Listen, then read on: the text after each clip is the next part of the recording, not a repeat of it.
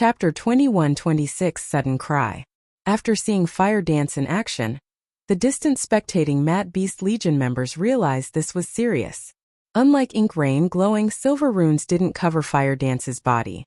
Instead, her form was shrouded in a black mist as if she were some kind of demon lord. That woman's amazing. She actually blocked party leader Ink's killing move. Everyone in the Mad Beast Legion knew how powerful Ink Rain was. Not even a handful of them could block her attacks. She had also activated Divine Phantasm already. Divine Phantasm was Ink Rain's exclusive berserk skill, and it was much stronger than ordinary skills of the same type. When active, Divine Phantasm granted Ink Rain godly reaction speed. She could kill even monster-level experts instantly if they were not careful. Even Cloudy Mountain would have to avoid facing her head-on if she had the berserk skill active. Yet, someone who could block Ink Rain's attacks while she had Divine Phantasm active had just joined the fray. Why wouldn't they be surprised? Fire Dance? You're the commander of Zero Wing's main force? Ink Rain gave the woman a playful smile as she observed Fire Dance. I never would have thought that, aside from Black Flame, Zero Wing had another powerful expert. It seems this battle will finally become interesting. Alright, come at me, both of you. Ink Rain's arrogance enraged Zero Wing's main force members. In contrast, Yin Tianqing and FFF's former members didn't seem angry as they arrived on the scene. Rather, they watched Ink Rain with fear in their eyes. They knew how strong this willowy woman truly was. Be careful, Commander Fire Dance. She's far stronger than what she's shown thus far. I suggest that we work together to take her down while she's still being reckless. I'm afraid that we will find her far more difficult to deal with once she gets serious, Yin Tianqing quietly suggested. Yin Tianqing had gained a faint understanding of the woman's prowess when he had fought her. She wasn't just a domain realm monster. She had actually progressed quite far in the domain realm. Moreover, she hadn't taken Cola seriously since she had joined the fight. He was certain of that much. When Ink Rain had previously activated Divine Phantasm, she had single-handedly destroyed a guardian puppet and hell tank. However, that wasn't the woman's most frightening aspect. Her speed was far more dangerous, even heaven-defying. When He-Ad fought her, none of the supporting guardian puppets or hell tanks had been able to land a single hit. Although Cola currently had the strength to rival mythic monsters, he was far slower than the guardian puppets. His overall combat power was only on par with the constructs. He wouldn't be able to hit Ink Rain despite his best efforts. Even though Fire Dance had joined the battle, her participation was no different than pitting two guardian puppets up against Ink Rain. Killing this female assassin would still be arduous. They only had a chance if they worked with him and Iluafei. If the four of them cooperated, even Ink Rain would be in trouble. No, I'll deal with her myself. I want you guys to make sure the others don't escape, Fire Dance said, shaking her head. Fire Dance's reply made Yin Tianqing anxious. He could guess what Zero Wing's top assassin was thinking. He, too, had thought that he could defeat any expert he encountered when he had been young. But Ink Rain was no ordinary expert.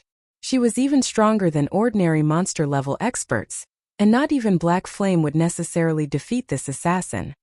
Since Big Sis Fire is sure, Brother Yen, there shouldn't be a problem. Let's focus on the other Mad Beast Legion members, Cola advised. Cola's confidence rendered Yin Tianqing speechless. They had just thrown away the perfect opportunity to deal with Ink Rain. Now she'd be far more difficult to defeat. Ink Rain likely had a firm grasp of Zero Wing's strength by now, and with her speed and wits, entrapping her would be impossible. Are you done yet? Ink Rain asked, flashing Yin Tianqing and Iluafei a faint smile. If you want to come at me together, I won't mind. She was absolutely confident in her strength and speed. Two more Void Realm experts wouldn't change the outcome of this fight. It would be a waste to face you with 4 people. I'll be more than enough, Fire Dance calmly replied. You? Alone? How confident? I wonder if you really are strong enough to back up your claim? Ink Rain's gaze grew chilly when she heard Fire Dance's response, and the experts around them shuddered as they felt her killing intent. Ink Rain then vanished and transformed into 5 phantoms as she dashed toward Fire Dance. 9 phantom steps. Party leader Ink is getting serious. That girl Fire Dance is definitely dead now. She's actually dared to anger party leader Ink. When they saw Ink Rain vanish and reappear alongside 4 copies, the Mad Beast Legion members' eyes glowed with respect and admiration. 9 Phantom Steps was a bronze combat technique Starlink had obtained through a bronze legacy tablet. Of all of the Mad Beast Legion members, only Ink Rain had learned a portion of the technique. Although Ink Rain still couldn't create 9 phantoms, the fact that she could create 5 was astounding. Moreover, not even domain realm experts could differentiate between the 5 phantoms. Although the 9 Phantom Steps was an incredibly powerful technique, it had glaring flaws. Using the combat technique consumed an extraordinary amount of stamina and concentration. Even a monster like Ink Rain could only execute the technique 4 times with full stamina and concentration. Seeing her utilize the technique in combat was a rare treat. It's over. Yin Tianqing's expression sank when he saw Ink Rain's 5 clones. He knew that she was an absolute monster, but he hadn't realized that she was this strong. Not even he could determine which phantom was Ink Rain's real body, not to mention Fire Dance. As the 5 phantoms reached Fire Dance, they all brandished their gleaming white short swords, launching 10 attacks in total. The attacks were imperceptibly fast and accurate, impossible to block or dodge. Moreover, Ink Rain had launched all 10 in intervals. Even if Fire Dance used Vanish or Wind Steps, the skill's brief invulnerability could save her from all 10 attacks. Activate! Fire Dance shouted as she activated the falling fire orb in her bag. Her aura skyrocketed instantly, and everyone around her was suddenly overwhelmed with terror as its intensity washed over them. For a moment, they felt as if a true mythic monster stood before them. Zero Wings Assassin then brandished her 1,000 transformations. Fire Dance didn't seem to move quickly. In fact, everyone watching could see her actions clearly. However, the world seemed to freeze as she brandished her fragmented legendary weapon.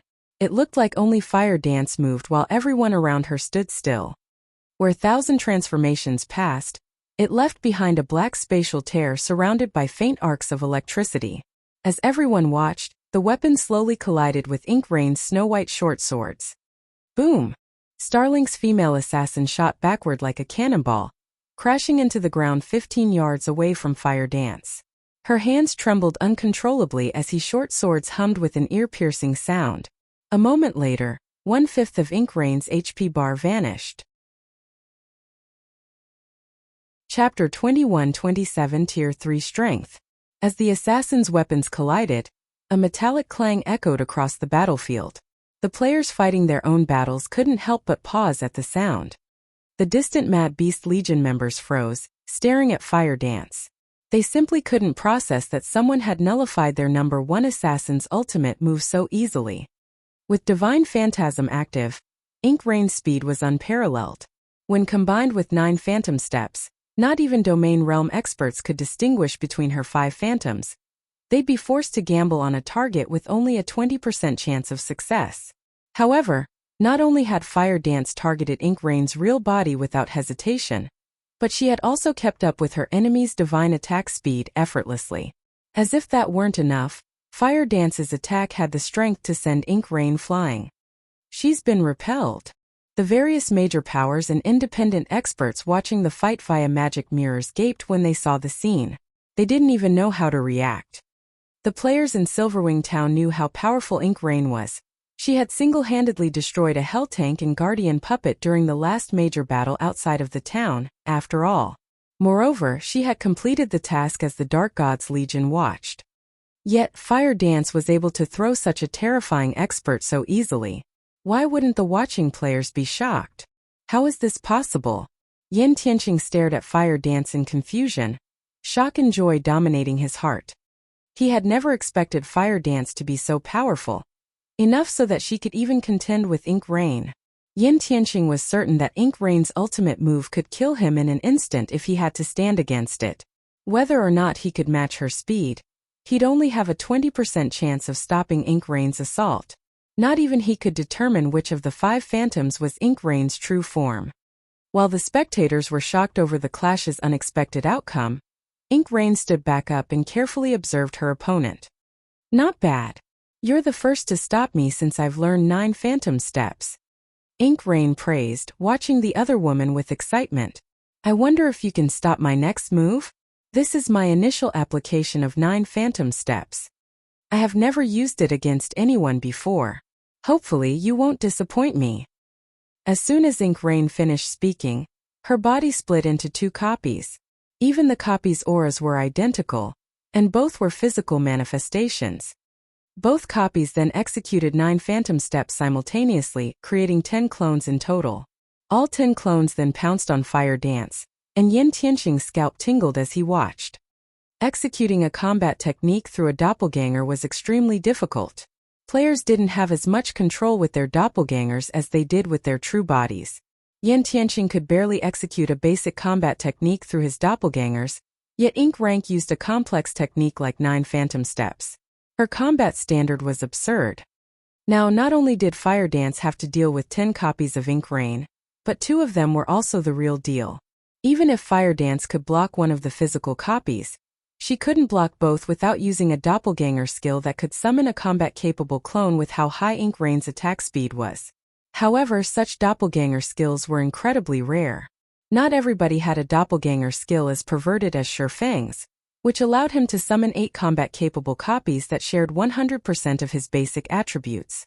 The commander of Zero Wing's main force is certainly strong. She has actually forced Ink to take her seriously. Brilliant Python, who had just reached the battlefield, was astonished when he saw his comrades' 10 phantoms. Even their commander, Startled Wind, had praised Ink Rain for her latest move. He had admitted that not even he could stop the move without using an invulnerability skill with more than a few second duration. Meanwhile, Ink Rain altered her attack pattern, using a different pattern than earlier. Her 10 phantoms intertwined. It was obvious that Ink Rain no longer wanted to face Fire Dance head-on. Rather, she planned to defeat her opponent with her superior technique. After circling Zero Wing's top assassin for a moment, all 10 of Ink Rain's copies attacked Fire Dance from multiple directions. Absolute strike. The 10 phantoms immediately transformed into streaks of shadow, as they plunged toward their target with far more attack speed than what Ink Rain had revealed thus far.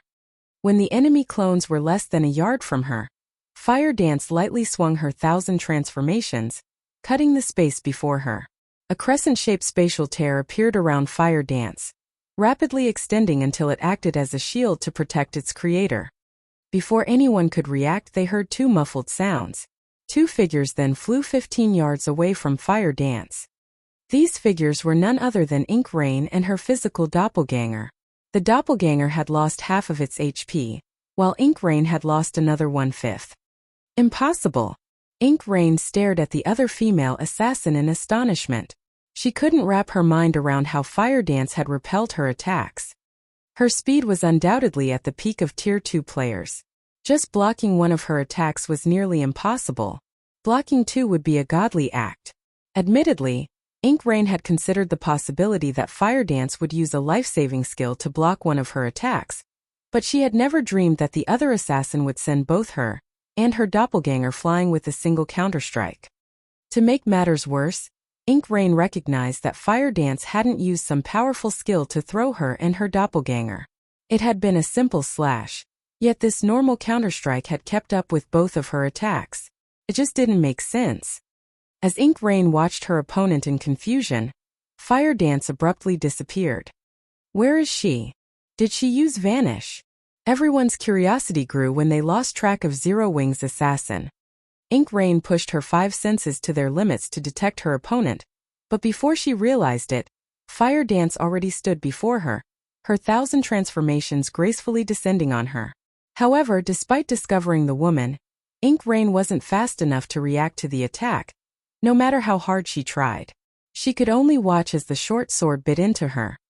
As 1,000 transformations sliced through Ink Rain's body, Starlink lost the last of her HP. Ink Rain's vision darkened, and her body collapsed before she even had the chance to comment. So fast. Although the process seemed slow, the spectators hadn't had time to take a breath before Fire Dance had ended Ink Rain's life. Ink Rain's dead. How is this possible? The players watching the battle stared with slack jaws. Without any suspense, an expert of Ink Rain's caliber had been slain. Why wouldn't they be shocked? The scene even surprised Cola. No one here had a better idea of Fire Dance's prowess than he, And even if she carried a fragmented legendary weapon and more epic items than he had, she shouldn't be this powerful. Naturally, the victory didn't faze Fire Dance. She wielded one of the guild's top secrets, the falling fire orb, which only her and Shurfeng knew about. With her artificial rise to Tier 3, fighting a Tier 2 player like Inkrain was like pitting an adult against a baby. To everyone else, Inkrain might have seemed lightning fast, but Fire Dance had no issues keeping up with the other assassins' speed. When it came to a competition of strength, needless to say, Fire Dance had an overwhelming advantage. While everyone was shocked over Inkrain's death, Fire Dance wasn't idle. She shifted her sights to the Mad Beast Legion's remaining members. Tier 2 players were little more than infants before a Tier 3 player. Without powerful life-saving tools, they had no hope of contending with Fire Dance. Furthermore, Fire Dance had a fragmented legendary weapon to amplify her basic attribute and physique advantages. In moments, Fire Dance annihilated Inkrain, Black Panther, and Brilliant Python's parties. Of the 3 Mad Beast Legion party leaders that participated in the battle, Brilliant Python was certainly the most unfortunate. As soon as he arrived on the battlefield, Fire Dance's sword claimed his life. He hadn't even had the chance to flee. For a time, silence dominated the battlefield. The spectating major powers and independent players in Silverwing Town were terrified as they watched the fights play out. How was this supposed to be a battle? This was just a massacre. What should we do, Vice Commander? One of the Mad Beast Legion members asked Cloudy Mountain, watching Fire Dance slaughter his allies, one after another, with a terrified expression. Retreat, Cloudy Mountain commanded, still watching Zero Wing's top assassin. Chapter 21-28 True Strength. As the Mad Beast Legion members on the hill outside of Silverwing Town used return scrolls and disappeared, the players in the town were in an uproar. What? That Mad Beast Legion is so scared it's running away. The spectating players in Silverwing Town could not believe their eyes as they stared at the now deserted hill. They had witnessed the Legion's power personally. Every one of the Legion's members was basically a monster, easily capable of taking on tens of thousands of enemies. The Mad Beast Legion had already proven its prowess by killing more than 10,000 Zero Wing members, including many expert players. Yet, such a monstrous legion had fled from Zero Wing's main force members. Of course, these spectators didn't consider the Mad Beast Legion's retreat incomprehensible either. Fire Dance had displayed horrific strength, slaying the Legion's members as if they were common monsters. She had fought like some god on a mortal battlefield. However, although Fire Dance was very strong, she was still only one person, and whatever she had used to increase her power should have a time limit. Once she lost that boost, the Mad Beast Legion was more than capable of continuing its assault against Zero Wing. And they'd definitely receive more reinforcements from Starlink. Even if Fire Dance's boost lasted longer than expected, the Legion could gradually wear her down and kill her once their reinforcements arrived. And yet, the Legion had decided to retreat after only suffering minor losses. This turn of events confused the spectating independent players in Silverwing Town. The Mad Beast Legion had previously boasted that it would kill any player that exited Silverwing Town's gates. Yet these players had run with their tails between their legs.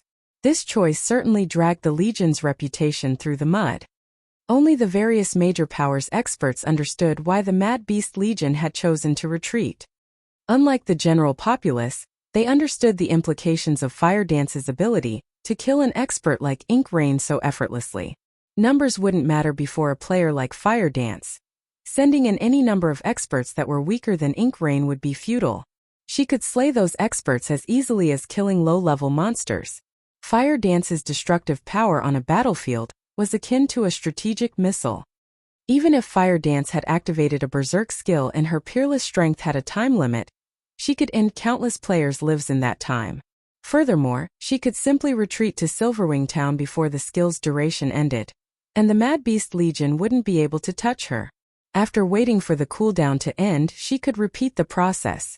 The Legion would only continue to suffer if it insisted on standing its ground. Hence, cutting their losses and retreating was the wisest decision Starlink's players could make. I really hadn't expected Zero Wing to have such a trump card remaining.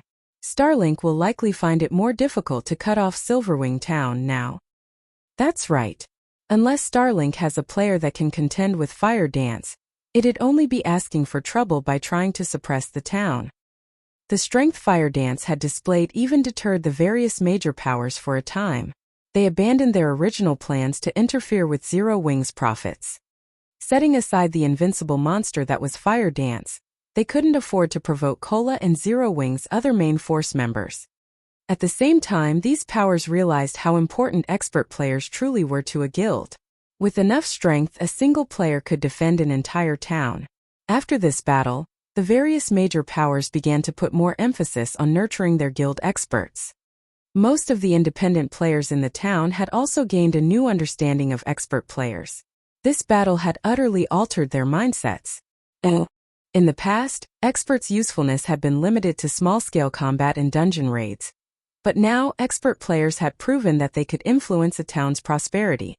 Meanwhile, Yin Tianqing and the others who stood behind Fire Dance could not help their elation after the battle. Not only had this battle restored confidence to Zero Wing's members, but it had also broken Starlink's hold on Zero Wing in neutral maps. Zero Wing no longer had to worry about suppression from other powers. She had actually hidden her strength during the auction arena? Iluofe stared at the Mad Beast Legion corpses strewn around Fire Dance in shock. She had assumed that the addition of the FFF Adventurer team would be a great help to Zero Wing. As far as she was concerned, aside from Shifeng, Zero Wing didn't have any capable experts. Fire Dance and the others' combat standards weren't particularly high. They only relied on their weapons and equipment to defeat Superpower's peak experts. However, this advantage would only become less significant as players progressed further in the game. On the other hand, Shi and Yin Tianqing were different. They were bona fide peak experts. Not even Superpowers could afford to underestimate them, and they'd be far more of an asset to Zero Wing than Fire Dance and her companions. However, it seemed that she had been severely mistaken. As she looked at Fire Dance, Iluofe got the feeling that she should do everything in her power to avoid becoming this woman's enemy. In Iluofe's opinion, Fire Dance might even be stronger than Shifeng. The female assassin had killed a monster like Ink Rain so easily, after all, and she hadn't even used a single skill during the exchange. Zero Wing really is unfathomable, Yin Tianqing said, a bitter smile forming on his face. However, this definitely means that I won't have to listen to Lotus's mocking anymore.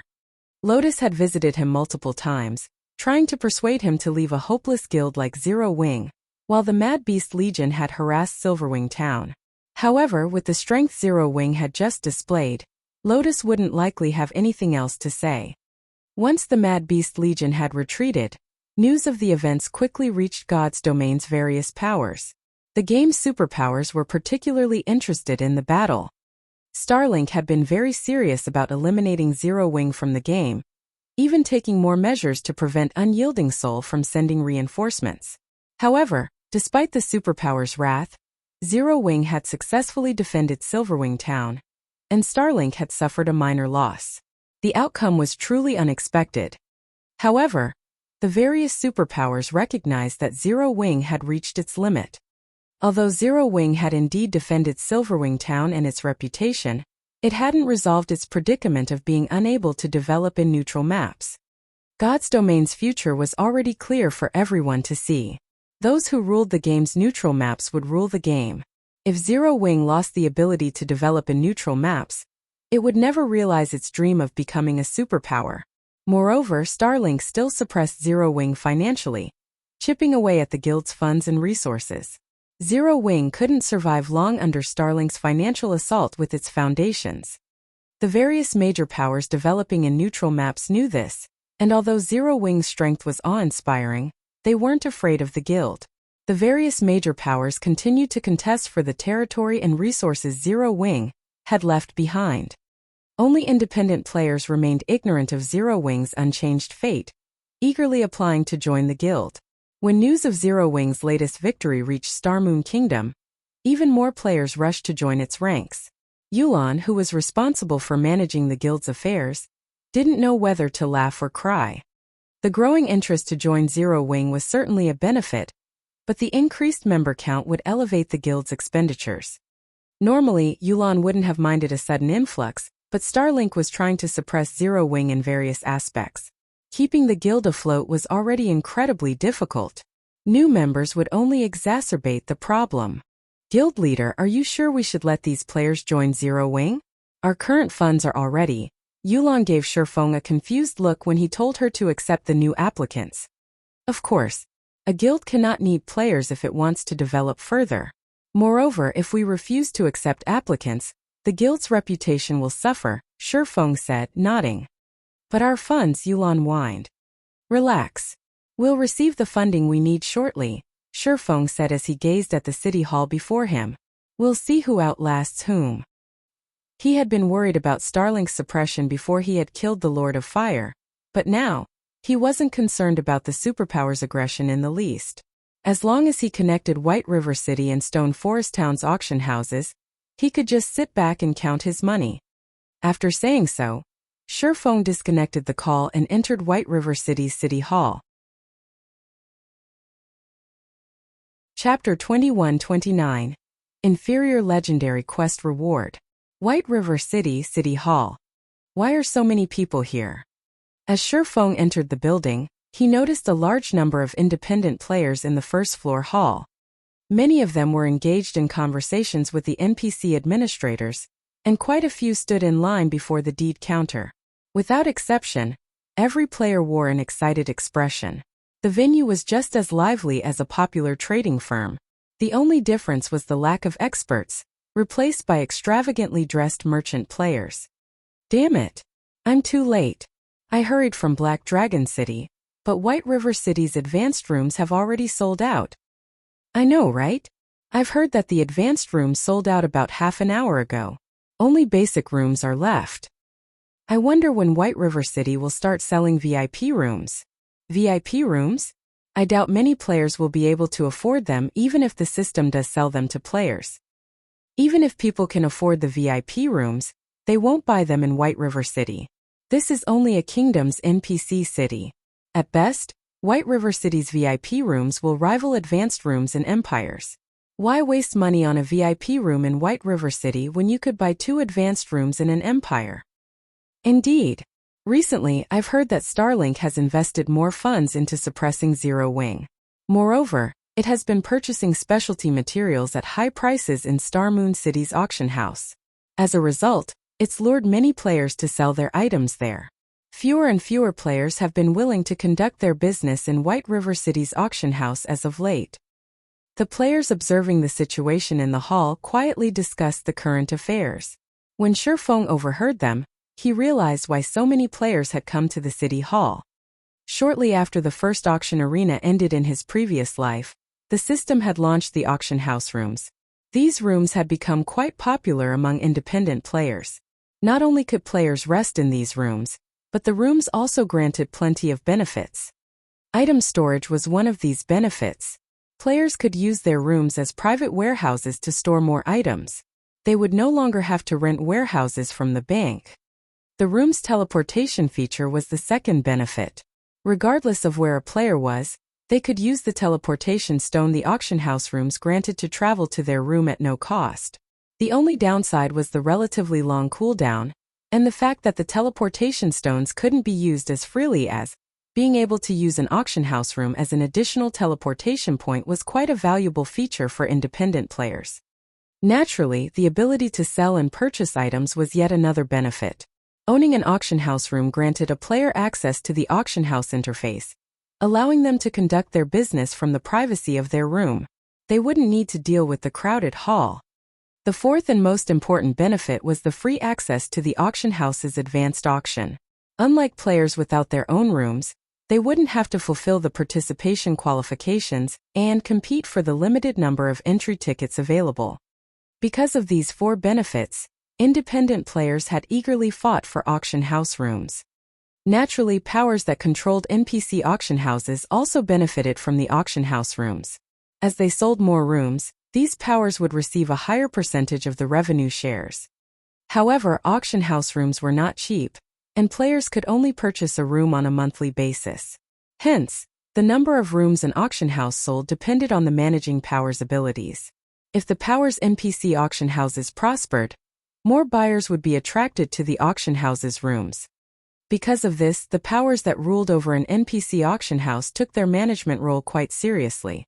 Some had even done anything to improve their NPC auction house's business in the past, easily raking in as much profit as multiple ordinary auction houses. Of course, doing so came with a huge risk. An NPC auction house's management wasn't set in stone, and on the off chance that the managing power lost the next auction arena, all of their hard work would only benefit someone else. Since White River City's first auction arena was over, independent players had begun to contest for the auction house's rooms. Only, there weren't as many players here as Shifeng had expected. Shifeng still remembered when Star Moon City's auction house rooms had become available for purchase in the past. Pure insanity had reigned in the city's city hall, and the system had even held an auction for the rooms due to the number of interested buyers. By the end of the auction, both the advanced and the basic rooms had completely sold out. The number of players interested in White River City's auction house rooms was pitiful in comparison. But Shifeng also understood. Zero Wing had multiple superpower enemies, and Starlink was still insistent on suppressing his guild's finances. It was natural for players to be concerned about the stability of the city's auction house. As a result, only the most valuable advanced rooms had sold out. Barely anyone was interested in the basic rooms. Starlink has certainly moved quickly. As he looked at the hesitant crowd, Shifeng couldn't help his astonishment over Starlink's actions. At this point, the superpower was doing everything it could to decimate Zero Wing's finances.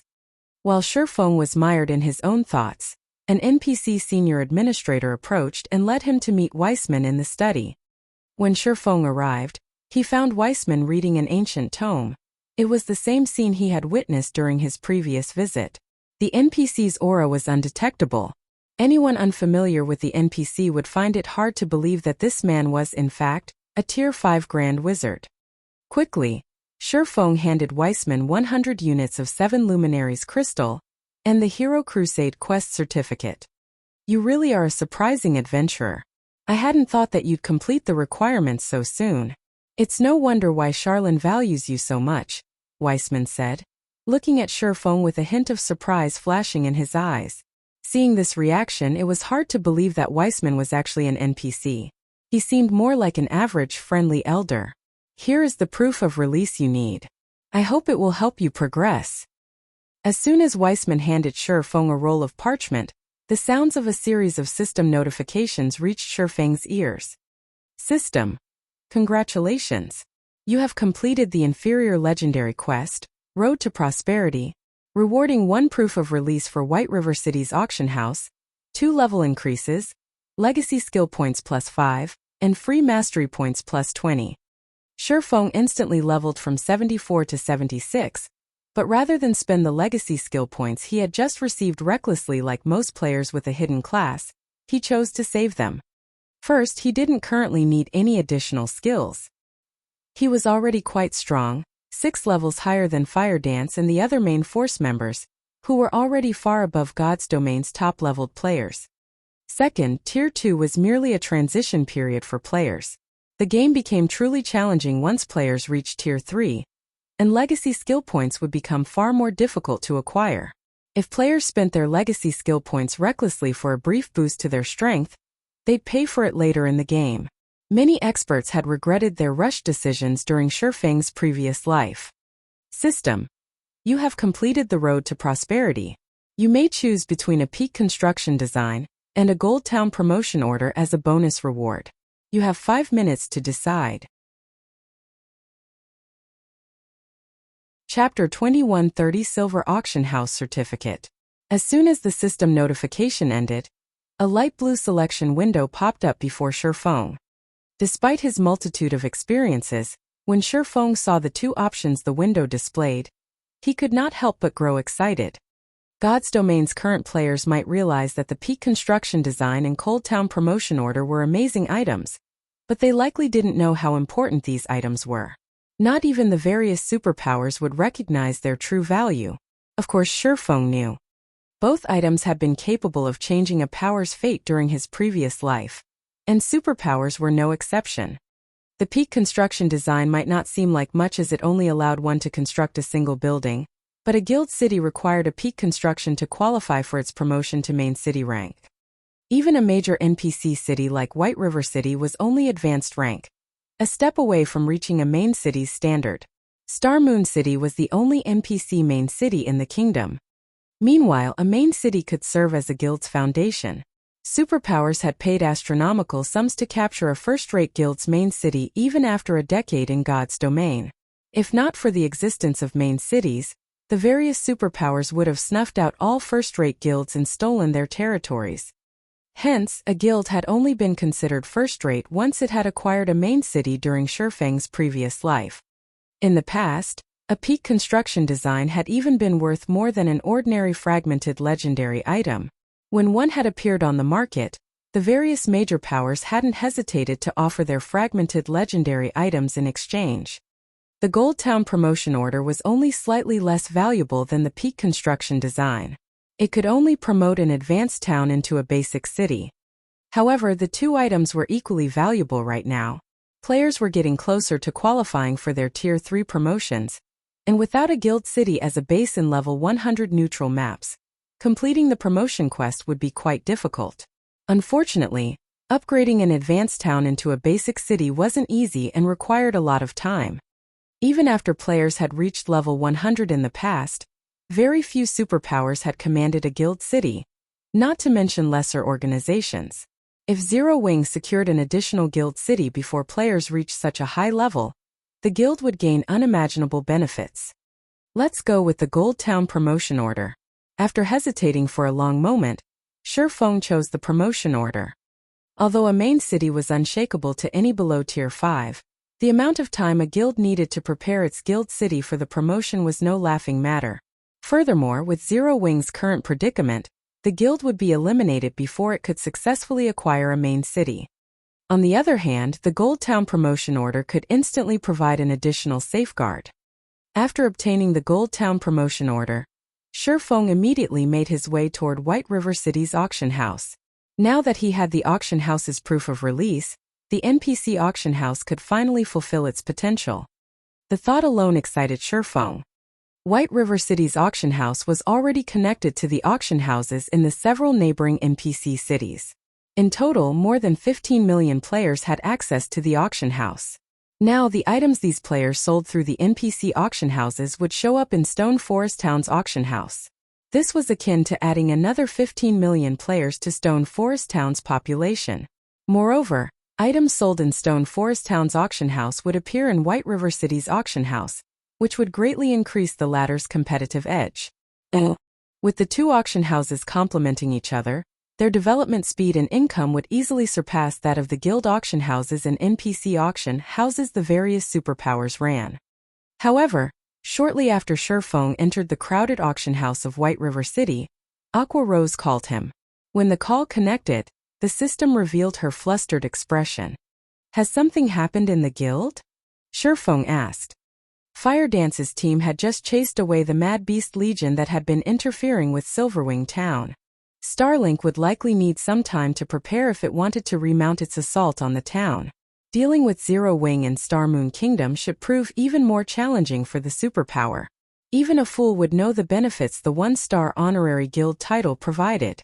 Unless Starlink had gone mad, it would never attempt to start an actual war with Zero Wing and Star Moon Kingdom. No, it's the Dark Knight Empire. Something major has happened there. Aqua Rose hurriedly reported. "I've just received news that Starlink has dealt a heavy blow to Unyielding Soul during its attempt to capture the Buried Bones Fortress. Half of Unyielding Soul's guild experts were killed in the ambush. Unyielding Soul will likely have a lot of trouble just trying to set foot in the ancient undead country now. After this, Starlink will likely try to eliminate the Dark Knight Empire's various major powers to ensure that no one ever dares to question it in the Empire. The 100 Flowers Palace's several allies have publicly severed their relationship with the palace over this. 3 superpowers fought for supremacy in the Dark Knight Empire. Although Starlink had gained a massive advantage after securing Dark Knight City's auction house, Unyielding Soul and Crimson Emperor were still capable of fighting Starlink in the Empire's other locations. Although the Empire's major powers were in awe of Starlink's strength, They had no qualms about carrying out covert operations. Overall, the various major powers still had plenty of living space in the empire. However, now that Unyielding Soul had taken such a severe blow and lost a significant portion of its combat power, it was at its limit as it tried to stay afloat. Unyielding Soul couldn't pin down Starlink any longer. As for Crimson Emperor, the guild's attitude towards Starlink had always been lukewarm. Crimson Emperor only supported Unyielding Soul on the surface. It wouldn't attempt to stand against Starlink for the other guild. After this victory, Starlink would try to solidify its position in the empire. Zero Wings shops and its partnership with the 100 Flowers Palace would likely go down the drain. Once Starlink's position was unshakable, the guild could afford to dispatch even more of its members to harass Zero Wing. A large part of the reason that Zero Wing had resisted Starlink's forces in the Empire thus far was the help Unyielding Soul and Crimson Emperor unwittingly provided by pinning the superpower down in the Dark Knight Empire. Without them, Starlink would have likely taken Silverwing Town by now. As expected of Starlink, it wounded Unyielding Soul even while fighting on two fronts. Shurfeng could not help but lament at Starlink's foundations. Although Shurfeng had known that Starlink had the Starline Corporation's support and had developed rapidly in the past, he hadn't thought that the guild would be this strong. It was no wonder why the Secret Pavilion had allowed Starlink to become an advanced member in the Secret Chamber of Commerce. What should we do now, guild leader? We've expended a lot of effort to gain a foothold in the Dark Knight Empire. Should we give it up? Aquarose asked. Starlink hadn't begun to clean up the Dark Knight Empire just yet.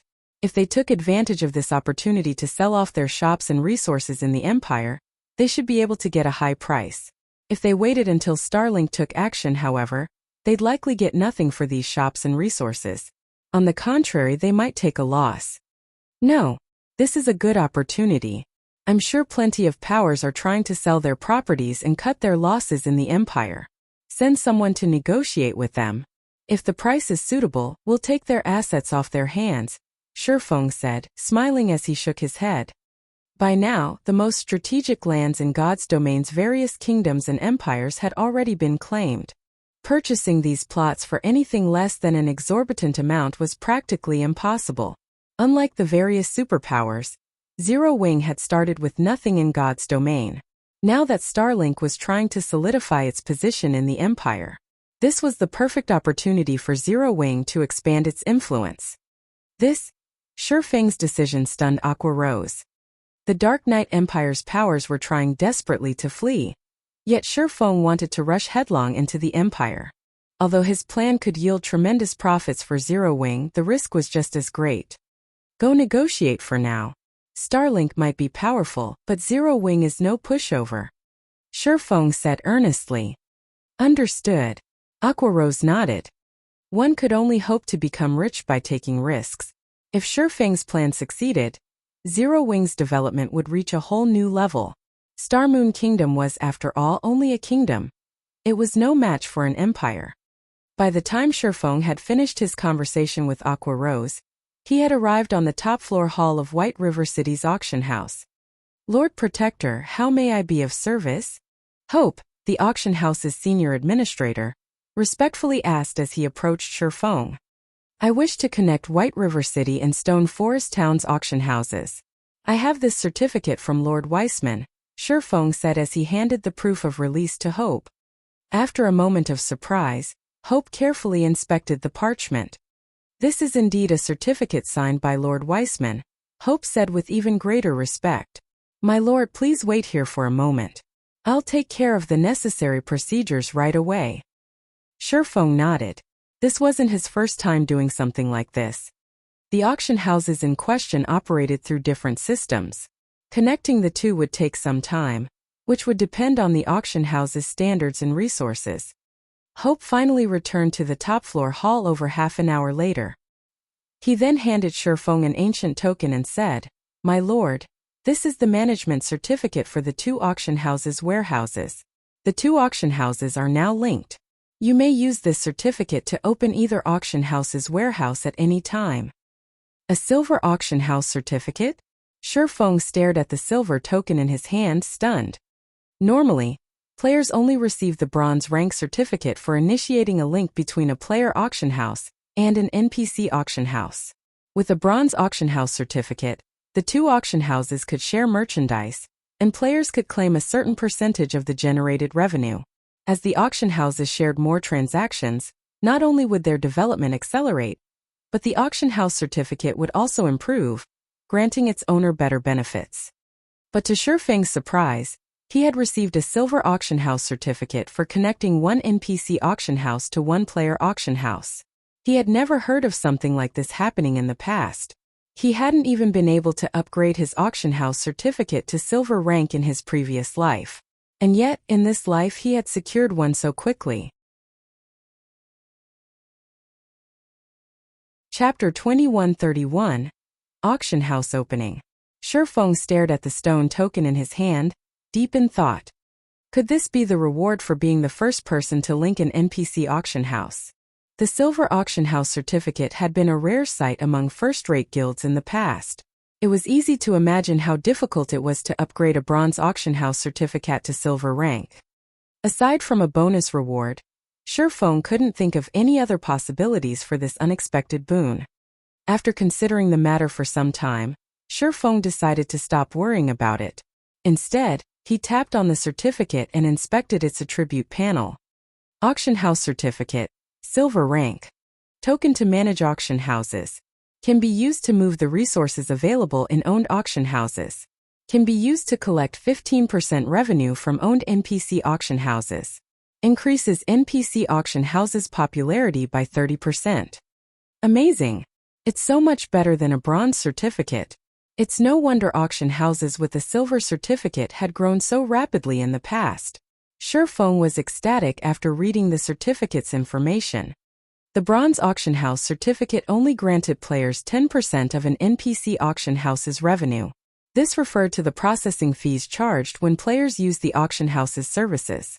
There was simply no comparison to a player-built auction house, which allowed players to collect 100% of the auction house's revenue. However, since far more players used NPC auction houses than those who used the player-built versions, 10% was an exceptional amount of money. Meanwhile, the silver auction house certificate provided an additional 5% of profits. This was equivalent to obtaining half the management rights to a second NPC auction house. The silver certificate also increased the NPC auction house's popularity by 30%. This was akin to a 30% increase to the auction house's promotion speed, an effect the bronze certificate didn't offer at all.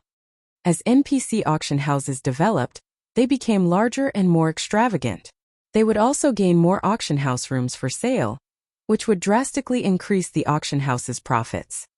Most importantly, auction house certificates weren't the same as the NPC auction houses themselves. While an NPC auction house could acquire new owners, auction house certificates could not. The certificates were considered personal possessions. Even if a player lost their original NPC auction house and won another, they would enjoy the benefits the silver certificate provided through their new auction house. If the various superpowers find out that Zero Wing has this, they'll likely do everything they can to take White River City's auction house from us in the next auction arena. Shifeng thought to himself as he smiled.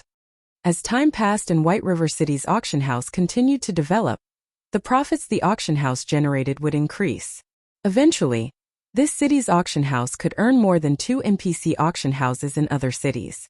So far, most superpowers had only secured 2 NPC auction houses. If Zero Wing could win another in the future, it could earn the income of 3.5 NPC auction houses. At that time, Zero Wing's financial prowess would even be considered above average among superpowers. Furthermore, Zero Wing could link its NPC auction houses to its guild auction houses. Even superpowers would have to think twice before trying to compete with Zero Wing's financial strength. Shifeng then left White River City's auction house and made his way to Stone Forest Town. Although he had already obtained the auction house certificate, he physically needed to visit each to use the certificate, linking them.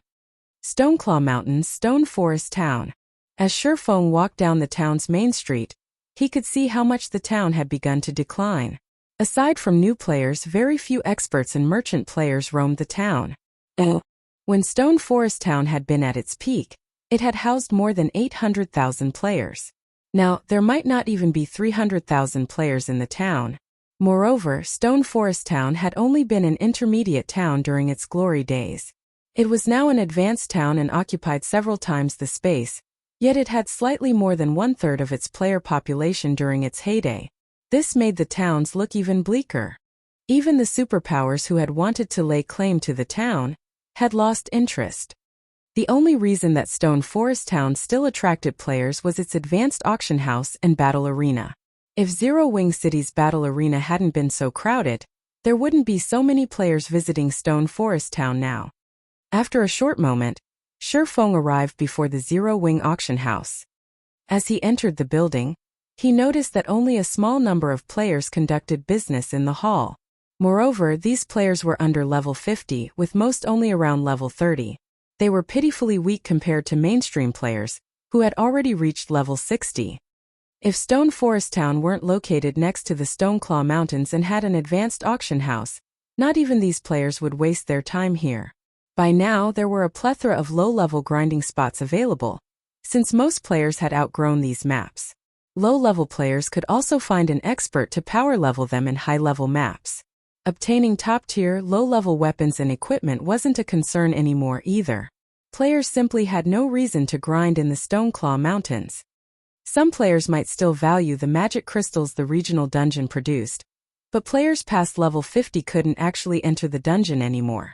High-level experts couldn't power-level their low-level comrades in the dungeon either. Naturally, there was a qualitative difference between a player's leveling speed, when they had an expert's assistance, and the leveling speed of a player without such help. By abandoning their chance to catch up to the frontline players to grind for magic crystals, players were placing the cart before the horse. After all, high-level maps had far more opportunities and resources available. Of course, there were bound to be exceptions. For example, workshops and guilds' money farming teams would gladly grind in the Stoneclaw Mountains. Magic crystals would always be sought after in God's domain, regardless of players' levels. Even Zero Wing had sent its low-level members to grind in the Stoneclaw Mountains for magic crystals in exchange for GCPs. Glancing at the players in the hall, Shifeng made his way to the staircase in the corner and proceeded to the auction house's top floor. This was also where the auction house's warehouse was located. After entering the warehouse, Shifeng took the auction house certificate from his bag and started chanting an incantation.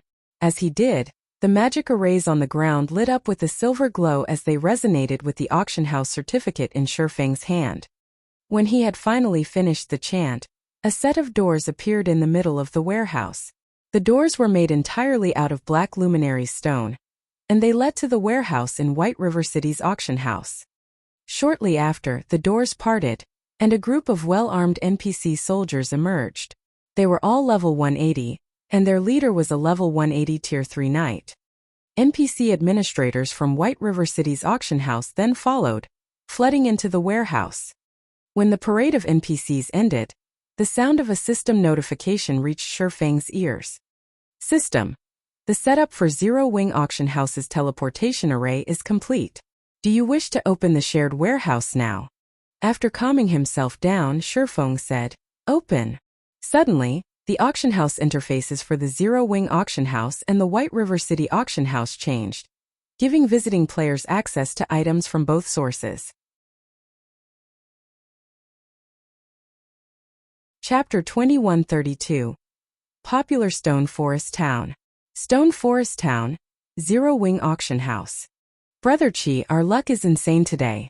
We got more than 20 magic crystals. A level 42 elementalist, who had just entered the auction house, exclaimed to the level 44 shield warrior beside him. If we can keep this up for 2 more days, buying that level 45 Mad Rage set will be a piece of cake. We certainly did get lucky today. I hadn't expected to collect so many magic crystals. Even if we're not particularly lucky in the next few days, we'll still have enough saved up for that set in 4 or 5 days, the level 44 shield warrior said, nodding. When the shield warrior spoke of the Mad Rage set, desire burned in his gaze. Currently, he wore mismatched pieces of level 40 fine gold equipment. Meanwhile, the Mad Rage set was a level 45 fine gold set equipment. The only way he could get his hands on the set was to offer the various guilds magic crystals in exchange. However, once he got it, his HP, strength, and defense would undergo a qualitative transformation. With adequate support, he should even be able to tank a level 55 Great Lord. Brother Chi, once you get the set, our party will level up so much faster. I can't wait to see if that bastard Luoyang dares to show off again, the level 42 Elementalist said excitedly. Luoyang was their classmate, and although they had joined the game at the same time, he had gotten into a level 50+ party. With his party's help, Luoyang had leveled rapidly in neutral maps. He was already level 47, while they hadn't even reached level 45. As a result, Luoyang had been bragging about how wonderful neutral maps were in class over the last few days, and the sight irritated them. Unfortunately, they had no choice but to grind for EXP and magic crystals in the Stoneclaw Mountains. An MT was the most important player in a party. With a strong MT, the party could even grind in higher-leveled maps. Hence, they strove to purchase the Mad Rage set so their party could travel to level 55 neutral maps. Relax. With how good our luck was today, we should use this opportunity. Once we replenish our magic scrolls, we'll go back out for another round of grinding, the level 44 Shield Warrior said eagerly. Following which, the Elementalist and Shield Warrior found seats before calling up the auction house's interface to browse through the available items. Crap! Since when has the Zero Wing auction house had so many magic scrolls for sale? The level 44 Shield Warrior exclaimed when he saw his search results. Normally, they only had a few types of scrolls to choose from when shopping for Tier 1 magic scrolls in the Zero Wing auction house, and only a pitiful number was available. Higher-tiered scrolls were basically non-existent. Mainstream players didn't linger in maps below level 50, after all. There simply weren't any players that could sell high-tiered magic scrolls in the Zero Wing auction house. Of course, the guild had an auction house in Zero Wing City as well, and travel between Zero Wing City and Star Moon City was quite convenient. To get the best price, players generally sold their magic scrolls in Star Moon City's auction house, or set up stalls in Zero Wing City. Very few sold their scrolls in the guild's auction house. As a result, Stone Forest Town's auction house barely had any magic scrolls. Now, however, Stone Forest Town's auction house even had super rare Tier 3 magic scrolls. Practically every type of Tier 1 magic scroll was available as well. Am I dreaming? Someone's even selling level 45 dark gold equipment in the Zero Wing auction house. The level 42 Elementalist exclaimed. The Zero Wing auction house was only a guild auction house, and not many players chose to sell their items through it. Trying to buy low-level, top-tier equipment though a guild auction house was difficult, and it was hard to find a large guild that was willing to sell such items. Most of the large guilds held on to the items for their new members. Thus, such weapons and equipment were even rare in NPC auction houses, much less guild auction houses. To make matters worse, their party's grinding spots were so far from NPC cities that travel back and forth was quite inconvenient. Hence, they only returned to NPC cities every once in a while. As a result, they had a harder time encountering such opportunities. Now, however, the Zero Wing auction house had low-level, top-tier weapons and equipment for sale. Why wouldn't they be shocked? The Elementalist and Shield Warrior duo weren't the only players to discover this anomaly. Every player conducting business in the Zero Wing auction house soon noticed the change and was shocked. The wide array of items available in this auction house even surpassed the auction houses in ordinary NPC cities. With how well stocked this place is, we won't have to return to Star Moon City anymore. We can stay in Stone Forest Town until we level past 50. The level 44 Shield Warrior ecstatically realized. We can definitely level faster than that bastard Luoyang. Although neutral maps monsters granted a lot of EXP, players needed time to travel to these maps. The occasional trip their party made to Star Moon City to resupply took up a lot of time as well. However, now that they buy any of the items they needed in Stone Forest Town, their leveling speed in the Stoneclaw Mountains could potentially become even faster than grinding in a neutral map. Brother Chi, quick look. There's a level 45 dark gold shield here. If we can get that and the Mad Rage set, we'll be able to hunt level 50 Grandlords once you hit level 45. The level 42 Elementalist shouted hurriedly. What an awesome shield. It can increase my defense by at least 20%, And I can probably use it even after I reach level 50, the shield warrior said, panting a little in excitement as he inspected the shield's attribute panel. The uproar that occurred in the Zero-Wing auction house soon spread throughout Stone Forest Town. Players who were under level 50 and planned to leave the town quickly changed their minds. They all decided to move to another leveling spot, only after they reached level 50. When the kingdom's players between level 30 and 49 heard the news, they made a beeline for Stone Forest Town. Suddenly, the desolate town brimmed with life. Naturally, business in the Zero-Wing auction house also boomed. In the 30 minutes after Shifeng had connected the auction houses in White River City and Stone Forest Town, he had earned more than 100 gold from the profits. Due to the Zero-Wing auction house's sudden boom, players that had consigned items to White River City's auction house watched them sell like hotcakes. As a result, they began to transfer more of their stock to White River City's auction house, taking advantage of this sudden development. White River City's auction house was suddenly so popular that Star Moon Kingdom's various major powers were confused. They all wondered what Zero-Wing had done to make White River City's auction house so popular. It was now even more popular than Star Moon City's auction house, which was backed by Starlink. When Zero-Wing's members heard the news, it rekindled their hopes. After all, their guild's prosperity was linked with White River City's. Yulan, who was responsible for managing Zero-Wing's financial affairs, was flabbergasted. White River City's auction house had been on a decline a moment ago, but now players rushed toward it from all over the kingdom, determined to sell their items. The income White River City's auction house generated had already more than doubled. At this rate, Zero-Wing could likely function normally by relying on the income from Zero-Wing City and White River City's auction house. They no longer needed to worry about lacking funds. However, as far as Shifeng was concerned, this was only the beginning. Guild leader, I've negotiated with the Dark Knight Empire's various major powers. All that's left is finalizing the deal with a contract, Aqua Rose said. Worriedly, she continued, in total, we've negotiated for 45 shops that are either in city's central area or have high potential. They're all within the Empire's top 10 cities. Purchasing them all will cost a total of 1.6 million gold. I'm afraid that we can't afford that. Moreover, these powers want the full payment within a month. 1.6 million? Finalize the deals, Shifeng said after giving the matter some thought. On average, each shop cost about 20,000 gold. If not for the threat of Starlink, securing these strategic shops for such a low price would have been impossible. Finalize the deal? Seeing Shifeng's unwavering determination, Aqua Rose had no choice but to grit her teeth and take the risk. I'll get it done then. In less than half an hour, the ownership of 45 shops in the Dark Knight Empire's top 10 NPC cities had transferred to Zero-Wing. Shortly after, news of the matter spread throughout the Empire. 2133 Dark Knight Empire shaken. Dark Knight Empire. Dark Knight City. Unyielding Soul's upper echelon sat with solemn expressions in their guild hall's top-floor meeting room. The room was depressingly silent. The guild's core strength had taken severe damage in the battle at the Buried Bones Fortress. Now the guild was utterly powerless against Starlink in the contest for the ancient undead country. Hence, the guild leader had called an emergency meeting to discuss Unyielding Soul's next move. Crimson Emperor has already withdrawn from the ancient undead country. The guild isn't even willing to meet with our representatives.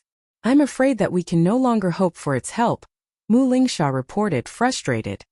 Starlink had relied on the fortress as an advantage for its development in the neutral map. To counter this problem, Unyielding Soul had secretly partnered with Crimson Emperor. Including the stamina gemstone supply from Zero-Wing, Unyielding Soul had barely been able to withstand Starlink's harassment. However, not only had Unyielding Soul suffered grievously, but Crimson Emperor had also withdrawn from their alliance. Now they had no way to contend with Starlink in the ancient undead country. The ancient undead country had far better resources than other neutral maps, and if Starlink were allowed to monopolize those resources, it would only be a matter of time before Unyielding Soul lost any foothold in the Dark Knight Empire. Zero-Wing's stamina gemstones and exotic stamina potions are our only hope now. If we can get a large stock from the guild, will have enough strength to keep fighting. Players' stamina consumption is far higher than in any other neutral map, and so far, only experts have been able to survive in the area. That means that Starlink hasn't been able to send a lot of players to explore the map. At least, it hasn't been able to send enough to impact the situation between our guilds, Unyielding Heart said after giving the matter some thought. Although the ancient undead country was a fat piece of meat, ordinary players had no hope of surviving there due to the harsh environment and high-level requirements. At this point, only expert players stood a chance against its monsters. Although Unyielding Soul had suffered significant losses, the situation wasn't irreparable. As long as Unyielding Soul had a stamina recovery advantage, it could still farm the ancient undead country for resources. Zero Wing has already used all of the stamina gemstones and exotic stamina potions in its stock to retaliate against Starlink in the Dark Knight Empire. Asking for more might be, Mu Lingsha said as she shook her head. How far you have fallen, Heart. Zero Wing is just some kingdom's small guild. How much do you really think it can accomplish in this situation? Zero Wing only dared to show itself in the Empire because of our guild and Crimson Emperor. Now that we've taken so much damage, such an insignificant guild will do everything it can to avoid the Dark Knight Empire. Do you really think Zero Wing would willingly work to help us? A golden-armored, level 67 Guardian Knight named Soul Oath criticized. I told you that we should have moved to another location when Starlink had still been growing, but you insisted that we should partner with Zero Wing to stand against the superpower to the bitter end.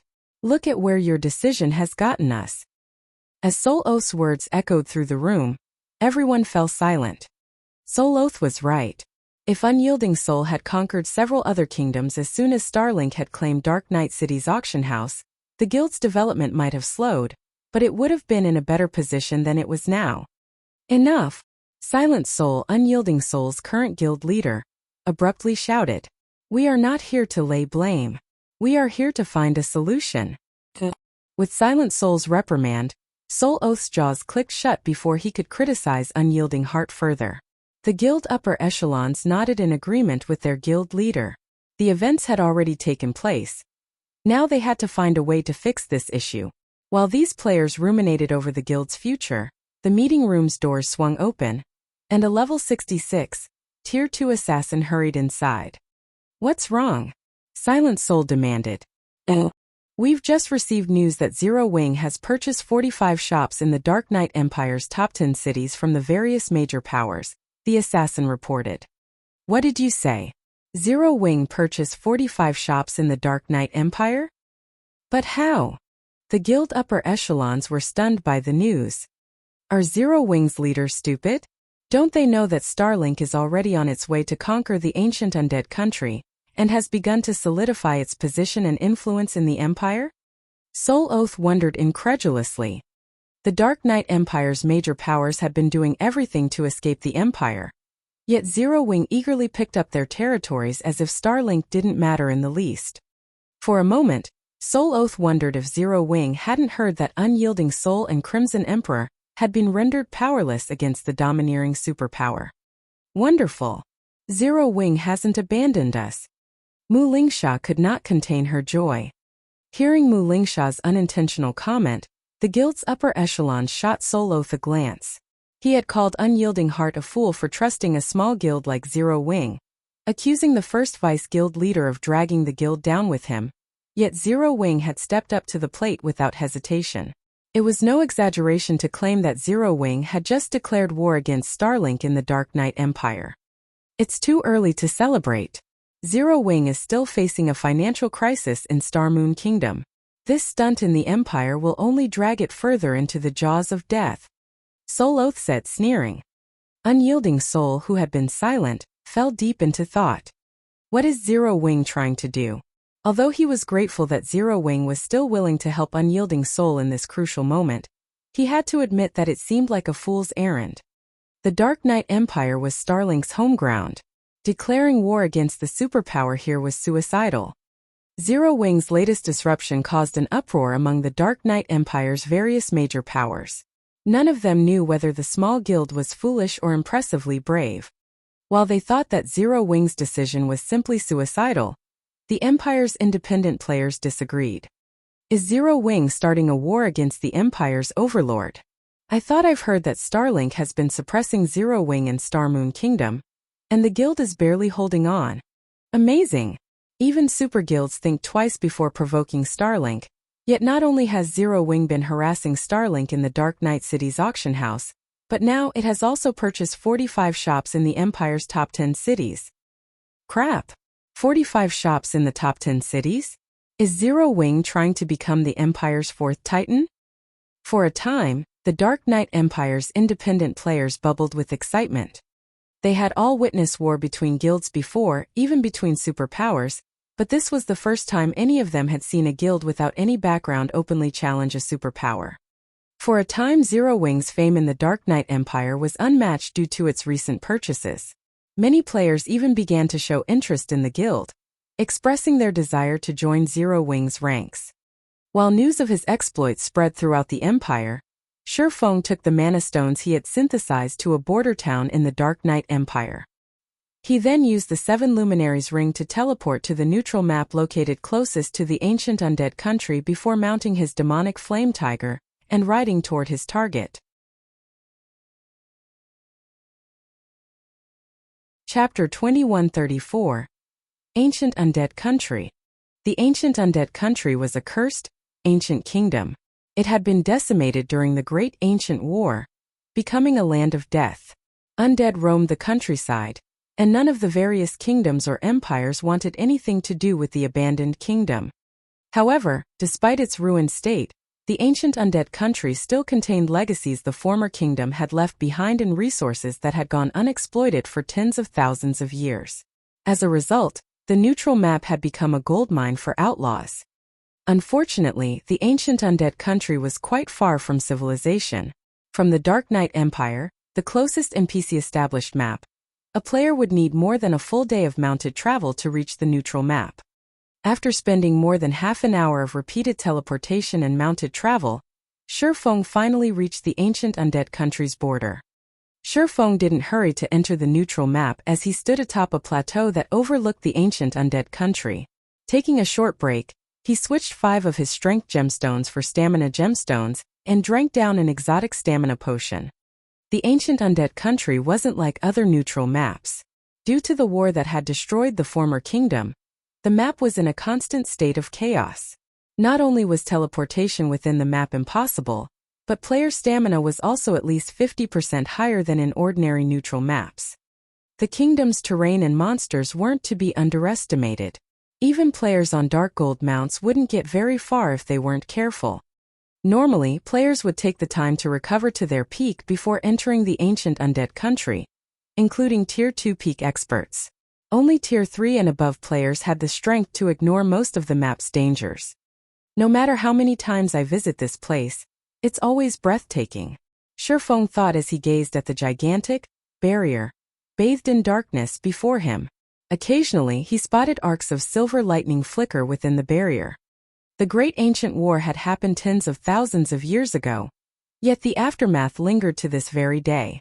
The ancient god's power was truly unimaginable, far greater than any modern Tier 6 god. After about a 10-minute rest, Shifeng had fully recovered from his travels. Not wanting to waste any time, he hopped back onto his demonic flame tiger and rushed through the dark barrier.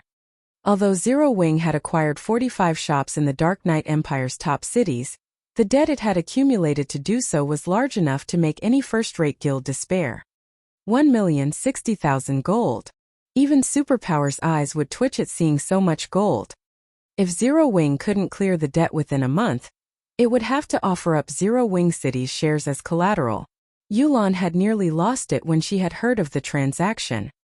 Zero Wing was already having financial troubles and barely preserved its hold on Star Moon Kingdom. Now Shifeng had taken out a debt that could crush an entire guild.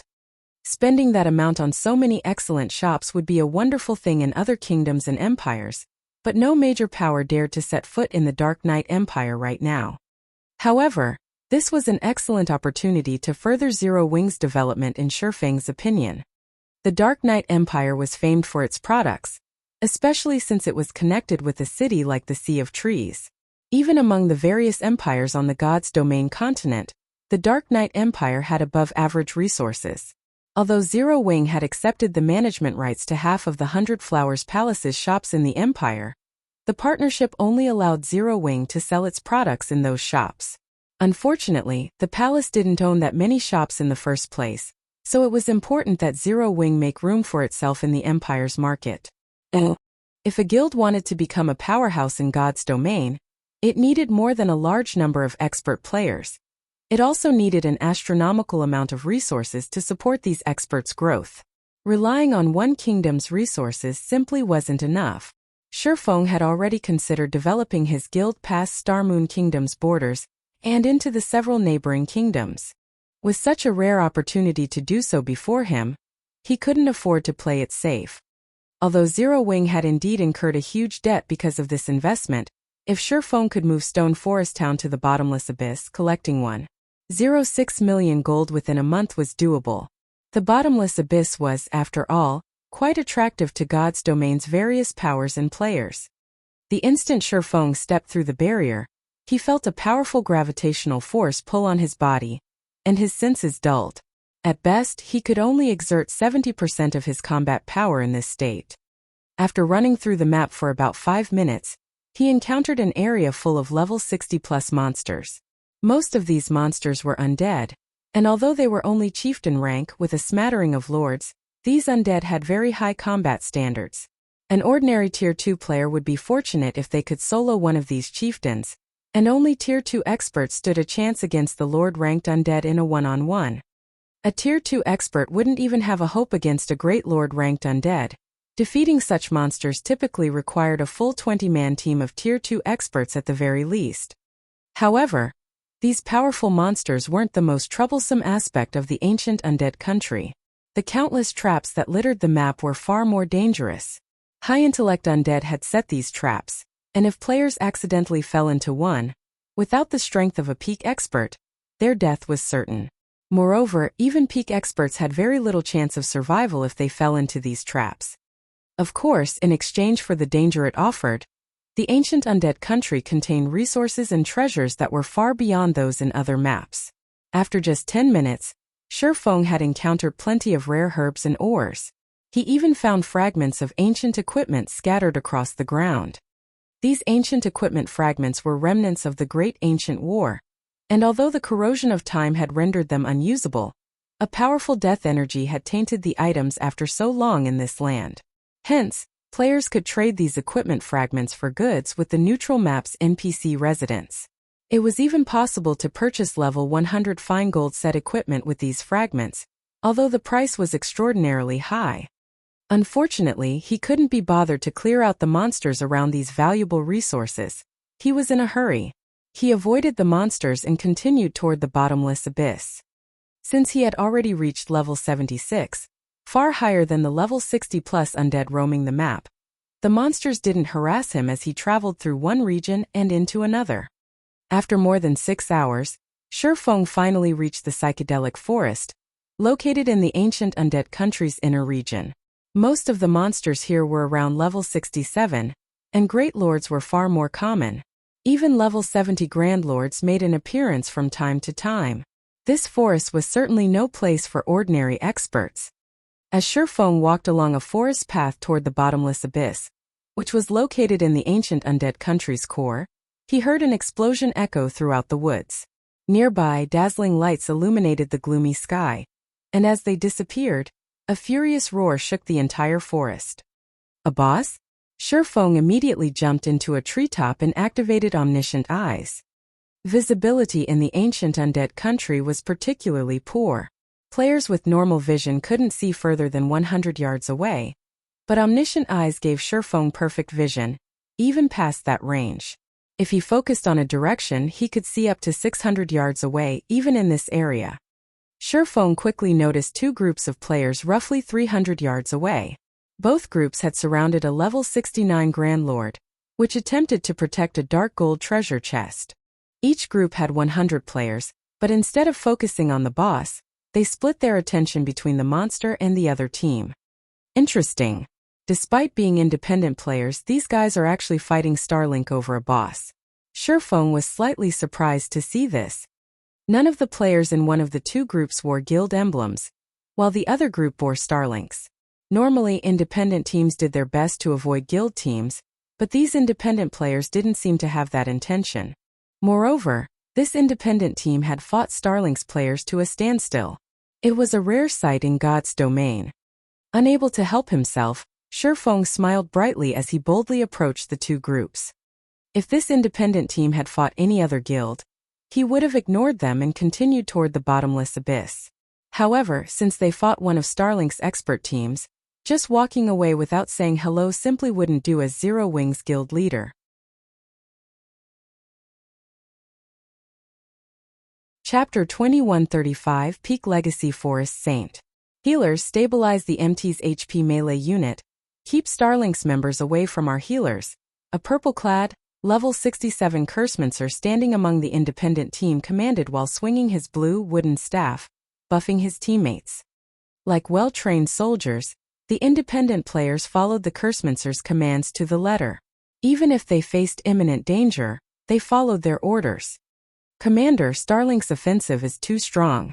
The boss still has 24% of its HP. I don't think we'll be able to outlast it. A woman expressed her concern as she eyed the boss's HP.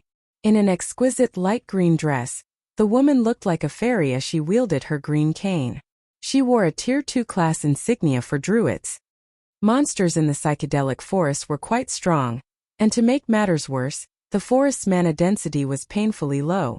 Magical class players would only be able to exert half of their normal combat power here. Naturally, this affected healers as well. Fighting one of this area's field bosses was incredibly difficult, even more so when trying to fight one of Starlink's expert teams. I know, but if we hand them the boss, we'll have wasted our suppression scroll. Late Autumn, the Cursemancer commander, said as he glanced at the silver-armored berserker leading Starlink's team. Gnashing his teeth, Late Autumn growled, moreover, Bright Dawn is leading this team. He's a vicious bastard that kills any player he comes across. He has wiped out more than 10 teams in the ancient undead country thus far. He won't just let us leave even if we retreat. I support the commander. We are Purple Shadow, one of the Dark Knight Empire's top 10 adventurer teams. If we're going to lose this fight, we'll make sure that no one gets this boss. Half Feather, a level 66 ranger guarding Late Autumn's side, confidently declared. The rest of the team members nodded in agreement.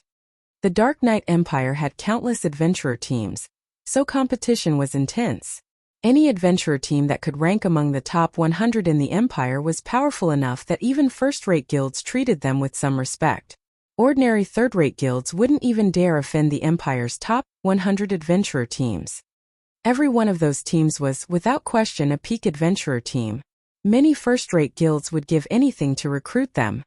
Although the Purple Shadow adventurer team was no match for a superpower like Starlink, it was strong enough to challenge one of the superpower's expert teams. Commander, I don't think our frontline can hold out against Starlink for much longer. Should I help them out? Colorful Fruit, the female druid, asked as she watched the enemy push back her team's frontline. I'll help too. I'm tired of attacking the boss. I want to teach those Starlink bastards a lesson. Half Feather roared. Alright, but be careful. Starlink's members aren't pushovers, Late Autumn said after giving the matter some thought. Although their team hadn't yet suffered any casualties, he knew Bright Dawn's aim. The Berserker likely wanted to use their team to whittle down the boss's HP. Once the boss's HP was low enough for him, he'd join the fray and wipe out Purple Shadow's healers. Without their healers, the rest of their team would fall. Colorful Fruit and Half Feather had the best chances of stopping Bright Dawn among the team. Both were, after all, experts that ranked among the top 20 of their respective classes within the Dark Knight Empire. Colorful Fruit was particularly powerful within a forest. Although she was a druid, a healer class, she had acquired a peak legacy called Forest Saint.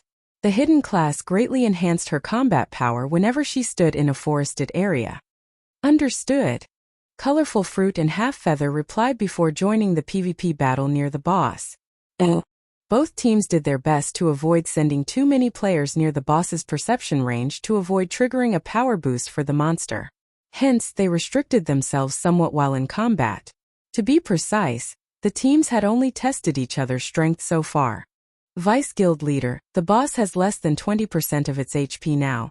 A level 67 cleric reported to Bright Dawn, who commanded Starlink's members in this fight. Good. Everyone. Follow me into battle. Leave none alive. Bright Dawn roared, licking his lips as he led the rest of his team in a charge against the Purple Shadow Adventurer team. With his command, the rest of Starlink's members grew serious about eliminating their enemies. The Purple Shadow experts might seem powerful to first-rate guilds, with many of them capable of reaching the Trial Tower's 6th floor, but they were nothing before Bright Dawn's personal security team. Bright Dawn's team consisted of experts that could reach the Trial Tower's 7th floor. 40 of them were even Refinement Realm experts. They could easily decimate a first-rate guild's main force, much less a meager adventurer team. A moment later, Starlink's experts smashed through Purple Shadow's defensive line, which had remained stable until now. Not even the cooperation between 2 or 3 Purple Shadow experts was enough to stop one of Starlink's, and their HPs plummeted as the fight dragged on. In the end, Starlink only needed a dozen or so players to suppress the 30-plus frontline players from Purple Shadow. The remaining 20-plus then barreled their way toward Purple Shadow's healers alongside their commander. Every one of these players was a Refinement Realm expert. When only 100 yards separated the healers from Bright Dawn's experts, Colorful Fruit and Half Feather reached the battlefield. They were surprised by the sudden turn of events, but they quickly recovered from their daze and engaged the enemy. Immediately, Colorful Fruit cast the Tier 3 Overtier spell, Forest Descent. Waving her cane, the Forest Saint manifested a domain that spread out around her, enveloping everything in her surroundings. The trees within the domain then gained sentience, becoming level 67 Great Lord ranked Treyants. 6 Treyants responded to Colorful Fruit's call in total, moving to block Starlink's advance. Moreover, Colorful Fruit gained full control of the vines on the still dormant trees. She commanded more than a dozen vines, every one containing Tier 3 strength. Nearby, Half Feather's crimson bow suddenly brightened with a dazzling glow. 5 crimson magic arrays manifested around the ranger, and whenever he loosed an arrow, the magic arrays did the same, launching flaming arrows to accompany his attacks. Although these flaming arrows were weaker than Half Feather's normal attacks, they couldn't be blocked. Even a Refinement Realm expert would fall under this ranger's assault. Amazing! The Purple Shadow Adventurer team actually has such powerful experts. Starlink's members were stunned for a moment. They had seen their fair share of experts as the members of a personal security team for one of the guild's vice guild leaders. Thus, witnessing one move was more than enough to give them a general idea of an expert's strength. Based on their experience, they recognized both Colorful Fruit and Half Feather as Refinement Realm experts. Moreover, the two had incomparably powerful skills. Colorful Fruit, in particular, had received a considerable boost to her basic attributes with her last spell. If an ordinary Refinement Realm expert attacked her, they'd likely get a one-sided beating in return. In contrast, Purple Shadow's members expressed their glee as they watched their 2 comrades take action. When this druid and ranger fought together in a forest, they could even defeat a 200-man expert team by themselves. While Starlink's Refinement Realm experts struggled against Colorful Fruit and Half Feather's attacks, Bright Dawn wielded his Whitebone greatsword as he charted through the Great Lord ranked Treyants and vines like a speeding bullet. Even though Half Feather fervently fired at the Berserker, Bright Dawn easily maneuvered past the arrow's trajectories. The Berserker was astonishingly fast, no slower than a peak Tier 2 assassin, which made it hard for Half Feather to aim. Within 3 seconds, Bright Dawn stood before the ranger, swinging his greatsword. Suddenly, 6 white flashes blinded the combatants. As they faded, they revealed 6 deep slashes in the ground, each 15 yards long. Although Half Feather had tried to use his bow to defend himself, 3 of the attacks had landed, and he died on the spot. How is this possible? Colorful Fruit was stupefied. Half Feather ranked among the top 20 ranger experts in the Dark Knight Empire, yet against Bright Dawn, he was as weak as an infant. His life had ended in a single move. The strength difference was astounding. A mere ant dares to oppose me? Bright Dawn sneered at Half Feather's corpse. He then shifted his gaze toward Colorful Fruit and said, "All right, you're next." The Starlink Berserker then transformed into a blur as he flew toward the Forest Saint, who stood around 20 yards away. Seeing this, Colorful Fruit panicked. She tried to use her vines to stop Bright Dawn, but she quickly discovered that they were practically non-existent before this madman. He easily deflected them with his greatsword, not even pausing. So this is the strength of a superpower? At this moment, Colorful Fruit understood that this battle was a lost cause, and intended to disregard her defense. Just as Bright Dawn reached Colorful Fruit and raised his greatsword against the druid, he froze and turned toward a figure that had suddenly appeared from behind the nearby trees. When he saw this figure, his expression turned grim. Colorful Fruit and the rest of the players engaged in battle were confused by his abrupt change. When Purple Shadow's Forest Saint followed her enemy's gaze, she noticed a man slowly approaching. This man wore a suit of pitch-black armor with a silvery gray cape draped over his shoulders and carried 2 longswords at his hips. As if he were oblivious of the battle around him, he lightly strolled toward her. Who is that?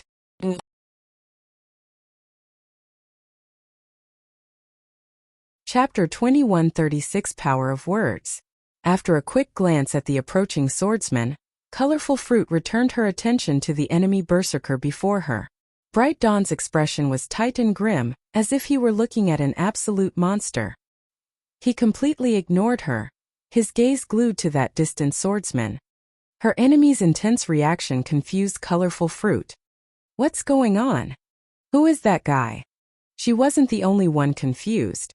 Late Autumn, who commanded Purple Shadow's members from some distance away, was just as shocked by this turn of events. Based on the strength Bright Dawn had revealed thus far, Late Autumn was certain the man was a monster on the battlefield. He even suspected that Bright Dawn could annihilate every Purple Shadow member here by himself. Yet, such a monster clearly feared the swordsman who had just arrived. Moreover, Bright Dawn wasn't the only person to react like this. Starlink's other members wore the same grim expressions, all of them staring at the approaching swordsman. Black Flame, what are you doing here? Bright Dawn demanded frostily. At this point, Bright Dawn's hatred for the player known as Black Flame was immeasurable. He had made the difficult decision to abandon Unyielding Soul, joining Starlink as one of its Vice Guild leaders. He had wanted to make himself more important to Lu Xinglua by sabotaging Unyielding Soul and Crimson Emperor's plans to secure the Traveling Bard hidden class, but Black Flame had single-handedly ruined his. In the end, Starlink had gained far fewer Traveling Bards than its competition. Lu Xinglua had been disappointed in his failure, and refused to assign Bright Dawn any notable tasks for some time. Now, after a long list of arduous tasks, trying to earn the responsibility of the ancient undead country's management, Bright Dawn once again encountered Black Flame. His recollection of this man's strength was still crystal clear. He couldn't forget it if he tired. After all, Black Flame had defeated Sword Demon in the battle for White River City's auction house. Although Sword Demon was quite old, he was a bona fide monster, far stronger than Bright Dawn. There were less than a handful of experts that could rival the old man's strength. What? Am I not allowed here? Shifeng asked, smiling as he swept a glance over Starlink's agitated members. Bright Dawn expressed his exasperation in reply. If he were talking to anyone else, he would have attacked already. He wouldn't have bothered to trade nonsensical pleasantries. After a second to calm down, he asked once more, his tone soft, "What do you want?" The Berserker's question caused Purple Shadow's players to turn to Shifeng again, gaping in shock. Late Autumn felt particularly tongue-tied. He couldn't believe this was happening. Bright Dawn was a peak expert, earning the Undead Sword title. He was famous for his ruthlessness, and he never let an enemy escape with their life. He never negotiated either. Take their Purple Shadow Adventurer team, for example. Despite ranking among the top adventurer teams in the Dark Knight Empire, Bright Dawn had attacked without hesitation. Yet, this vicious man was pausing mid-battle to converse with Shifeng. It was unbelievable. "Commander, who is this Black Flame? He's so amazing." Colorful Fruit whispered through the team chat. Alone, Shifeng was strong enough to still Bright Dawn's expert team with fear. These Starlink experts didn't even show Unyielding Soul or Crimson Emperor's experts any respect in the Dark Knight Empire. "I've heard of Black Flame before. I think he's Zero Wings Guild leader, the guild that previously helped the 100 Flowers Palace. Black Flame himself ranks among the top 50 on the God's Domain experts list. He stands at the very peak of God's Domain. Late Autumn explained what he knew. I hadn't expected an expert like him to show up in a place like this. Oh, top 50 on the God's Domain experts list? It's no wonder why Bright Dawn seems so afraid. Realization dawned on Colorful Fruit. She barely ranked among the top 100 in the Dark Knight Empire's overall combat power ranks. Naturally, she'd be considered quite powerful in any kingdom or empire, but on the full scale of God's Domain, her strength was nothing. Although the God's Domain experts list focused on players' public achievements, it did reflect a portion of the player's strength. Those who could rank among the top 50 would likely be some of the strongest players in the Dark Knight Empire. Although Bright Dawn was quite powerful, he definitely couldn't rank at the top of the Empire.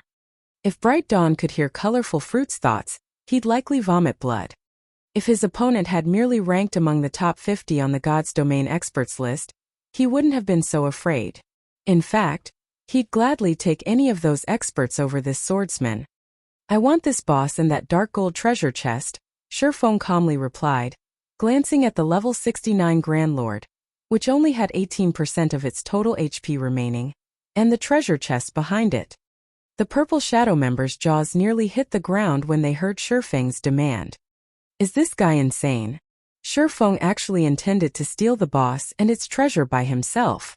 Even arrogance had a limit. And he had just demanded this from one of Starlink's Vice Guild leaders. Most importantly, they were currently in Starlink's territory. With just a quick call, Bright Dawn could likely summon a large number of reinforcements. More of his guild's peak experts would probably answer his call as well. Shurfeng might be stronger than Bright Dawn, but could he take on 3 or 5 peak experts simultaneously? This guy is way too reckless. We're still in the psychedelic forest. Starlink's fortress isn't that far away. If Bright Dawn calls in reinforcements, none of us will escape, Late Autumn thought to himself, watching Shurfeng with an exasperated expression. All fortresses could teleport players across long distances, even in the ancient undead country. The psychedelic forest wasn't that far from Starlink's fortress. A single teleport would be enough for players to reach the forest's edge. Furthermore, plenty of Starlink's expert teams were operating in the area. If Shurfeng truly angered Starlink, he wouldn't have a snowball's chance in hell of leaving the forest alive. Late Autumn and his team had already prepared themselves for utter annihilation when they had decided to stay and fight the boss, despite Bright Dawn's team trying to steal the kill.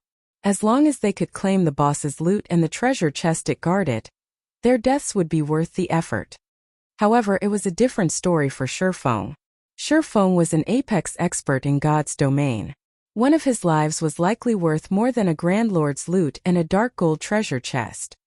As Purple Shadows members expected a fight to break out between Shurfeng and Bright Dawn, the Berserker sheathed his Whitebone greatsword. Since guild leader Black Flame wants this bounty, we'll leave out of respect. Let's go. Bright Dawn said before turning to leave, not even sparing the boss and treasure chest a second glance. Starlink's members promptly withdrew from their fights with Purple Shadows members and retreated from the battlefield, following their commander. In less than 15 seconds, all of Starlink's members had left the area, the speed and decisive nature of their withdrawal stunning the adventurer team players.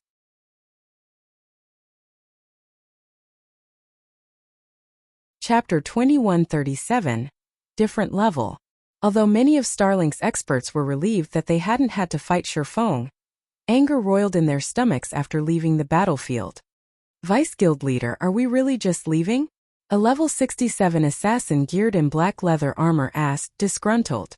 Black Flame might be powerful, but this is our guild's territory. As long as you command it, at least 3 teams can converge on our location in 10 minutes or less. Couldn't we easily take him down with the strength of 4 expert teams? Starlink was the ancient undead country's overlord. Even players from the Dark Knight Empire's other 2 superpowers had to bow their heads and walk away when they encountered Starlink's members in this neutral map, much less Black Flame. Regardless of how powerful the swordsman was, he couldn't be stronger than Unyielding Soul and Crimson Emperor. The two superpowers peak and monster-level experts were far stronger than experts from ordinary guilds, and Starlink had defeated both of them. Furthermore, if news of this retreat spread, it would damage the guild's reputation. Take him down? You think I don't want to? Bright Dawn demanded, glaring at the female assassin. If he were just some ordinary domain realm expert, then sure. But that guy defeated Sword Demon. Even 10 expert teams couldn't do anything to him, let alone 4. Do you understand? If he wished it, none of us would leave this forest alive. The most annoying thing about all of this is that Black Flame was just toying with us. If I had refused to withdraw, he'd take action immediately and teach me how foolish such a decision is. Bright Dawn knew that no matter what he had decided, Shurfeng would hurt Starlink's reputation in the ancient undead country eventually. Since that was the case, he'd rather take the path that incurred the least amount of losses. Every member of his team was a trusted subordinate. If he let someone kill these people, not only would Starlink's reputation suffer, but his power base in the guild would also weaken. Is he really that strong? The level 67 assassin asked, shocked. Although domain realm experts could easily defeat a 100-man expert team like theirs in the fields, it was usually because those experts employed guerrilla tactics, gradually picking off the team members. If their team split up and focused on escape, not even a domain realm expert could kill every one of them. However, it seemed that Bright Dawn fully believed that Shurfeng could slay them all. All of Starlink's teams in the psychedelic forest were led by peak experts, and Bright Dawn even held the title of Undead Sword. He even ranked at the top among peak experts, and it wouldn't be long before he reached the domain realm. Otherwise, he wouldn't have been one of Unyielding Soul's 3 main pillars in the past. As Bright Dawn's personal security team, their strength ranked at the top among Starlink's various teams, yet their commander insisted that not even they would escape Shurfeng's wrath. Could that really be possible? Those monsters are not as simple as you think. Why do you think the various superpowers have such headaches when dealing with domain realm monsters? God's domain in particular has given these monsters a platform to exhibit their full strength, which makes them even more of a challenge. Bright Dawn spat hatefully. However, this isn't over. Although our team can't defeat Black Flame, the guild leader will likely send someone to take him down a notch once we report back. While domain realm experts were frightening, every superpower had such experts of their own. Moreover, God's domain offered a plethora of methods to use against domain realm experts. It just depended on whether or not the various superpowers were willing to pay the price for these methods. While Bright Dawn relayed the news of Shurfeng's appearance in the psychedelic forest to his guild, Purple Shadows members were still caught up in their momentary daze. For a time, they had no idea what to do about this turn of events. Commander, what should we do now? Colorful Fruit asked through the team chat. Everything had happened too suddenly. A second ago, their team had been at risk of utter annihilation, facing Starlink's members in a bitter battle for survival. Then Shurfeng had shown up and indicated his desire for the boss and the treasure chest. What left Purple Shadows members truly flabbergasted was the fact that Starlink's team had actually acceded to Shurfeng's claim and left the area. This, staring at the swordsman in question, Late Autumn had no idea how to proceed. Should they stay and fight Shurfeng for the boss? Or should they take off just as quickly as Starlink's team had? The outcome of fighting this man was obvious. Since Starlink's team, which was stronger than theirs, had fled without a second thought, Late Autumn had a fairly good idea of how powerful Shurfeng was. Unfortunately, Shurfeng hadn't given them permission to leave the area. If their abrupt withdrawal displeased Shurfeng, he might decide to end their lives alongside the bosses. Suddenly, Late Autumn felt that the Purple Shadow Adventurer team, which he was so proud of, was in fact insignificant.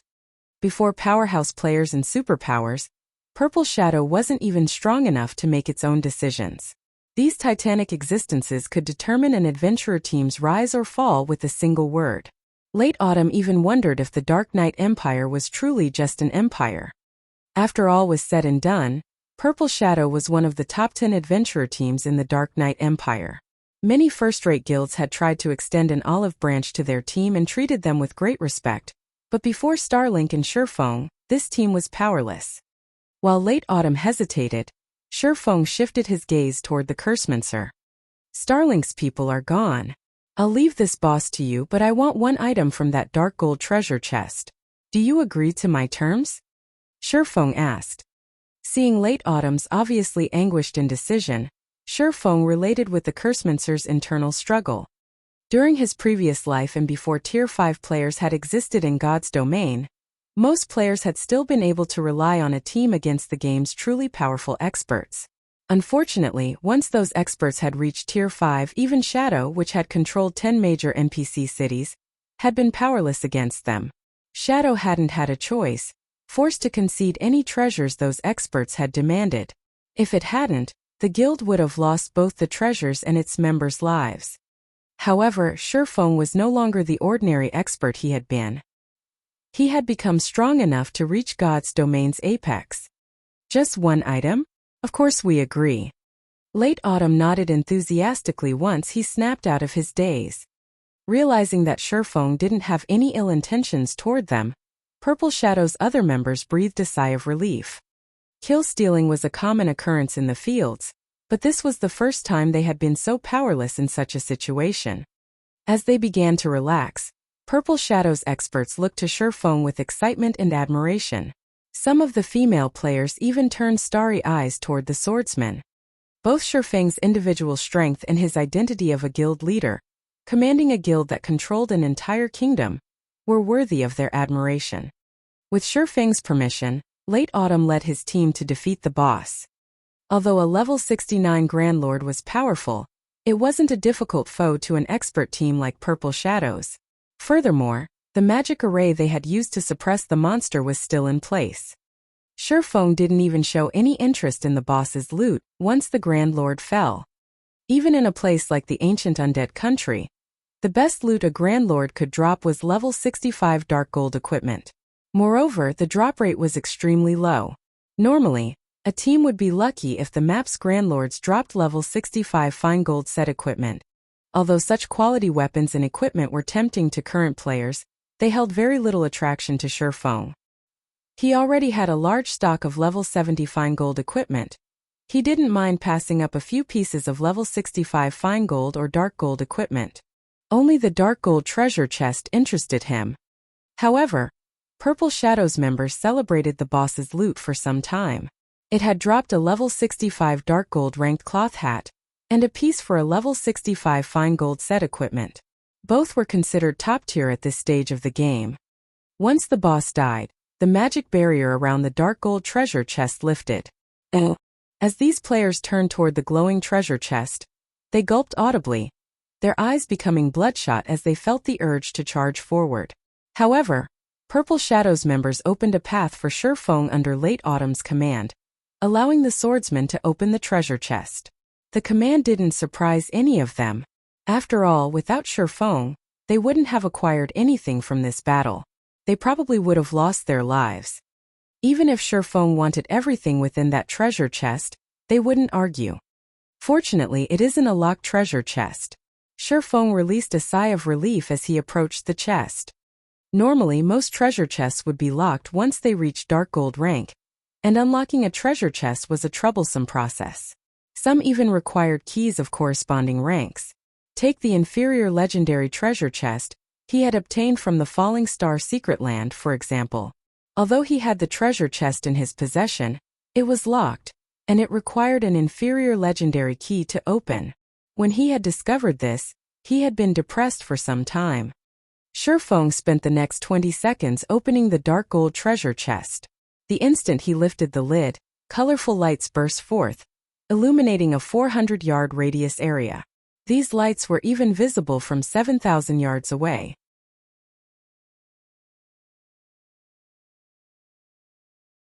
Chapter 2138, Regional Treasure. Purple Shadow's members were surprised to see the brilliant lights that escaped the treasure chest. Normally, dark gold treasure chests only caused a commotion that affected a 3000 or 4,000-yard radius when opened, but the lights this treasure chest released were even visible from 7,000 yards away. The various adventurer teams hated this particular feature the most. Every player within 7,000 yards would now know that someone had opened a dark gold treasure chest. Meanwhile, they were in the ancient Undead country, which had far more resources than other neutral maps. Naturally, the contents of this dark gold treasure chest would be worth far more than usual. While it was amazing that Shurfeng had scared away Bright Dawn's team by himself, he couldn't change the predicament they were now in. Such a dazzling light show would certainly lead a large number of teams to their location. Regardless of Starlink, plenty of powerful guilds and adventurer teams operated in the ancient undead country. Although Shurfeng might escape, what were they supposed to do? Any competent team in the fields carried a magic mirror. Although magic mirrors could only view a small area, they had a very long reach. If a team spotted a treasure's lights, they would refer to their magic mirrors immediately to scout the area and locate the treasure. If the dark gold treasure chest's lights had only been visible from 4,000 yards away, only 6 or 7 teams might have noticed it. With their strength, the Purple Shadow team could have escaped with the treasure. At worst, they might have lost a few dozen members while they fled. However, a minimum of 20 teams would notice this treasure chest's lights, and every one of them would be an expert team. While Purple Shadow's members cursed the system, the various adventurer teams within 7,000 yards of the dark gold treasure chest used their magic mirrors to search for its exact location. A dark gold treasure chest is radiating such a powerful light. Isn't that Late Autumn from the Purple Shadow adventurer team? His team sure is lucky. They actually found a dark gold treasure chest with such brilliant lighting. Quick! We mustn't let the other teams get to the treasure before us. The nearby teams recognized the Purple Shadow adventurer team and began to move. Although magic mirrors only displayed images, not sound, and players couldn't inspect the image's data, the Purple Shadow adventurer team was famous throughout the Dark Knight Empire. Recognizing its members wasn't difficult. Normally, ordinary players would don black cloaks before opening a treasure chest in the fields. Only powerful guild teams or adventurer teams didn't bother to conceal their identities. However, it was obvious that Purple Shadow's team had miscalculated.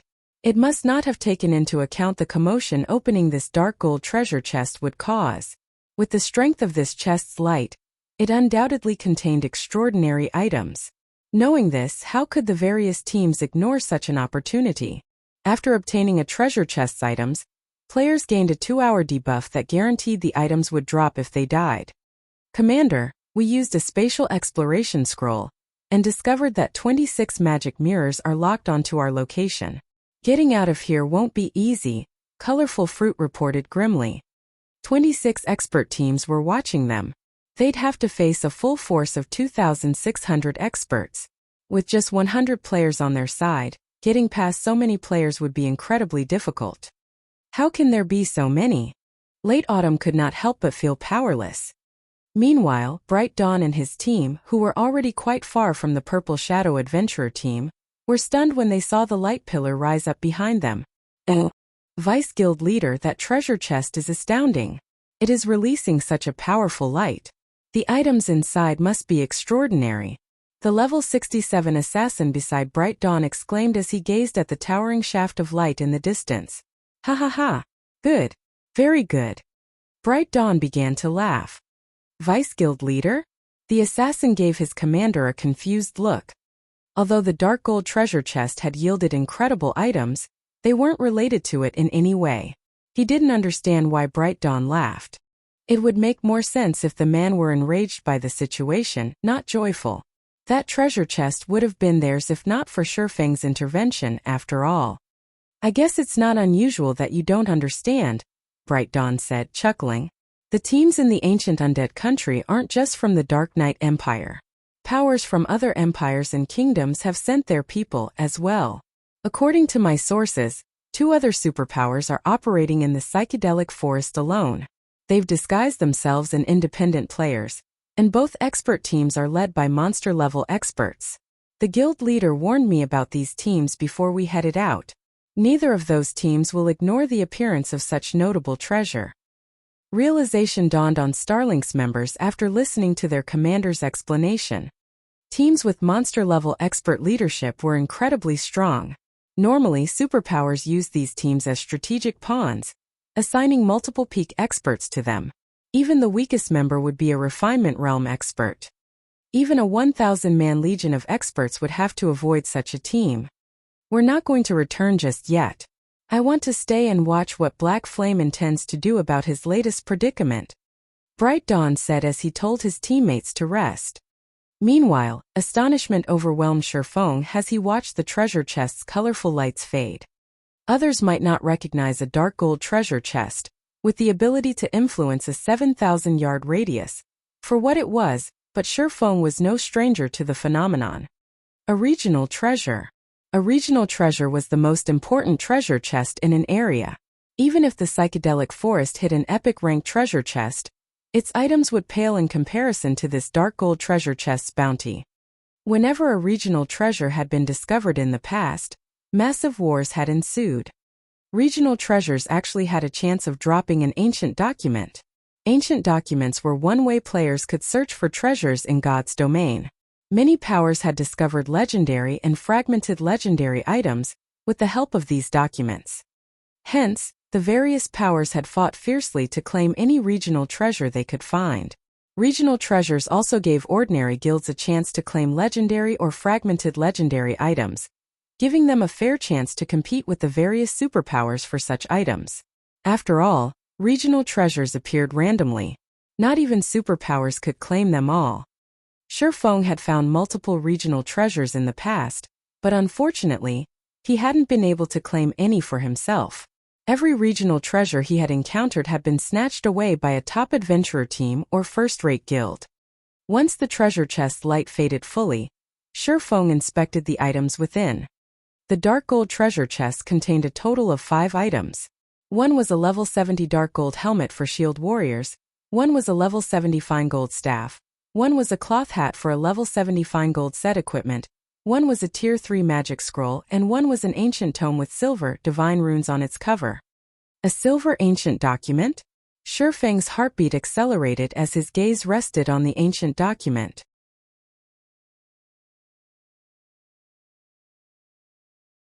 Chapter 2139 Silver Ancient Tome. I want this book. The rest of the items are yours, Shifeng told Late Autumn as he picked up the silver ancient tome and stored it in his bag, acting as if he had no interest in the 4 other items in the treasure chest. The 4 other items were indeed valuable at this stage of the game, especially the level 70 dark gold helmet for shield warriors. Even superpowers experts would drool over such an item. However, even combined, these 4 items weren't worth nearly as much as the silver ancient tome. God's domain had all kinds of ancient tomes to offer. Some contained clues to items, while others could cause devastating destruction. This silver ancient tome could improve players' natural response time. Normally, a player's neural response time depended on their real-world body. Players typically had to use specialized training methods to improve their natural reaction time, as well as have the innate talent to do so. Otherwise, their success would be limited regardless of how hard they trained. However, the silver ancient tome broke this rule, and could forcibly improve a player's response time in God's domain. Of course, the improvement was minor, and the silver ancient tome's effects varied from person to person, but even a minor improvement could significantly impact a player's performance in the game. This tome was a special item that could make up for a player's congenital deficiencies. Even though the tome's effects weren't as substantial as a boost to physique, each silver ancient tome had sold for tens of thousands of gold during Shifeng's previous life. Some of the superpower's elderly experts had even traded fragmented legendary items or basic bloodlines to get their hands on one of these tomes, trying to make up for their deteriorating reaction time. Shifeng was actually quite surprised to get his hands on a silver ancient tome so early. If he gave it to one of his guild's refinement realm experts, it wouldn't be long before they broke through to the flowing water realm. After all, improved neural response time would indirectly improve players' combat standards. In fact, when the various large guilds recruited internal members, they typically prioritized players with above-average response time. Currently, Zero Wing had 4 experts stuck between the Refinement Realm and Flowing Water Realm: Fire Dance, Aqua Rose, Gentle Snow, and Violet Cloud. If they could use the Silver Ancient Tome, they might become Flowing Water Realm experts very quickly. Once they reached the Flowing Water Realm, combined with their abilities in the Truth Realm, they'd finally blossom into bona fide peak experts. After Shifeng stored the Silver Ancient Tome, Late Autumn gave the dark gold treasure chest a hesitant look. Guild Leader Black Flame. This item is a piece of level 70 dark gold equipment, Late Autumn said as he examined the helmet for shield warriors. He then turned to Shifeng and said sincerely, "Our Purple Shadow Adventurer team has only avoided annihilation because of you. Accepting such an item is too much." At this stage of the game, even the various superpowers madly contested for level 65 Dark Gold equipment, not to mention level 70 Dark Gold equipment. Moreover, this was a helmet for MTs. It was far more valuable than ordinary equipment of the same level and rank. I've already told you that I only wanted one item from the treasure chest. Moreover, it is only level 70 Dark Gold equipment. It is nothing to Zero Wing, Shifeng responded. Seeing the Cursemancer's guilty expression, he chuckled and continued, "If you really can't bring yourself to accept it, why don't you help me out with something else? Then, you can consider the helmet your compensation." He didn't know much about the Purple Shadow Adventurer team, but based on the team's performance and camaraderie, he could see that its members were righteous people. Otherwise, they likely would have split up and fled from Bright Dawn's expert team. That was one of the reasons that Shifeng had chosen to help them. At most, he might have saved any other team from Bright Dawn's bullying. He wouldn't have allowed them to keep the boss and treasure chest. Compensation? Late Autumn was inwardly surprised, looking at Shifeng's calm expression. This swordsman had offered a piece of level 70 Dark Gold equipment as if it meant nothing to him. Moreover, Late Autumn could tell that Shifeng was telling the truth. Immediately he replied, "That won't be a problem. Guild Leader Black Flame, please tell us what you need us to do. Our Purple Shadow Adventurer team will assist you with everything we got. I'm heading to the Bottomless Abyss to take care of something. I'd like your help in clearing out the mobs. The whole affair will take roughly half a day. How about it?" Shifeng asked. The Bottomless Abyss was the lowest-leveled God Mode regional dungeon in God's domain. Not only did an abundance of monsters call the dungeon home, but they were also quite challenging to deal with. Without enough strength, most teams would find themselves on a one-way trip if they tried to enter the dungeon. Initially, Shifeng had planned to clear out the monsters in his path by himself. Mobilizing the guild's main force to help him would only be a waste of time and resources. With Zero Wing's current predicament, the guild couldn't afford such an operation. However, since the Purple Shadow Adventurer team had volunteered its help, he was more than glad to accept. From what he had seen thus far, Purple Shadow was quite strong overall. Although the team couldn't compare to Zero Wing's main force, it was close to rivaling other first-rate guilds' main forces. The only real difference between Purple Shadow and a first-rate guild's main force was their equipment. "You're heading to the Bottomless Abyss?" Colorful Fruit's jaw dropped, and she stared at Shifeng in astonishment. For the players grinding in the ancient Undead country, the Bottomless Abyss was a forbidden land. Yet Shifeng had originally planned to head straight into the beast's maw by himself. The various major powers had already attempted to enter the Bottomless Abyss, but every one of them had returned in defeat. Some of those teams had even been comprised of experts, led by peak experts. All right. Although Late Autumn found Shifeng's request surprising, he decided to go through with his promise. "Are we setting off now then? And the sooner we get there, the better." Shifeng nodded. "In that case, let's rest and recover. We'll set off in 1 minute," Late Autumn announced, glancing at his teammates' conditions. "Commander, are we really going into the dungeon?" Colorful Fruit whispered, sounding worried. Even the Windwolf adventurer team retreated after less than an hour. Windwolf was the 5th-ranked adventurer team in the Dark Knight Empire, and much stronger than Purple Shadow overall. And they hadn't even made it a full hour in the Bottomless Abyss. Moreover, only half of the team had escaped the dungeon alive. Because of this, the Empire's adventurer teams had begun to fear the regional dungeon.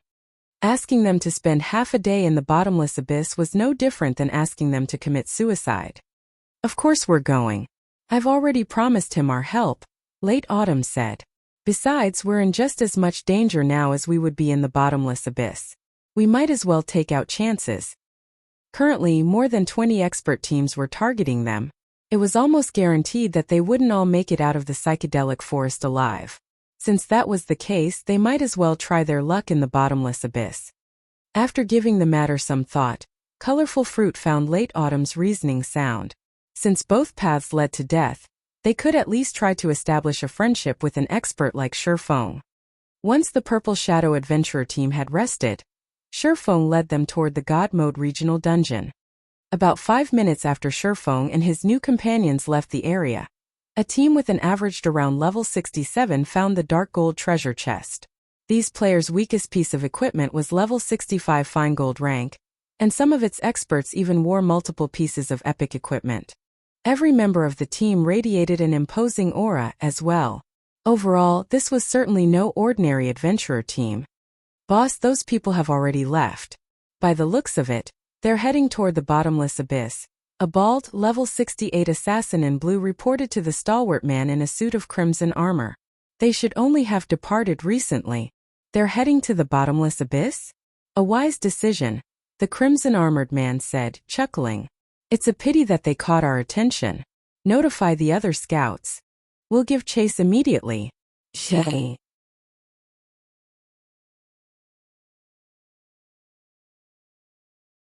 Chapter 2140 God Mode Regional Dungeon Ancient Undead Country, Bottomless Abyss. The Bottomless Abyss was a gigantic hole in the center of the psychedelic forest. The radius could rival that of an NPC city's. Pitch-black fog constantly billowed from within, and even from afar, players felt a chill as they watched the fog escape. So this is the Bottomless Abyss? Shock gripped colorful fruit as she stared at the massive pit before her. The rest of the Purple Shadow Adventurer team felt the same. Not only was the Bottomless Abyss a spectacular sight, but its aura was also particularly daunting. Despite the distance between them and the regional dungeon, they felt stifled.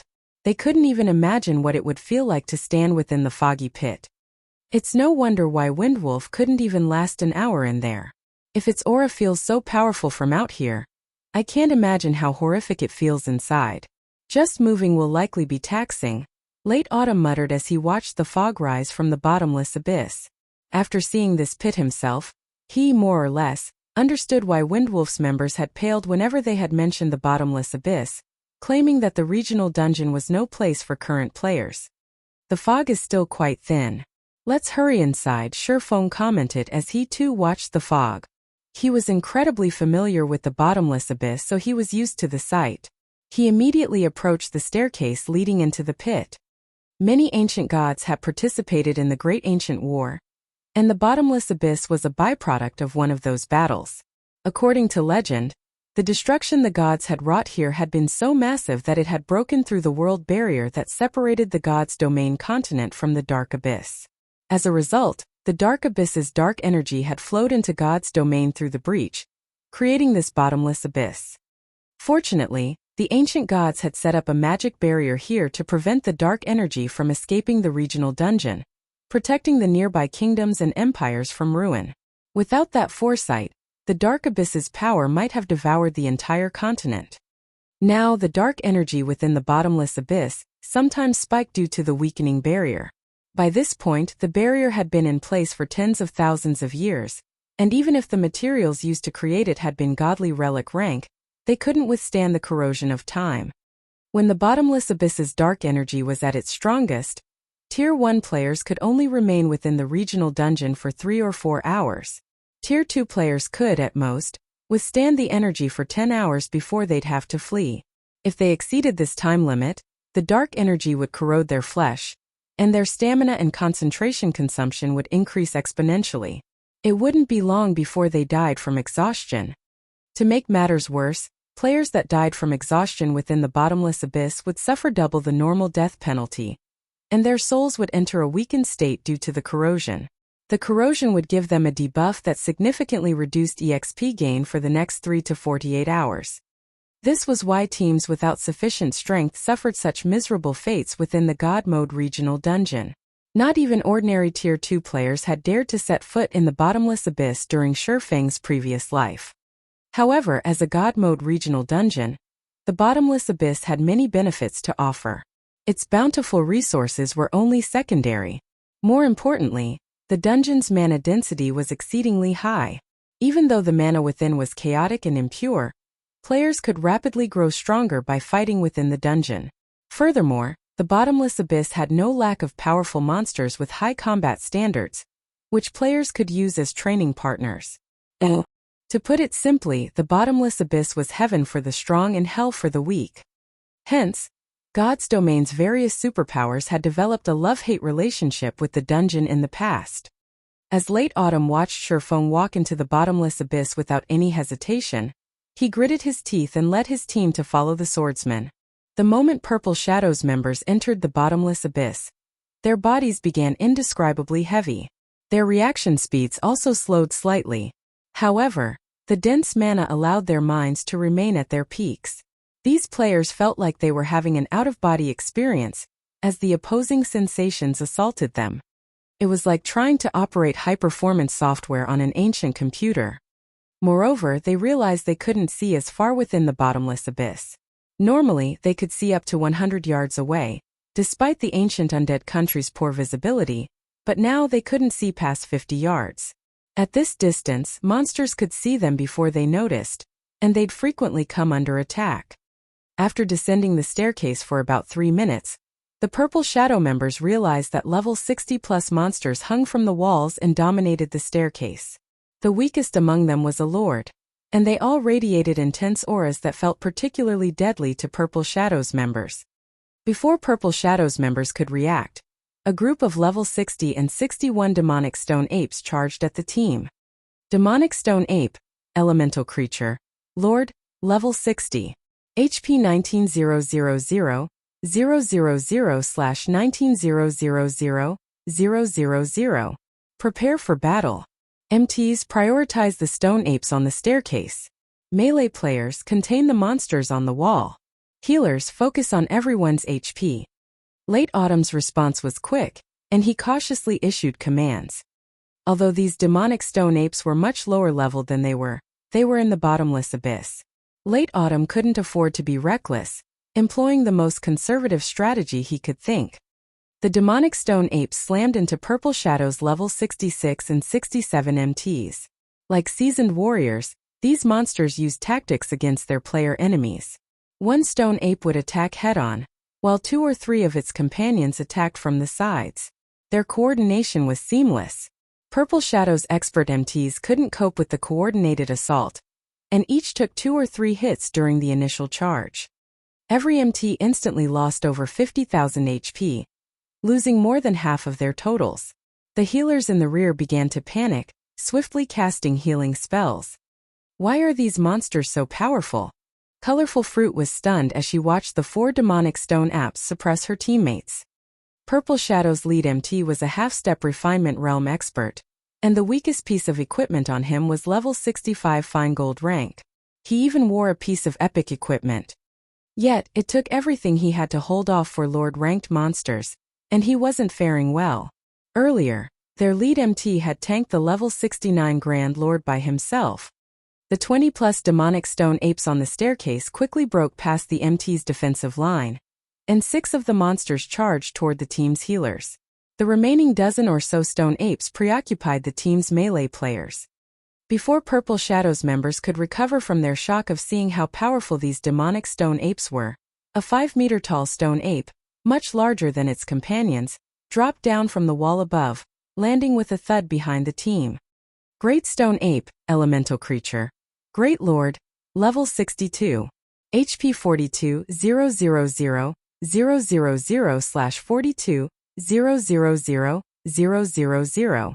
Before the level 66 Berserker, who guarded the healers, could react, the Great Stone Ape slammed its massive fists into him. The Berserker slammed into the wall, his HP falling to a critical level. The Great Stone Ape's frightening strength and speed stunned every member of the team. Although Colorful Fruit reacted immediately and attacked the Great Stone Ape with her vines, the monster easily tore the 2 vines to shreds. A dull black glow then enveloped the monster's fist, and it threw a punch at Purple Shadow's healers. The Great Lord moved from defense to offense so smoothly that it didn't move like any monster they had seen. Rather, the Great Stone Ape fought like an expert player with a plethora of combat experience. It's over. Colorful Fruit's heart sank. A Great Lord's skill could instantly kill a plate-wearing player, let alone a cloth armor class player. Once the team's healers fell, they'd lose any chance of winning this battle. However, before the Great Stone Ape's fist could connect with the healers, Sherfong appeared before the Great Lord. He unsheathed Killing Ray and responded to the monster with a light slash.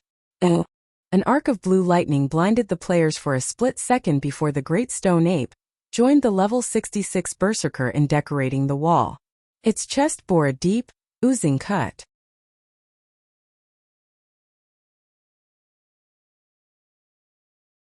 Chapter 2141. Flying Improvements. Purple Shadows members were stunned to see the Great Stone Ape embedded in the hard stone wall. How high is his strength? Colorful Fruit could not help but stare at the Great Stone Ape in disbelief. She had felt the Great Stone Ape's strength when it had torn apart her vines so effortlessly, high enough to rival a Grand Lord's of the same level. However, not only had Sherfong repelled the monster's skill with a single swing of his blade, but he had also thrown the Great Lord with that strike. His strength was simply absurd. Meanwhile, Purple Shadows healers breathed a sigh of relief at receiving Sherfang's help. They immediately put more distance between them and the Great Lord. Lead MT aggro the boss. Guardian Knights, activate Protection Blessing, and hold down the demonic stone apes.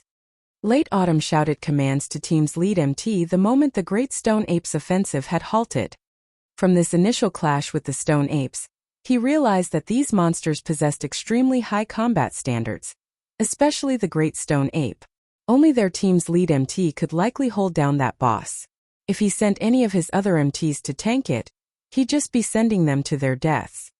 Roar! However, as soon as Late Autumn finished his command, the Great Stone Ape pulled itself away from the wall with a furious roar. Its eyes became bloodshot, its muscles bulged. Clearly, this Great Lord had just entered some kind of berserk state, charging straight for Sherfong. Crap!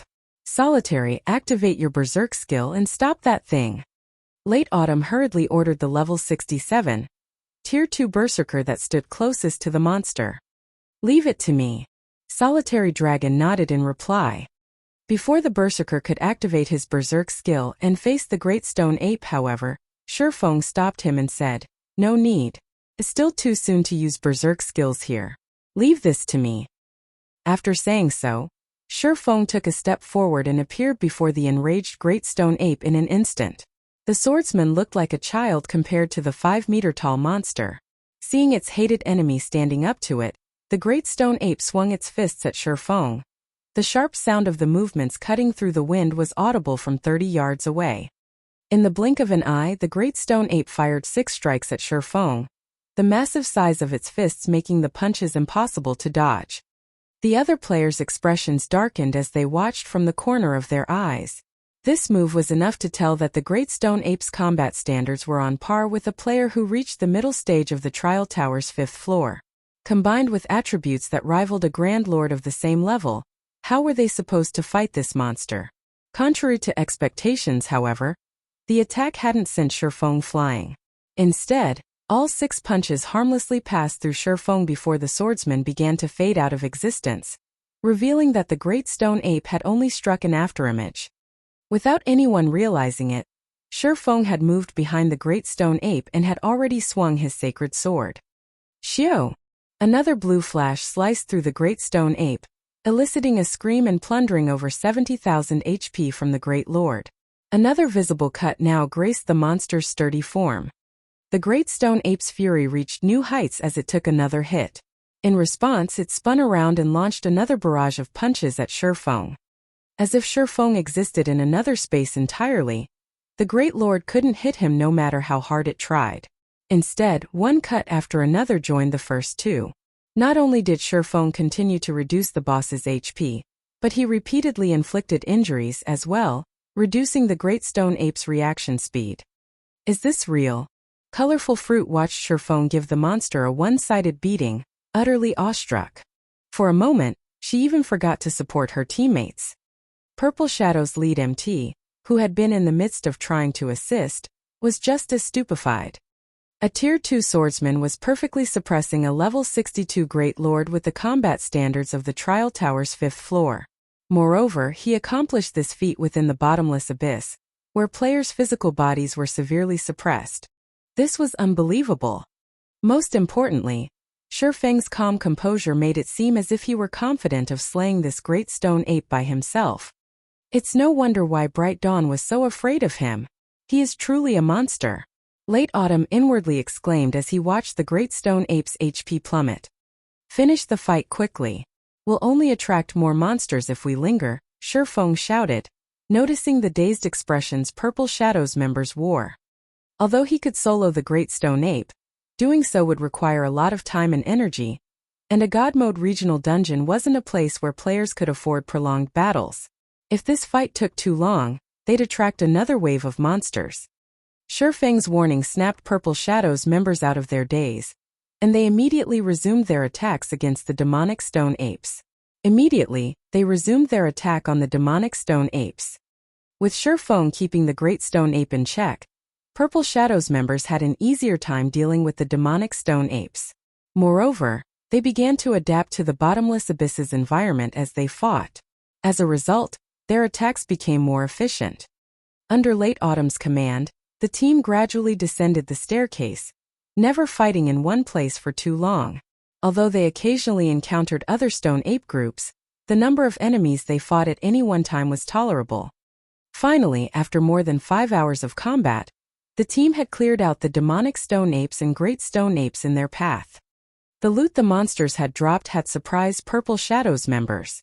Not only did these monsters drop plenty of magic crystals, but they had also granted the team a few pieces of level 60 equipment and materials.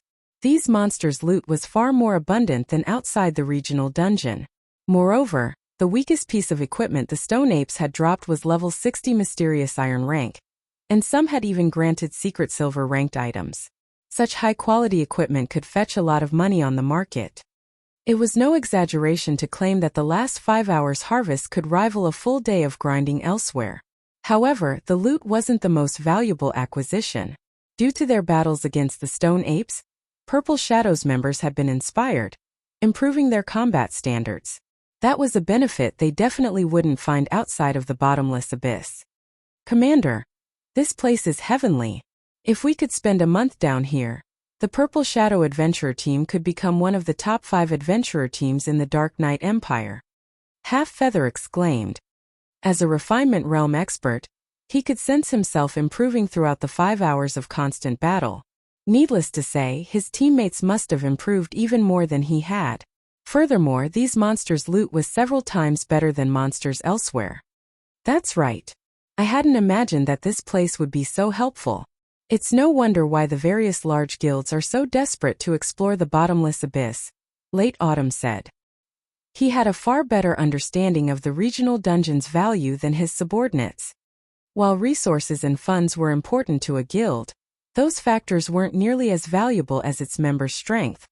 This God Mode regional dungeon had proven to be a natural training ground, and players' leveling speed wouldn't slow while they trained here. On the contrary, they would enjoy a much higher leveling speed than outside of the dungeon's borders. If a guild took control of the Bottomless Abyss, its development would skyrocket.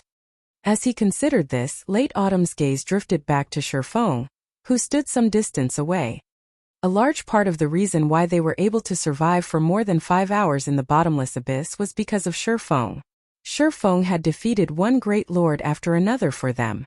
There were also times where 2 great lords had appeared simultaneously.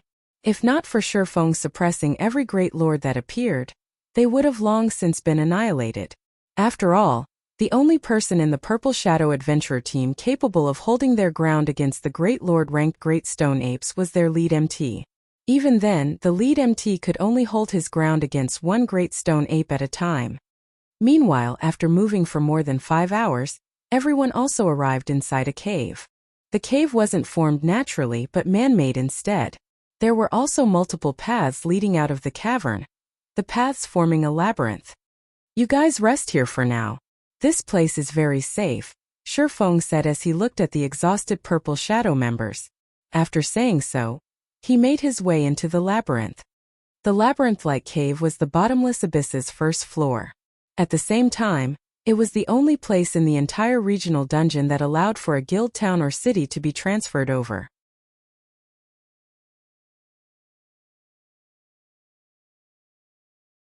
Chapter 2142, Abyss Residence.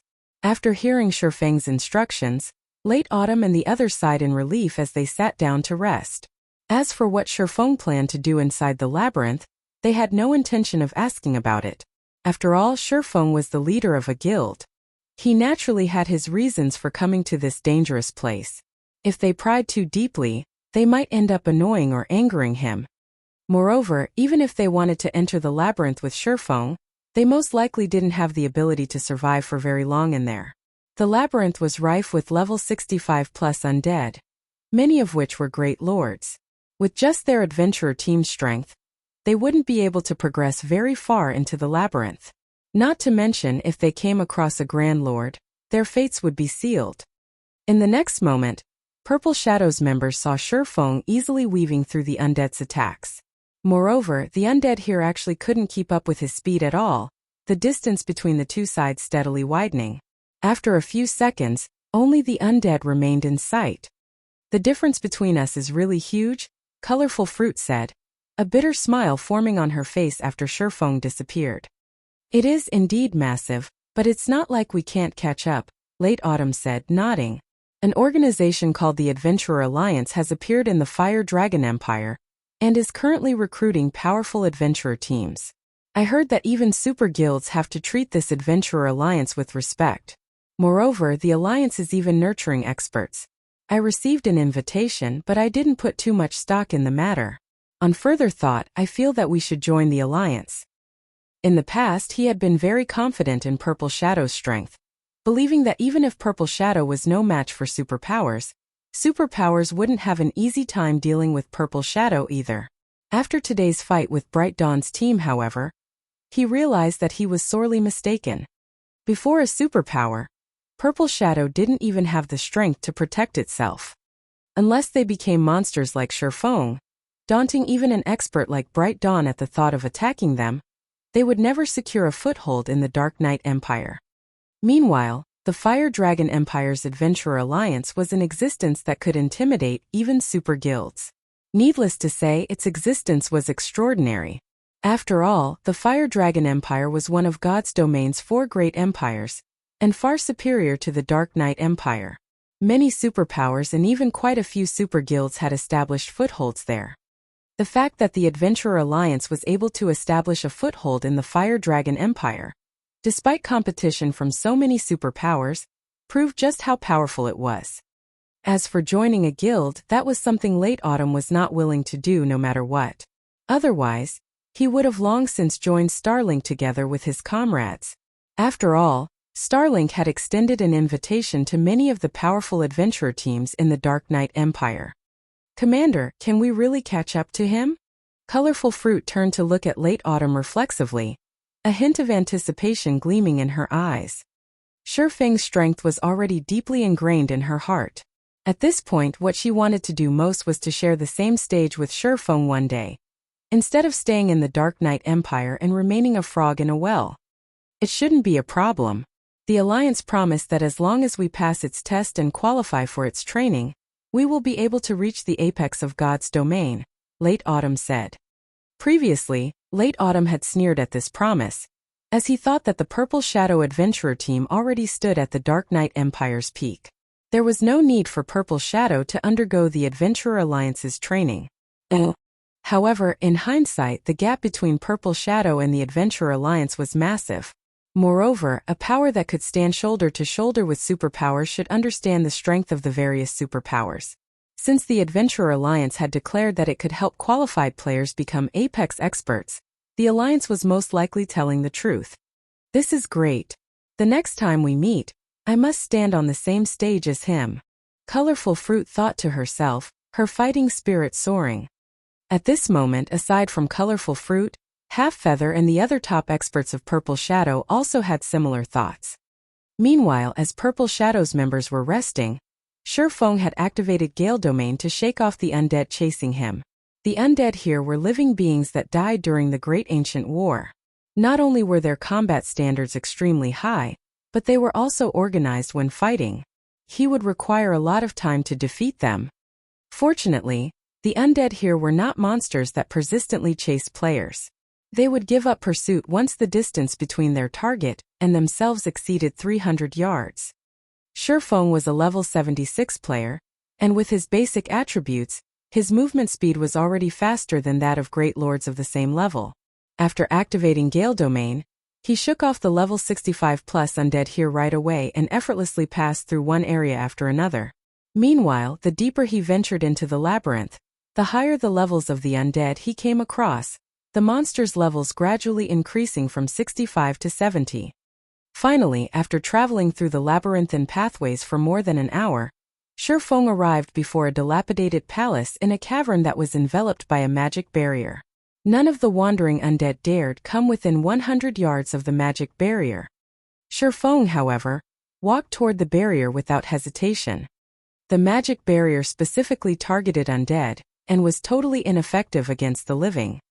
There was no creature inside the palace besides the phantom of a gray-robed old man. If players used an advanced identification skill on this old man, they would discover that he was actually a level 180 Tier 4 hero. The title of hero was not easily obtained in God's domain. The existences granted the title of hero were invincible in their tier. Meanwhile, not only was this old man a hero, but his title had even been bestowed by an ancient god. In other words, he was blessed with a portion of an ancient god's power, making him the strongest NPC in the entire Bottomless Abyss. Young adventurer, this is not a place for the living, the hero Saibu said as he opened his eyes to look at Shifeng.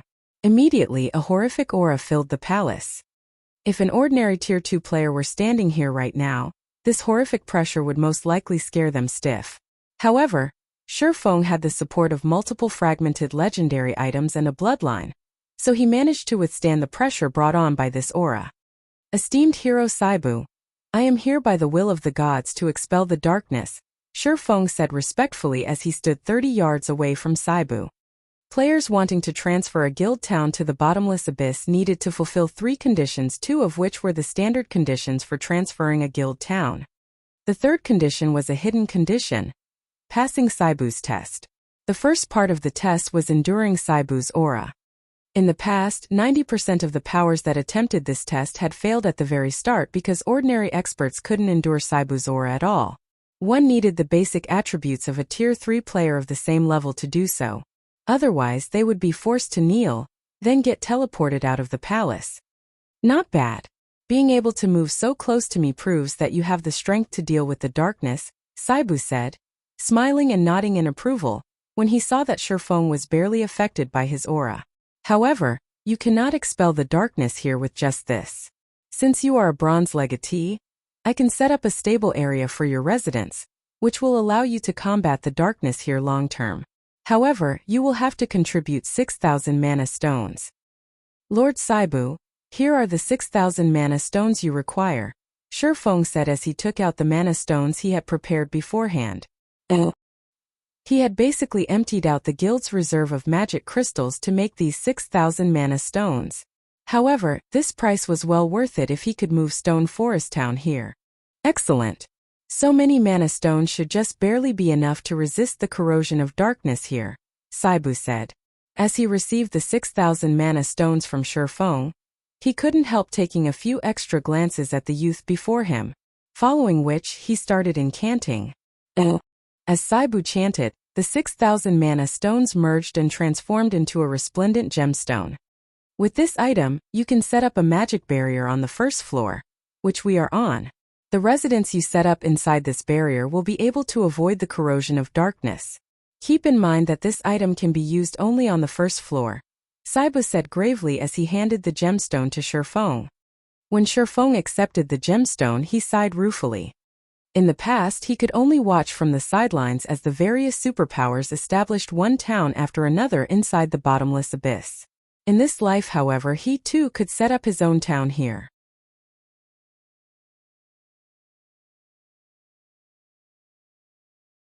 Chapter 2143, Transferring Stone Forest Town. Shifeng didn't linger after obtaining the barrier gemstone, making his way toward the Undead Forest.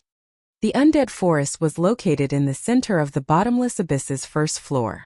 Not only did a large number of level 70-plus undead wander the area, but it was also where the first floor's dark energy was densest. Without high darkness resistance, Not even Tier 2 players could spend more than 6 hours in the area. However, despite the Undead Forest's dangers, it was one of the few places on the first floor that could support a guild city. The Bottomless Abyss's first floor was comprised of a series of connected tunnels and caverns, which was why there weren't many places that could house a guild city. As far as Sherfone could remember, fewer than 10 caverns could support such a massive player base. Most of them could only support an advanced town. As a result, players needed to select the location for their guild town carefully in the Bottomless Abyss. Otherwise, they wouldn't be able to promote the town due to insufficient space.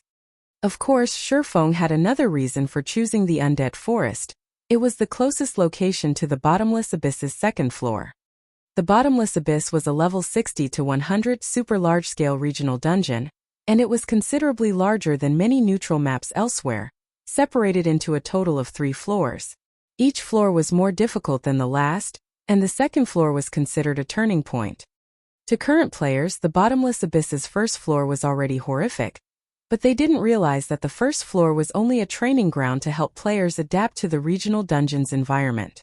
These monsters were only between level 60 and 75. However, the dungeon wouldn't be so kind once they reached the second floor, its difficulty rising to a whole new level. The second floor's monster ranged from level 70 to 90. But as the God Mode regional dungeon became more challenging, it would reveal its true benefits. From the second floor onward, not only would monsters drop 7 Luminaries crystals, but their drop rates for fine gold and dark gold equipment would be roughly 3 times higher than elsewhere. Players would also find plenty of combat techniques and skill books. They'd even have a chance of finding a legacy if they were particularly lucky. Unlike most legacies found outside of the dungeon, those in the Bottomless Abyss had survived since ancient times. The weakest legacy players could find in this regional dungeon was advanced rank. As for the Bottomless Abyss's third floor, it was where players would discover the true essence of the God Mode regional dungeon.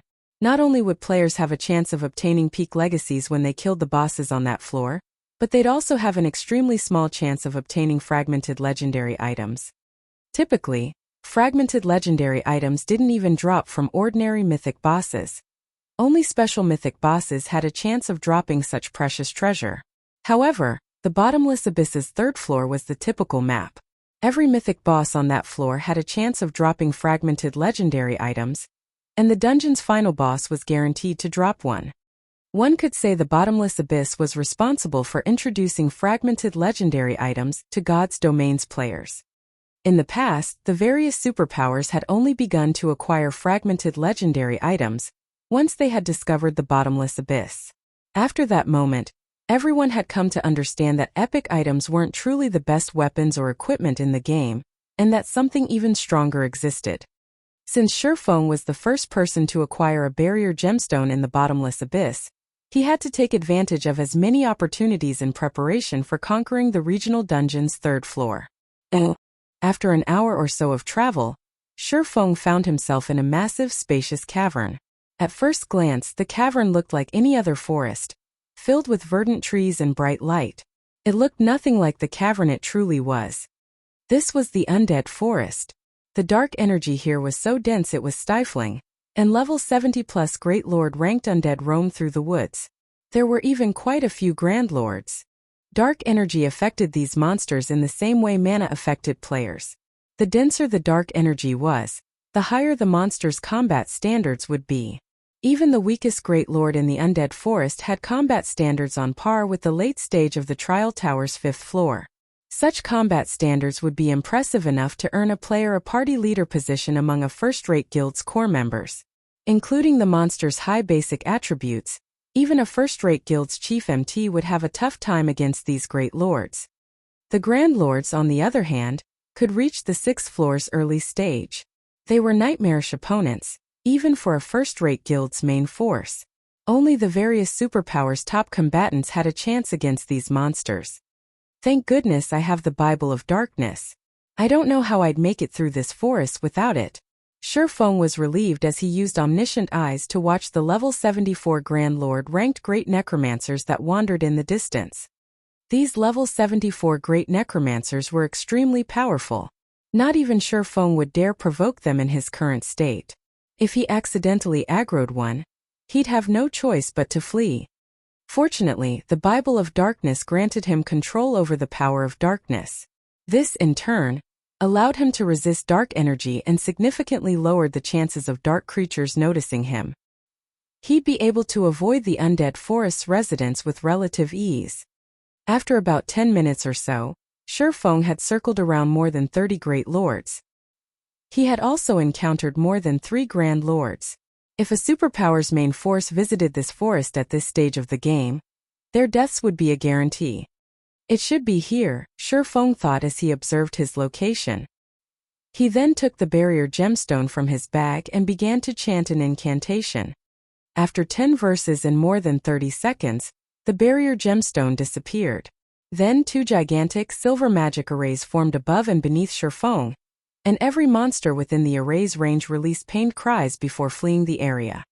The 2 magic arrays continued to grow larger, from their initial 500-yard radius to 1,000 yards, then 3,000 yards. The arrays only stopped expanding after another 30 seconds. Suddenly, a colossal magic barrier blossomed in the middle of the undead forest, occupying 1/10 of the entire area. Not a single monster stood within the barrier. Next, I need to guide Stone Forest Town's transfer. Shifeng was quite satisfied with the forest's lush greenery within the magic barrier. He then took out the town transfer token he had obtained from the Eclipse Throne and chose to transfer Stone Forest Town. Originally, he had planned to use this token to move Stone Forest Town to a neutral map neighboring Starmoon Kingdom, but with Silverwing Town in the Ur Empire, he had set the token aside. Now the token would finally display its potential. System. Do you wish to transfer Stone Forest Town to the specified area? Shifeng clicked, yes, without hesitation.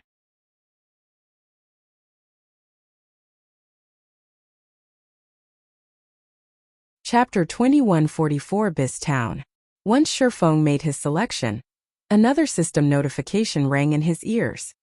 System. You have selected to transfer Stone Forest Town to the specified location. Transfer conditions met. System. Stone Forest Town will be closed off in 1 minute. Estimated transfer time is 30 minutes. Players will not be able to enter the specified transfer area during this time. You will automatically be teleported out of the transfer area in 10 seconds. Half an hour, huh? When Shifeng heard the system notification, he could not help his growing excitement. Nothing was more important to the various large guilds than resources and experts. As long as Stone Forest Town's transfer completed smoothly, it would become even more important than Zero Wing City. The guild town would even generate more profit than the city. While Shifeng considered his next step, he was transported out of the magic barrier. Meanwhile, back in Starmoon Kingdom Stone Forest Town, the players in the town were in an uproar. What's going on? Stone Forest Town is moving to another location? Crap! I just got here to level up. What is Zero Wing trying to do? Stone Forest Town has just begun to recover. Yet Zero Wing is moving it elsewhere? Does Zero Wing think the town will attract more players if it's in another location? This is a scam. We need to boycott Zero Wing. The guild's abandoning new players just to become more popular. I won't ever set foot in a Zero Wing town again. We'll see how long Zero Wing lasts if no one visits its towns.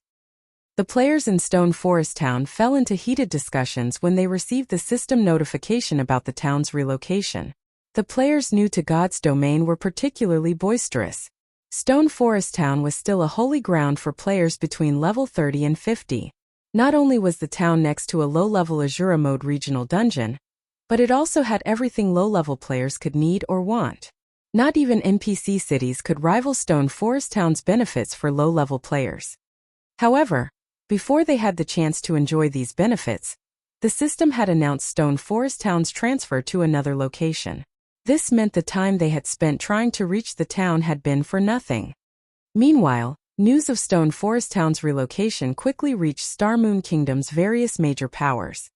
What? Zero Wing is moving Stone Forest Town to another location? Stone Forest Town's popularity has only begun to recover. It's still earning a significant magic crystal profit each day.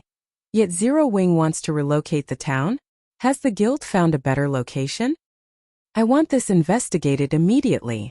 Tell our spies in Zero Wing to find out where the guild plans to relocate the town.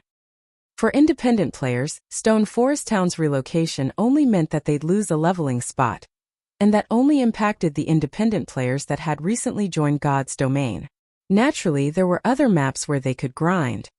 However, Stone Forest Town's transfer held a completely different meaning for Star Moon Kingdom's various powers.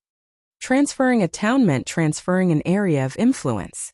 Since no one could oppose Zero Wing in Star Moon Kingdom, they'd be doomed if the guild relocated Stone Forest Town to their territories. Hence, the kingdom's powers anxiously searched for the town's new location. While Star Moon Kingdom's various powers panicked, Yuan Tiexin, who resided in one of White River City's advanced restaurants, stared intently at the report he had just received from a subordinate. Uncle Yuan, have our spies learned anything? Purple Jade asked curiously. Is Black Flame's claim really true? Has he actually relocated Stone Forest Town into the Bottomless Abyss? The various superpowers were paying particularly close attention to the God Mode regional dungeon. If not for the Bottomless Abyss's monsters and environment, the secret pavilion would have already dispatched a large team to explore the dungeon. Meanwhile, according to the most recent report, quite a few super guilds had sent their own teams into the Bottomless Abyss. Unfortunately, they had suffered grievous losses for doing so. According to their investigation, current players simply weren't strong enough to grind in the regional dungeon. They'd have to reach level 70 before they'd have any chance of survival. Hence, she found it truly hard to believe that Zero Wing had successfully transferred Stone Forest Town to the dungeon, but when she recalled Shifeng's confident expression on the day they had made their deal, she knew he hadn't been joking about his plans. Furthermore, if Shifeng failed to complete the transfer, the secret pavilion would secure the Guardian puppet design. They haven't been able to verify anything yet, Yuan Tiexin said, shaking his head. But based on our information, Black Flame has made an appearance in the ancient Undead country. He even humiliated Bright Dawn, one of Starlink's vice guild leaders. I believe that your guess is likely correct. A town's transfer, after all, requires its owner's permission. Yuan Tiexin couldn't help the sting of regret he felt. If the secret pavilion had been as confident in Zero Wing's abilities as Shifeng, it would have likely invested more in the guild, rather than treat Zero Wing with half-hearted sincerity. If Zero Wing has actually accomplished its goal, its future will be set. With Stone Forest Town alone, Zero Wing will qualify to contend with superpowers.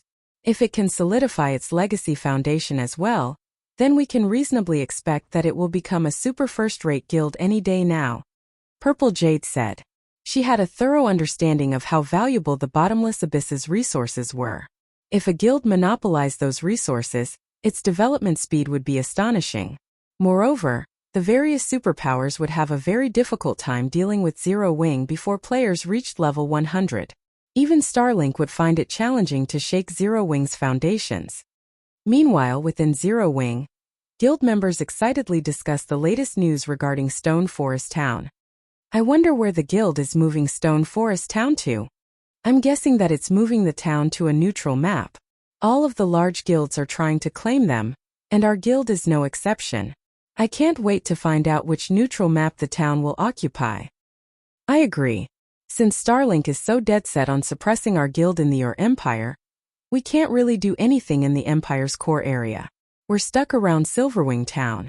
It'd be wonderful if the guild transferred Stone Forest Town to that area.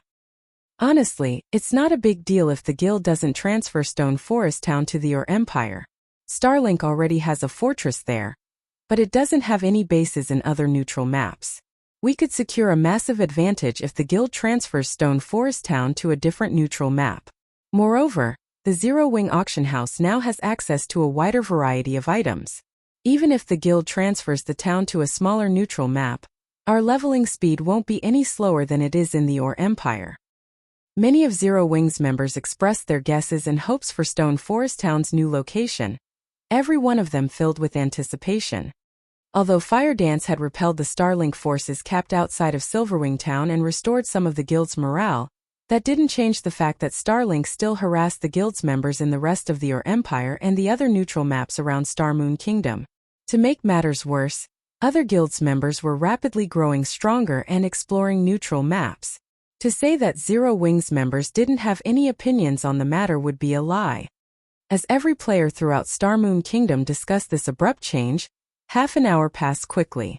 Many of the players keeping an eye on the guild teleportation function soon noticed that Stone Forest Town's name had reappeared among the list of available destinations. However, they were dumbfounded when they saw the level 60 limit. What's going on? Why is there a level limit? As players wondered about this oddity, some guild members, those above level 60, couldn't help themselves and purchased a guild transfer scroll to visit Stone Forest Town. When these Zero Wing members arrived, the sound of a system notification reached their ears. System. You have discovered the Bottomless Abyss.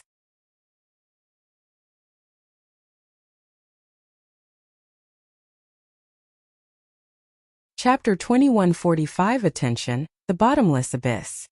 Most of the Zero Wing members that had teleported to Stone Forest Town had failed to react to the system notification, but some of those players who had a certain understanding of the ancient undead country were excited to see it. Is this real? We're actually inside a God Mode regional dungeon. All hail the guild leader. Our guild is set for life now. Although none of the various powers had made any progress in exploring the Bottomless Abyss, what they had learned of the regional dungeon gave them high hopes. Moreover, the Bottomless Abyss was the reason that Starlink had been able to suppress both Unyielding Soul and Crimson Emperor when it had laid claim to a single fortress. Stone Forest Town's new environment also surprised Zero Wings members. In the Bottomless Abyss, the town's mana density was likely even higher than in Zero Wing City. Players would be able to achieve the same results when training their combat standards with half the effort here. Stone Forest Town had become a sacred ground, ideal for players. Not only could players level up and upgrade equipment around the town, but they could also train their combat standards and techniques in the town. Shortly after Zero Wings members discovered Stone Forest Town's new location, news spread quickly to Star Moon Kingdom's various major powers. How is that possible? Someone must have made a mistake with this report. That's a God Mode regional dungeon we're talking about. How could Zero Wing just transfer Stone Forest Town there? All of the various powers instinctively denied the validity of the news. Everyone knew that even the various superpowers were powerless in the Bottomless Abyss. Surviving in the dungeon was nearly impossible, much less raiding it. It simply shouldn't be possible to move a guild town to such a lethal location. However, when these powers began to receive similar reports from other spies within Zero Wing, they couldn't deny the truth. There was no doubt that after today, Zero Wing would become an overlord in God's domain. Even if it wasn't yet a superpower, it now qualified to contend with the various superpowers in the game. Meanwhile, in one of White River City's advanced restaurants, Yuan Tiexin and Purple Jade received confirmation of their suspicions, and they fell silent for some time. Zero Wing did it, Uncle Yuan. Are we going to begin the next part of our plan now? Purple Jade asked excitedly after recovering from her surprise. Although she had known that Shifeng hadn't lied to them, she couldn't help the surprise and admiration she felt once he had actually made good on his promise. Emijem, notify our subordinates and tell them to organize the necessary manpower to visit Stone Forest Town. We need to secure the Bottomless Abyss before the other superpowers have time to prepare. Yuan Tiexin nodded. Smiling, he continued, this time, we'll show the Chamber's advanced members how foolish the Secret Pavilion's decision was. The Secret Chamber of Commerce's advanced members had criticized the Pavilion for demoting Starlink to basic membership rank, and the Pavilion had been forced to offer a variety of benefits to quell their anger. To make matters worse, many superpowers that had heard of the matter had ridiculed the Secret Pavilion for being foolish enough to abandon a fortress in the ancient undead country for Zero Wing. However, none of that mattered now. The Secret Pavilion owned a portion of Stone Forest Town's shares. Not only would it earn a large number of coins from the town, but it could also establish a guild transfer point within its walls. The Pavilion's members would not have to run all the way to the ancient undead country to reach the Bottomless Abyss. In fact, the Pavilion's members could now grind in the regional dungeon without having to leave it. Once they ran out of stamina, they could simply return to Stone Forest Town and rest. The Pavilion now had more advantages than the other superpowers. With this relocation, Zero Wing could nullify any progress Starlink had made in the Bottomless Abyss on a whim. Moreover, Zero Wing wouldn't have to resort to drastic measures to do so. As long as the guild barred Starlink's members from Stone Forest Town, allowing others in, Starlink would fall behind. If the situation persisted, it would even affect Starlink's position in the Dark Knight Empire. This was exactly what the superpower had attempted to accomplish by hindering Zero Wing's progress in the neutral maps around Star Moon Kingdom. Moreover, Starlink would likely find Zero Wing a difficult pest to crush now. Once the various superpowers discovered Stone Forest Town's relocation, they'd reach out to the smaller guild in an attempt to secure a partnership. Once that happened, Zero Wing wouldn't be so easy to shake. However, if Starlink allowed Zero Wing to develop in the Bottomless Abyss freely, the superpower would only lose its advantages in its own empire. I doubt anyone had imagined that a small guild like Zero Wing would put the Dark Knight Empire's overlord in such a bind. As Yuan Tianxin remembered, when Zero Wing had been small and weak, he couldn't help his rueful sigh. Zero Wing's developmental history was practically a miracle. After today, Zero Wing would qualify to stand on the same stage as the various superpowers. It was no longer an ordinary guild that could so easily be slaughtered. While the secret pavilion prepared to garrison in Stone Forest Town, Unyielding Soul and Crimson Emperor's headquarters in the Dark Knight Empire were in an uproar. How did Zero Wing do it? Both super first-rate guilds' upper echelons were overwhelmed with shock and curiosity when they learned of Stone Forest Town's new location in the Bottomless Abyss. None of them had ever thought that Zero Wing would be so capable. Heart, I want you and Lingsha to visit Zero Wing's headquarters in White River City. Tell them that Unyielding Soul would like to deepen our relationship. Isn't Zero Wing trying to break into the Dark Knight Empire's market? We can offer them some of our central shops in the Empire if they're willing to let us build a temporary residence in Stone Forest Town.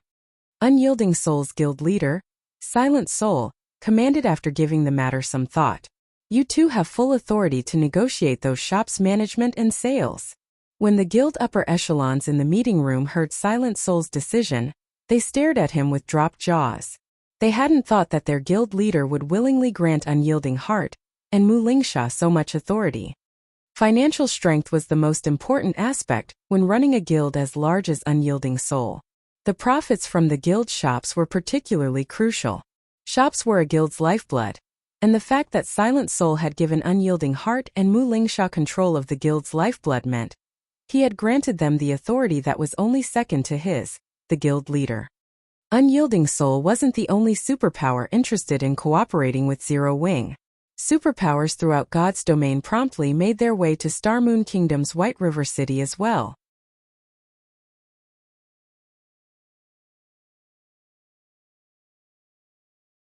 Chapter 2146, General Trend. Ancient Undead Country, Psychedelic Forest. How can this be? Utter shock assaulted Bright Dawn as he read the latest report on Zero Wing. It had only been a few hours since his encounter with Black Flame, yet in that time, the swordsman had relocated Stone Forest Town into the Bottomless Abyss? No matter how he looked at it, the situation felt like a dream.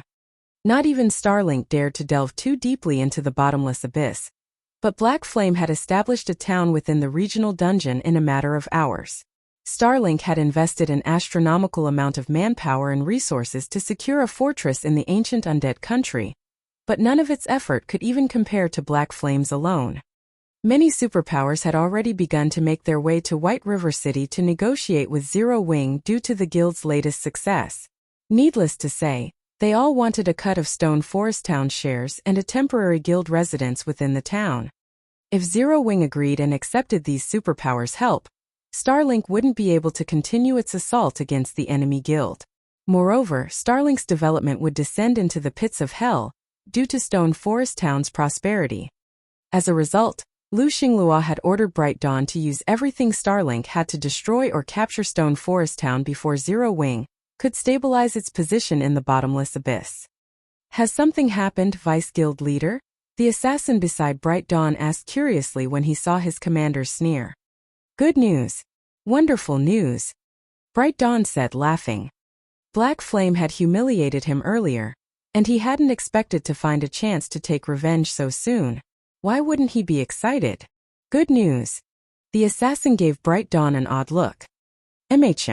The guild leader has commanded me to deal with Stone Forest Town. Moreover, I get to mobilize the guild's full strength. Bright Dawn explained. All of it. The news shocked the assassin. He had already learned about Stone Forest Town's relocation to the Bottomless Abyss, since it had sparked a commotion among Starlink's members. Naturally, the news had shocked them all. However, Lu Xingluo's command to mobilize the guild's full strength against the town was even more unexpected. The various superpowers had far more influence than ordinary guilds, and the guild typically only mobilized a fraction of its strength for any of its operations. Even when Starlink had targeted Unyielding Soul, for example, it had only used a small fraction of its true power. Yet now Starlink wanted to turn every weapon in its arsenal against a non-superpower like Zero Wing. That's right. Everything. Bright Dawn nodded as he grinned wickedly. I had expected to wait a long time before I had a chance to claim vengeance. I hadn't expected that I'd get to move against that bastard so soon. Hopefully, Black Flame doesn't run from me too quickly. Dealing with an established town was normally even a headache for superpowers like Starlink. But if Starlink employed the guild's full power, taking down a guild town would be a piece of cake. Not even advanced towns would pose much of a challenge. Furthermore, Stone Forest Town had just completed its transfer. Its defenses weren't as strong as usual since hardly any players currently occupied the town.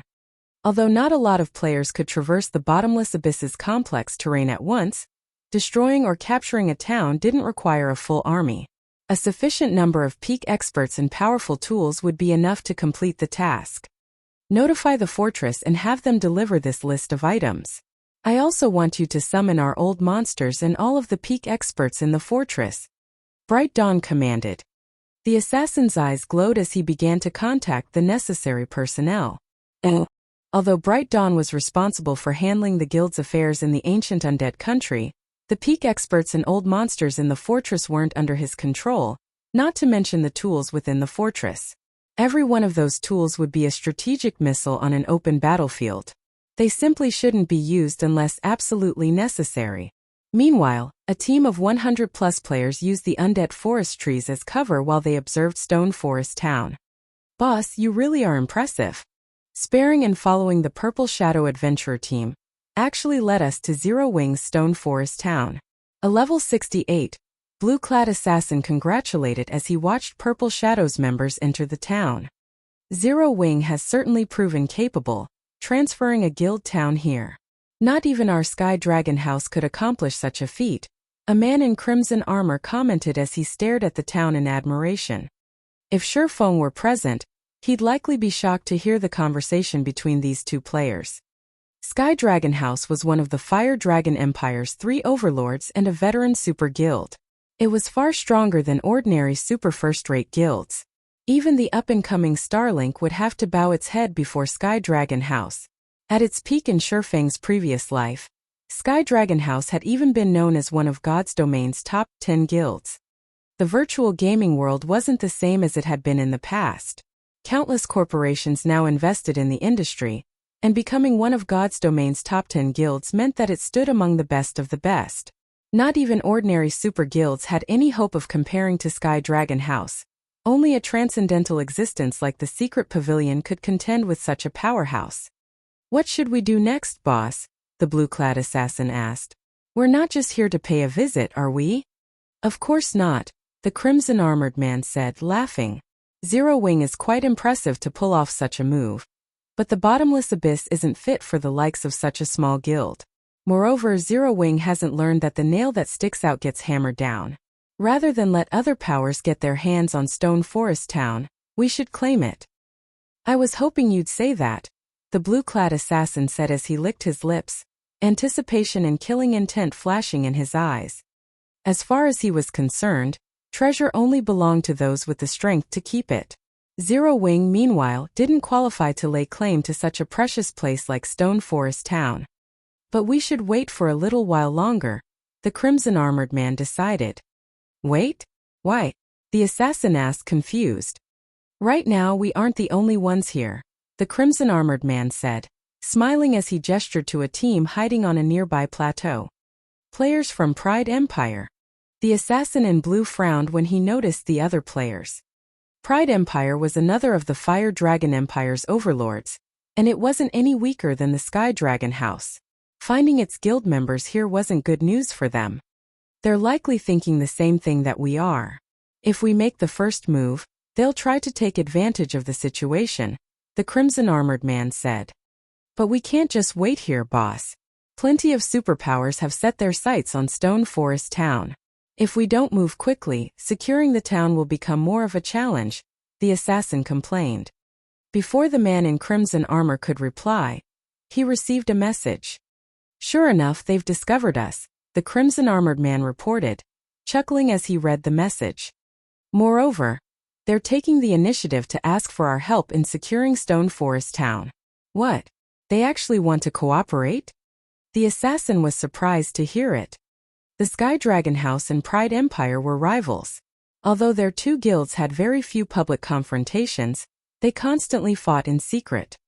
This could work too. Rather than waste each other's time, we might as well work together to claim the town before more competitors show up, the Crimson Armored Man said after giving the matter some thought. Tell everyone to get ready. Understood. Although the blue-clad assassin didn't like the idea of working with his guild's rival, he had no choice but to obey his commander's orders. Under the Crimson Armored Man's command, the team from Sky Dragon House snuck towards Stone Forest Town while the Pride Empire's members did the same.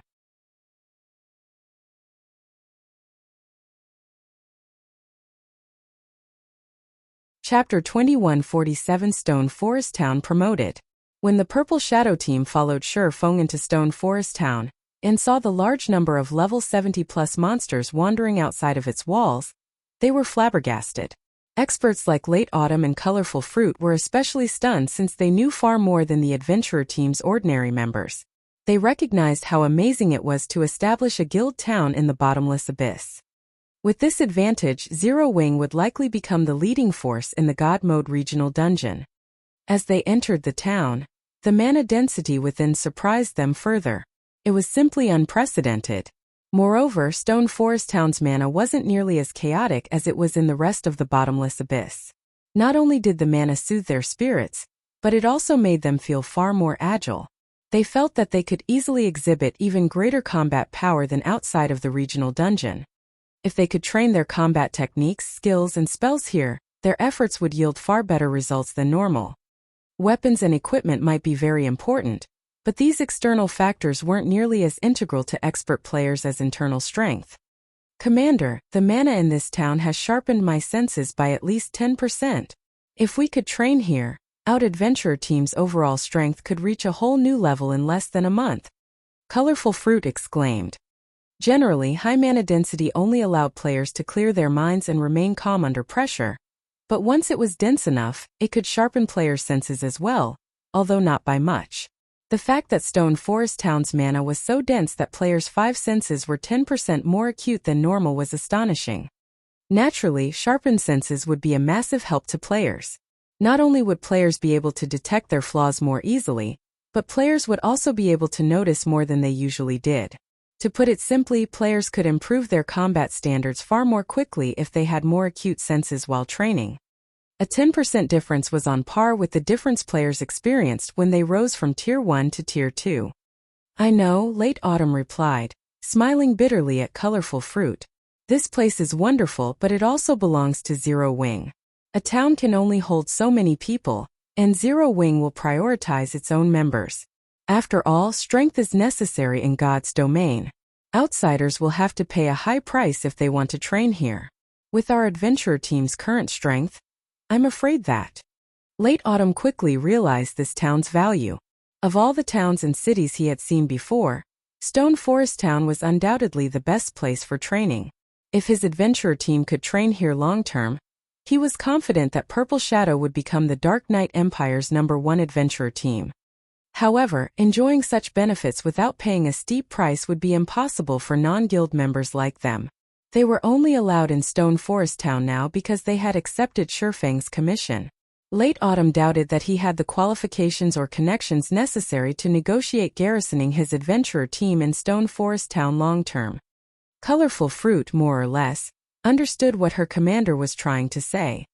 They had only met WD Shi Feng by chance, And the swordsman was the only reason that their adventurer team had avoided annihilation. They'd be delusional to think that they could train in a paradise like Stone Forest Town. Stone Forest Town's relocation has just completed, so many of the town's facilities are temporarily unavailable. For now, it's only a resting area for players. Once the town's facilities have been readjusted, you're welcome to return at any time, Shifeng said, chuckling. He had a pretty good idea of what Purple Shadows members had been thinking when he saw their crestfallen expressions. Oh, you don't have to do that for us, Guild Leader Black Flame. Our adventurer team hasn't done anything to help Zero Wing after all. I'm sure your guild members will complain if you let us occupy Zero Wing's resources for nothing. Late Autumn hurriedly rejected the offer. Late Autumn recognized that Shifeng's offer came with good intentions, but that was precisely the reason that he couldn't accept it. I think you've misunderstood. I intended to open Stone Forest Town to the public since the beginning. As long as you're not Zero Wing's enemy, you'll be welcome in the town. Naturally, you will be allowed to train here as long as you become members of Zero Wing's battle arena, Shifeng explained. If he reserved Stone Forest Town for Zero Wing's members, he'd certainly see desirable results. However, doing so would be shallow. First, level 100 wasn't the maximum level in God's domain. And second, the town's growth was far more important than monopolizing its benefits. Are you serious, Guild Leader Black Flame? Colorful Fruit could not help but ask. None of the various major powers would share such a paradise with outsiders, but based on Shifeng's claim, he even planned to cater to ordinary players in the town. This was simply madness. Of course, why would I joke about something like that? Shifeng asked, chuckling. Shifeng's response rendered Purple Shadows members speechless. He acted as if such a crucial matter were insignificant. Late Autumn couldn't help his budding admiration for both Shifeng and Zero Wing as a whole. Not even the various superpowers would likely be so this generous. While Purple Shadows members rested in Stone Forest Town, Zero Wing's members began to flood in. Yuan Tiexin and his entourage arrived shortly after. Due to the agreement with Shifeng, the secret pavilion established a temporary residence in Stone Forest Town, allowing the pavilion's members to teleport to the town freely. However, it was only temporary. After multiple system updates, the main god system had placed many restrictions on temporary residences. One of these restrictions limited the number of players that could teleport to the temporary residence each day. Permanent residences, on the other hand, didn't have such a limit. Hence, before the secret pavilion's members flooded into Stone Forest Town and reached the daily transfer limit, Yuan Tiexin led a 100-man expert team, which the secret pavilion had prepared earlier, to the town. Uncle Yuan, we've just received a message from the guild leader. It seems Starlink has made its move. Sky Dragon House and Pride Empire are here as well, and more superpowers are quickly approaching. By the looks of it, they all plan to capture Stone Forest Town before Zero Wing can stabilize its position, Purple Jade reported, frowning as she read the message. Clearly, Starlink was serious about taking the town this time, and had armed its forces with the items it had stored in its fortress in the ancient Undead country. To make matters worse, 2 super guilds and a handful of superpowers had designs on the town as well. This was bad news for both Zero Wing and the secret pavilion. It seems that none of them can just sit by and watch, Yuan Tiexin chuckled as he caressed his beard. That's enough, old Yuan.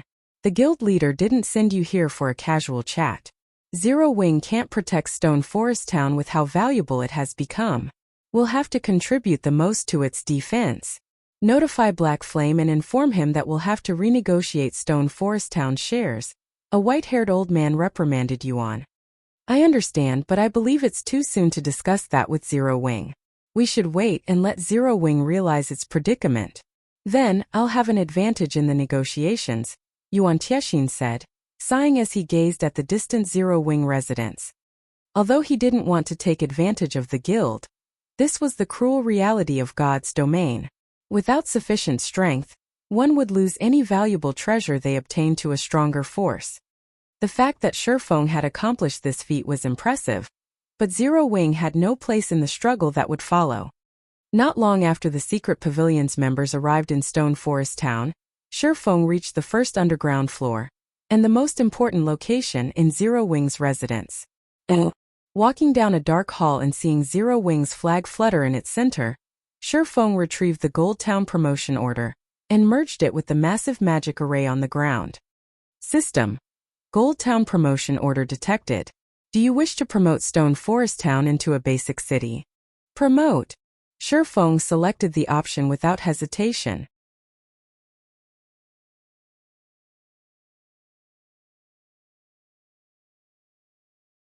Chapter 2148 Another Uproar.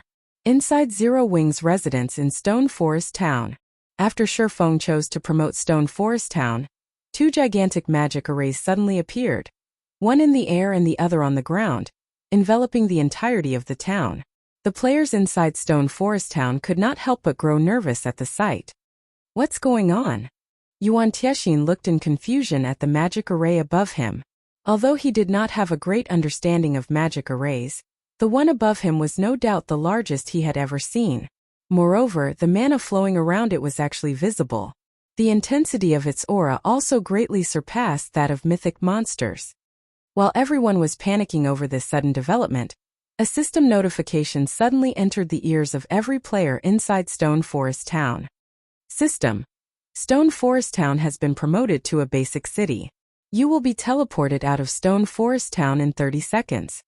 Everyone in Stone Forest Town immediately fell into a daze upon receiving the system notification, wondering whether or not they had heard wrong. How? Stone Forest Town actually got promoted into a city. No one could believe this was true. The Secret Pavilion's members in particular were dumbfounded by this situation. Impossible. To become a city, a town needs not only sufficient defensive structures and an astronomical amount of popularity but also a large number of permanent residents. Stone Forest Town just transferred to this place, so how could it possibly get promoted to a basic city? The white-haired old man from the Secret Pavilion yelled in denial. Everyone else from the Secret Pavilion very much agreed with this old man's words. After all, only a handful of people in the Secret Pavilion was more knowledgeable than this old man about the promotion of a guild town. Moreover, this old man was also one of the publicly acknowledged top 5 Master Town Architects in God's domain, Easy Wind. A Master Town Architect was basically a Master Architect. Although the Architect subclass did not seem that amazing and was far from comparable to the Forger and Alchemist subclasses in terms of popularity, as players progressed in God's domain, the various major powers gained a greater understanding of the purpose of Master Architects. As a result, they also started placing greater importance on the Architect subclass. This was because the development of guild towns often required advanced constructions. Moreover, the planning of a town was also extremely important. If carried out properly, it could accelerate a guild town's development substantially. Meanwhile, the guild towns built using Easy Wind's designs developed 30% faster than guild towns that use the default designs. Moreover, Easy Wind had even designed an advanced construction before. Due to Easy Wind's ability and accomplishments, his position in the Secret Pavilion was superior to even Yuan Tiexin's, who was constantly conducting negotiations and leading expeditions for the guild. When it came to discussing the development of guild towns, Easy Wind held more authority than even the Secret Pavilion's vice-guild leaders. In fact, the main reason why the Secret Pavilion had dispatched Easy Wind to Stone Forest Town was to help the town develop much more efficiently and become a guild city a little sooner. Now, however, it was obvious that Easy Wind had just wasted a trip in visiting Stone Forest Town. Before everyone could react to the system notification, they were already outside Stone Forest Town. Meanwhile, after snapping out of their daze, Zero Wing's members promptly burst out in enthusiastic acclamation. The second city. Our guild has a second city. Even super guilds don't have a guild city established in a neutral map right now. At this point, God's domain still didn't have that many guild cities. Moreover, practically all of these guild cities were owned by top-ranking superpowers. Now, however, Zero Wing actually possessed 2 guild cities. More importantly, Zero Wing's second city was established in the Bottomless Abyss, a God Mode regional dungeon. Zero Wing could earn a fortune just by collecting entry fees in Stone Forest Town. After all, a guild city had much more space than a guild town. Let alone accommodating 1 million players, even accommodating 5 million players wouldn't be a problem. Previously, Everyone from Zero Wing was still worried about whether Stone Forest Town could accommodate all the guild members who wished to grind in the bottomless abyss. Now, however, that no longer seemed to be a problem. Meanwhile, outside the forest, some distance away from Stone Forest Town, the members of Sky Dragon House and Pride Empire automatically halted their advance when they saw the two gigantic magic arrays enveloping Stone Forest Town, and a large number of players suddenly materializing outside the town. Old Shang, any information on your side?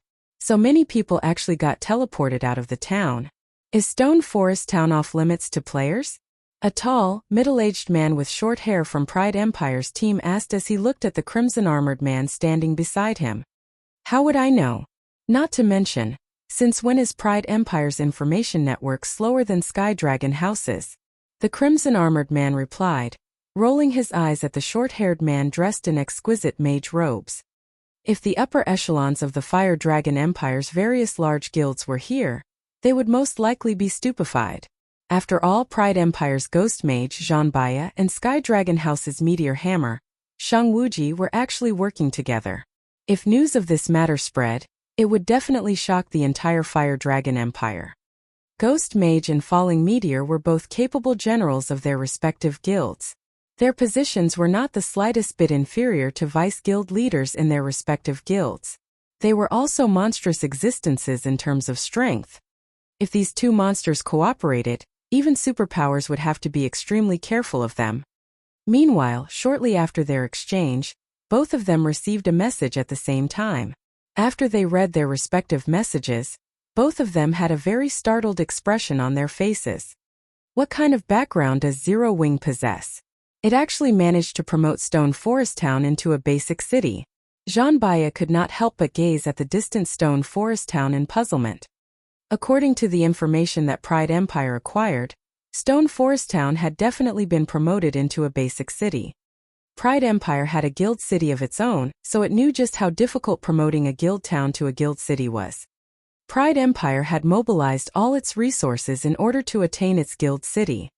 Yet now Zero Wing had actually succeeded in promoting Stone Forest Town into a guild city. Old John, what does your side plan to do? Shang Wuji asked after he finished reading his own message. They gave me only 4 words, Zhang Baya replied. No matter the cost. Mine said roughly the same thing too, Shang Wuji said, a bitter smile on his face. However, a basic city is different from an advanced town. The difficulty of capturing Stone Forest Town is many times greater than before. Only powers that owned a guild city would understand just how formidable it was. It was not only a gigantic ATM, but also an impenetrable fortress. Just the city's built-in defensive magic array was already enough to render current players utterly powerless, not to mention the large number of high-tiered NPC soldiers inside the city. Fortunately, promoting a town did not grant a protection period. A newly promoted city could be snatched away as soon as its promotion process ended. Since that is the case, let's start moving fast. Otherwise, once the Secret Pavilion's members arrive, we'll have a much more difficult time capturing the newly promoted Stone Forest City. Zhang Baya suggested after hearing that Sky Dragon House harbored the same intentions as Pride Empire. Alright. News of Stone Forest Town's promotion should have spread already. Delaying any longer will give those several superpowers time to get here, Shang Wuji said, nodding as he shifted his gaze to the Zero Wing members crowded outside Stone Forest Town. He then turned back to look at his team and said, everyone, split up and move in parties. We have to end the battle as quickly as possible. At this point, Zero Wing was no longer their main enemy but the superpowers that were currently en route. What they needed to do now was take care of Zero Wing expeditiously before those superpowers arrived. After obeying Shang Wuji's order, Sky Dragon House's and Pride Emperor's members immediately charged toward Stone Forest Town.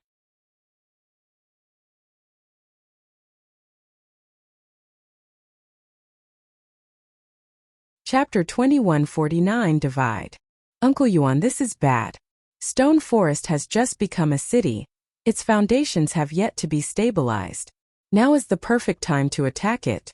Those superpowers that held off before are now going all out and sending manpower to this place. With just the few of us here, I'm afraid we'll have a difficult time protecting Stone Forest, Purple Jade said. a serious expression on her face as she read the latest report from the guild. Previously, although various superpowers were tempted into action by Stone Forest Town, they had dispatched only a small portion of their strength to capture it. However, due to Stone Forest Town's promotion, Starlink wasn't the only superpower going all out anymore. Other superpowers now intended to pull out all the stops for seizing Stone Forest Town. Even one superpower going all out would be enough to give the secret pavilion a headache, all the more a group of superpowers doing so. It might be fine if the upcoming battle took place in the outside world. However, they were inside the bottomless abyss. Dispatching ordinary experts here would be utterly meaningless. They would just become liabilities. Only experts at the refinement realm standard or above could provide useful combat power. However, the total number of refinement realm experts the various superpowers had easily surpassed that of the secret pavilion. This black flame. Why didn't he inform us of this promotion beforehand? We are in a tight spot now. At this moment, Yuan Tianxin was also suffering a huge headache over this matter. Prior to Stone Forest promotion, the town provided Zero Wing with a significant number of advantages in the bottomless abyss, but it did not put the guild in an absolutely advantageous position. After all, a town could accommodate only a very limited number of players. However, with Stone Forest Town's promotion, Zero Wing now essentially held full control over the entire bottomless abyss. How could this situation not make the various superpowers desperate and force them to go all out to capture Stone Forest Town? With this, even the secret pavilion would not be absolutely certain of defending Stone Forest Town. Uncle Yuan, the scouts we dispatched into the periphery have discovered Sky Dragon House's and Pride Empire's members. They're moving in our direction and will arrive in less than 5 minutes, Purple Jade said anxiously as she read her subordinate's report. They finally appeared? Do you know who's leading them?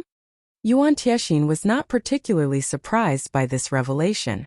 After all, the secret pavilion had long known about the presence of these two super guilds in the bottomless abyss.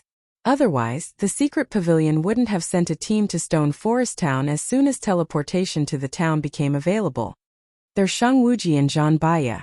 By the looks of it, the two of them are working together, Purple Jade said, her complexion darkening. Shang Wuji and Zhan Baya were well-known monster-level experts in God's domain. Moreover, the teams they led were only second to their respective guilds' main forces. Even the team that the secret pavilion sent to Stone Forest Town would have trouble dealing with just one of these teams, let alone both at the same time. Why is it them? Yuan Tianxin's face sank when he heard the names of these two people. We don't have a choice. Jade, relay this matter to the guild leader immediately, and have him send over as many players as possible. Also go and stop those two. I'll meet with Black Flame to notify him about the severity of the matter. Hopefully, he'll make the correct decision quickly. The situation was now out of the secret pavilion's control. The only way left to defend Stone Forest Town was to get Shifeng to hand over more of Stone Forest Town's shares, and use these additional shares to recruit other superpowers into their alliance. Otherwise, only death awaited them. I'll head over immediately. Purple Jade nodded. She then led the secret pavilion's team to stop Shang Wuji and Zhan Baya. Meanwhile, under Shang Wuji and Zhan Baya's command, Sky Dragon House's and Pride Empire's members were like fierce tigers that had just been released from their cages. Unlike the combat methods usually employed by players fighting in teams, Sky Dragon House's and Pride Empire's members split into 6-man parties, which moved independently of each other as they traversed the Undead forest. They did not try to focus their strength on a single point to break through Zero Wing's defenses. From an outsider's perspective, this method of combat would look very silly, as it allowed others to exploit it very easily. However, those who were aware of these two teams' history would understand that these teams were not executing such a combat method out of foolishness at all. Instead, their doing so was due to their absolute confidence in their strength. Moreover, when traveling through a forest, players could move much more quickly in small parties instead of large teams. This was especially true for the players Shang Wuji and Zhan Baya led. They were akin to lively monkeys as they traversed the Undead forest, moving very swiftly and leaving no traces behind. When these two teams got within 500 yards of the city and were about to exit into the clearing that surrounded it, Purple Jade's 100-man team halted their advance. Little Missy, although you are the secret pavilion's prodigy, do you really think you can stop both our teams with just these few people? Shang Wuji, who currently perched atop a tree, asked as he looked down at Purple Jade. He did not hurry to take action. Instead, he quietly observed the young woman standing in the clearing before him. I have constantly been hearing that the secret pavilion has produced an amazing genius recently. After getting a look myself, you really are extraordinary. You're already a peak expert at such a young age. Unfortunately, I'm afraid you're still not enough to stop the both of us, Zhang Baya said as he walked out of the forest. Although Shang Wuji and Zhang Baya had spoken in very amicable tones, the auras they radiated were incomparably frightening. Even the many refinement realm experts standing behind Purple Jade felt the threat of death when bathed in this aura. In addition, the secret pavilion's members could also sense many other bone-chilling killing intents being directed at them from the forest. Every one of these killing intents was enough to make their bodies shudder.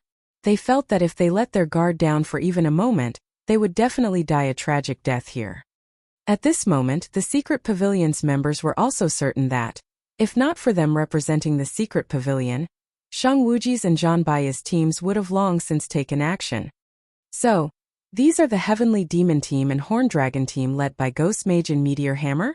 Purple Jade automatically grew vigilant as she observed the numerous parties hidden within the forest. Just the peak experts she could sense before her right now already numbered as many as 15. Moreover, unlike herself, these peak experts had already been in the Void Realm for a long time and had much more combat experience than she did. Not only were they much more experienced at fighting against experts that had equal or superior combat standards, but their control over their five senses was also far superior to her own. Not to mention, every member of Shang Wuji's and Zhang Bai's teams boasted top-tier equipment. Even the weakest piece of equipment on them was level 65 fine gold rank, with many of them fully geared in level 65 dark gold equipment. There were even 10-odd experts with epic items. As for Shang Wuji and Zhang Baya, each of them sported 4 epic items, with the rest being level 65 dark gold equipment. If these two teams were working together, even superpowers would receive a rough beating if they did not take the two teams seriously. Not to mention, both these teams had powerful super guilds as backing. They did not have to fear any repercussions for their actions the way independent players did. After calming herself, Purple Jade smiled and said, "This is a misunderstanding. I am here only to receive you two. I have no intention of fighting." It seems the secret pavilion understands the current situation. Shang Wuji laughed. "Say it then. How do you plan on dividing Stone Forest Town's shares?" "I'll state it clearly first. Pride Empire wants 30%, Zhang Baya declared. "Since old John has said so, then Sky Dragon House will settle for 30% as well. As the secret pavilion is the first to occupy Stone Forest Town, it'll get 40%. I believe the secret pavilion won't have any complaints about this, right?" Shang Wuji said. The words of these two people immediately rendered Purple Jade speechless. Their combined demand was actually for 60% of Stone Forest Town's shares. Had these two people belonged to any other superpower, they definitely wouldn't speak so boldly to the secret pavilion. However, the super guilds these two represented were extremely strong and not afraid of any power in God's domain. In fact, if she were not representing the secret pavilion but some other superpower instead, these two people would not have demanded just 60%. If your secret pavilion has any opinions about this matter, speak up. However, you are not allowed to touch this bottom line," Shang Wuji said sternly when he saw Purple Jade hesitating to speak. Although Zhang Baya did not make any additional comments, his attitude made it clear that he shared the same sentiments as Shang Wuji. As these two people were waiting for Purple Jade's reply, a man suddenly appeared from another corner of the forest. This man wore a quaint old cloak and had 2 exquisite long swords hanging at his waist. He gave the impression of a down-and-out swordsman that was just passing by. "Since you two want Stone Forest Town shares, aren't you going to ask Zero Wing whether this is fine or not?"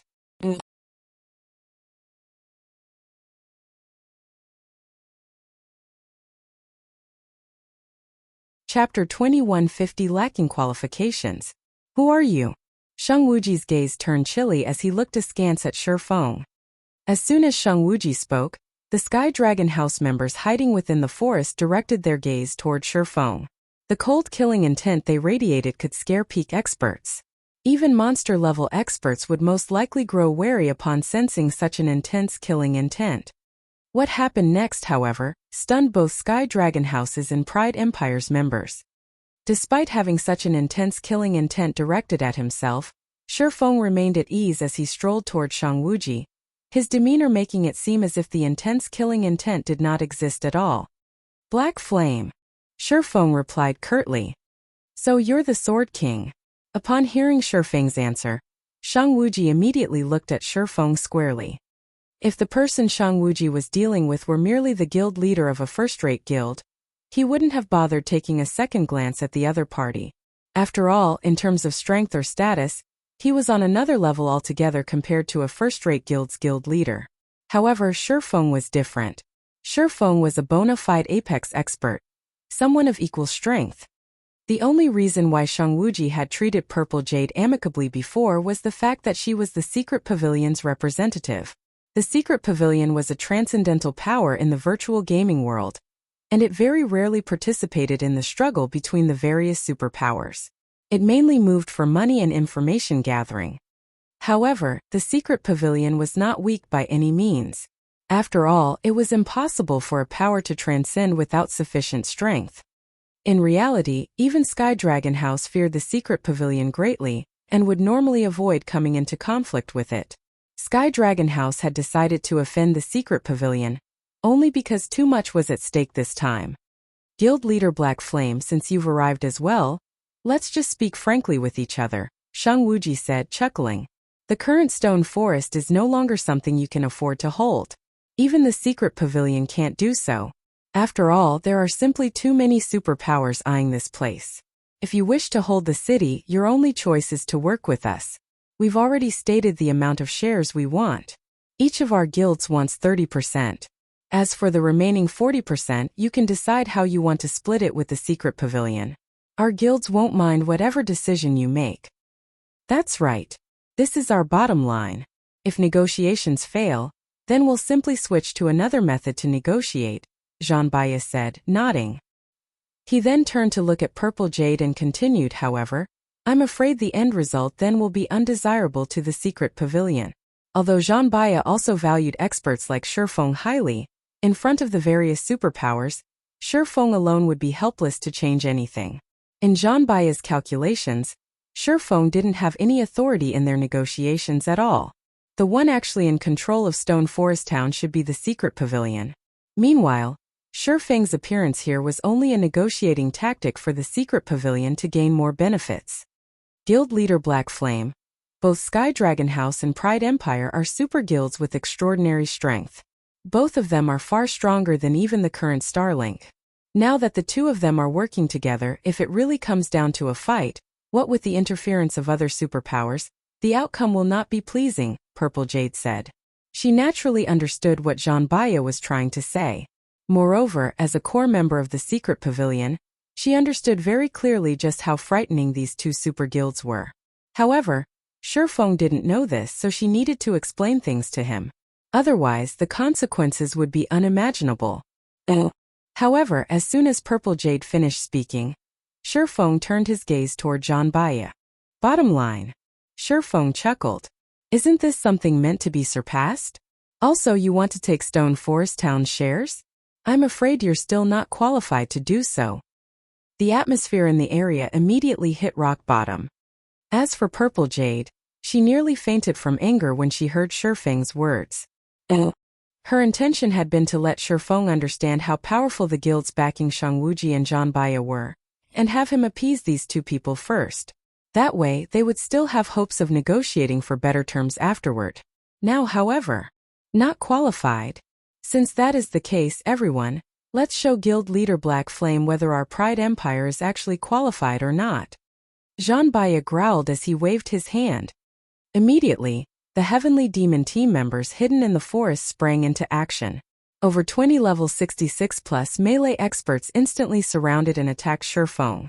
The coordination between these melee experts was excellent. They evenly split their attacks into 4 stages, with every member taking on a specific role in the assault. Some focused on executing defensive maneuvers, and some focused on offense. As veterans of the battlefield, their assault was void of any flaws that could be taken advantage of. Even domain realm monsters would have a headache dealing with such a coordinated attack. It seems he is still too young. He must think that nobody can stop him, now that he has reached the domain realm. Shang Wuji sent Shifeng a look of pity when he saw the coordinated assault of Pride Empire's experts. It was very rare for someone to reach the domain realm at Shifeng's age. Hence, those that did manage to accomplish such a feat would generally feel that they were invincible existences, and would not put anybody in their eyes. Unfortunately, Shifeng's opponent this time was the Heavenly Demon Team, a team that constantly fought monster-level experts.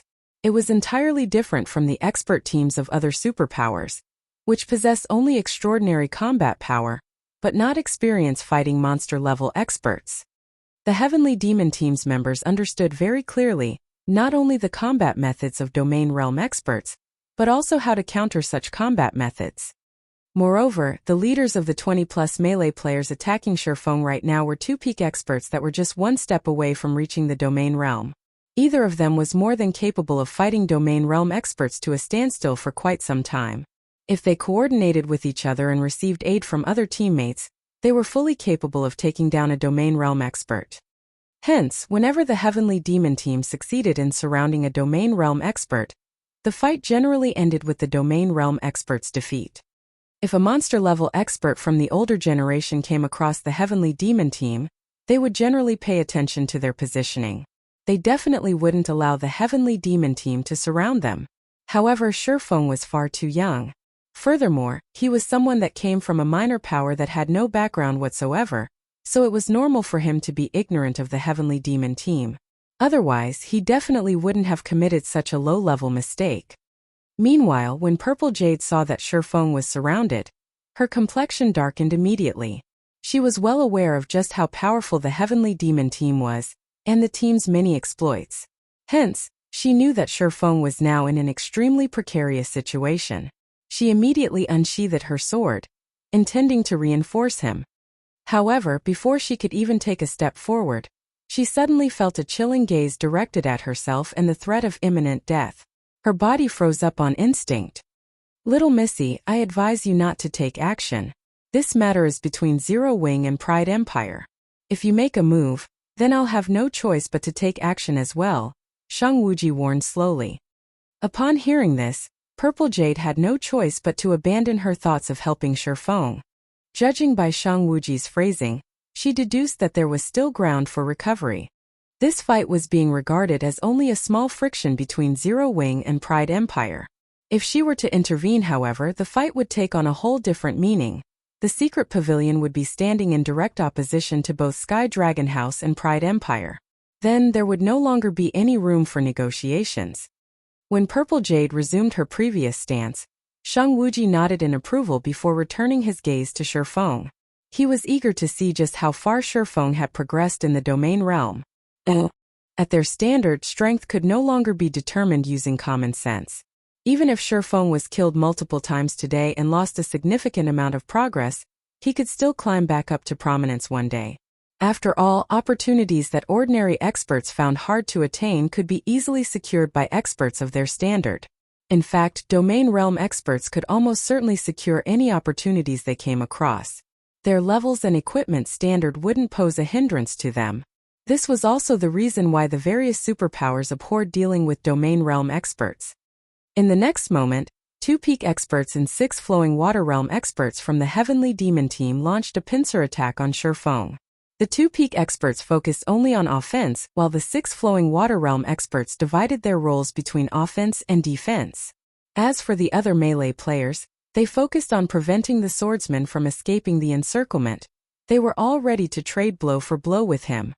When dealing with a peak expert that abandoned defense and focused solely on offense, even domain realm experts would have to tread carefully. Normally, the best way for domain realm experts to cope with such suicidal peak experts was to temporarily go on the defensive and wait for an opportunity to deal a fatal blow. Now, however, Shifeng had to deal with not only 2 void realm experts and 3 flowing water realm experts, all of whom were attacking him, hell-bent on mutual destruction, but also 3 flowing water realm experts defending these 5 suicidal experts.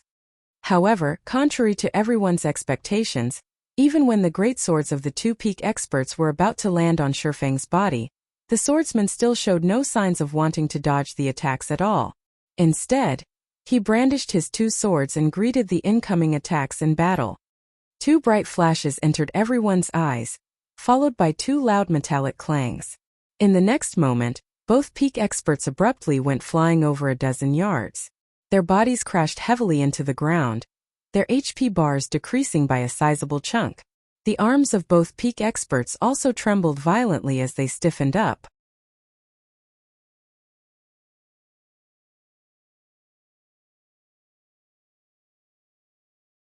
Chapter 2151, Slaying the Heavenly Demon Team. The instant the 2 peak experts went flying, everyone in the Heavenly Demon Team was stunned.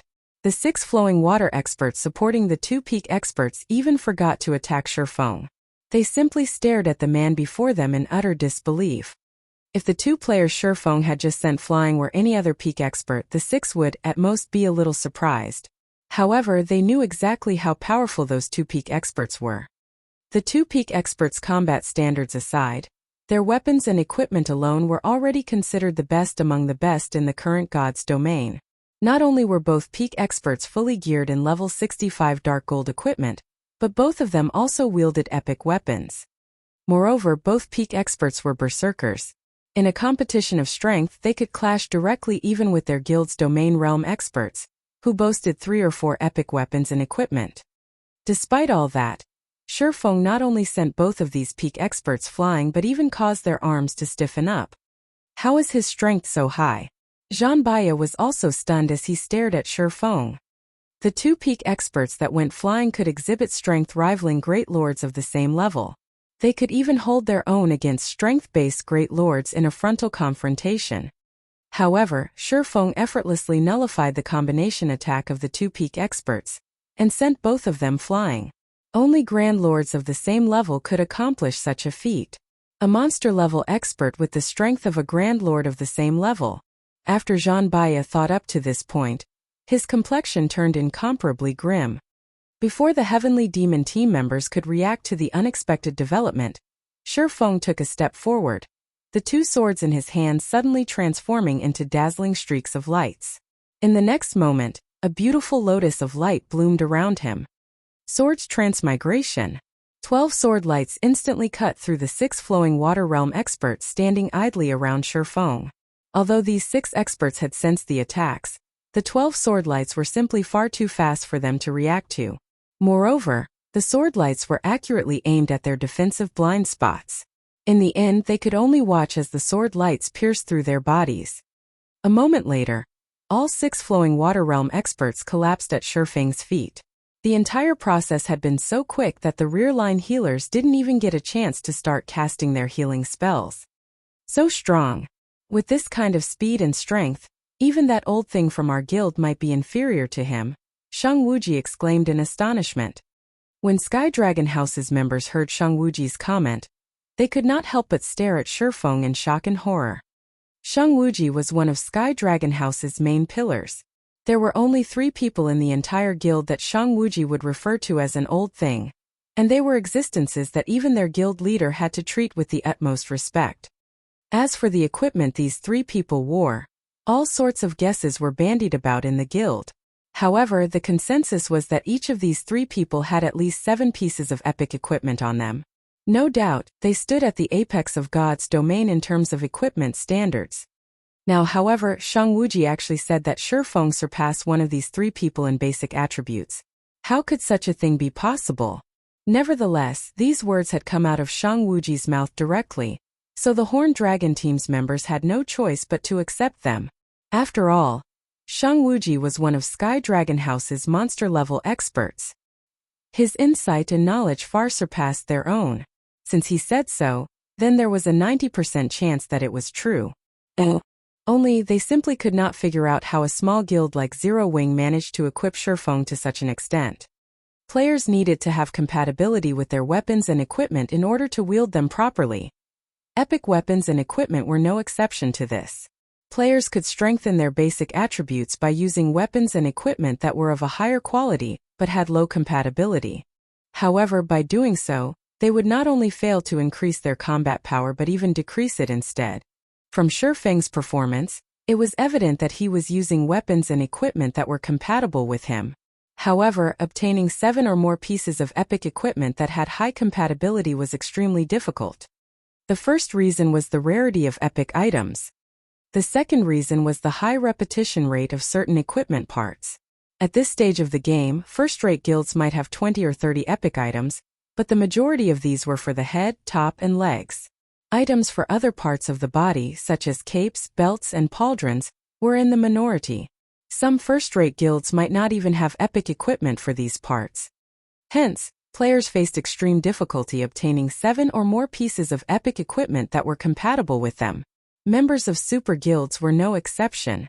Meanwhile, after Shifeng killed the 6 flowing water realm experts from the Heavenly Demon team, Zhanbaya no longer dared to take the situation lightly.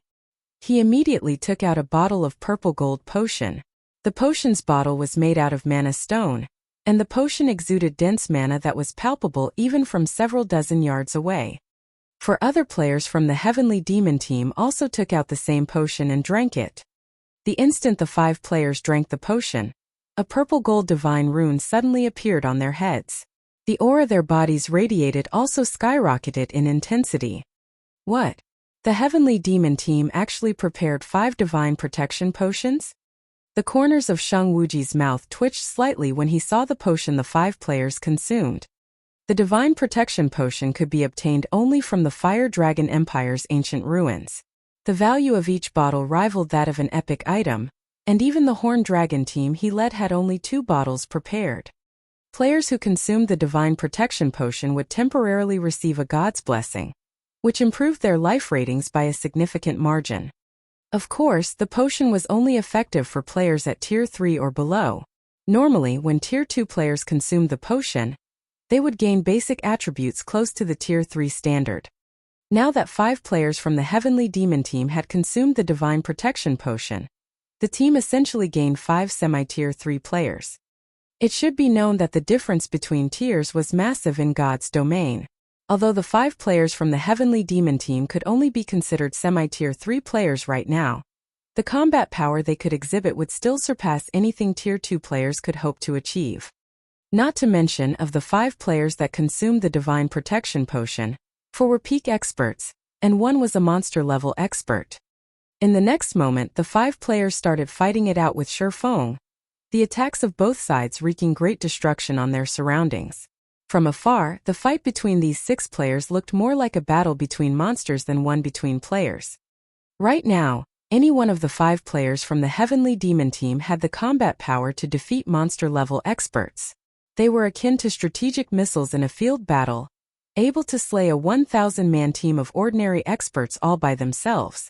They were frightening existences that were basically unstoppable.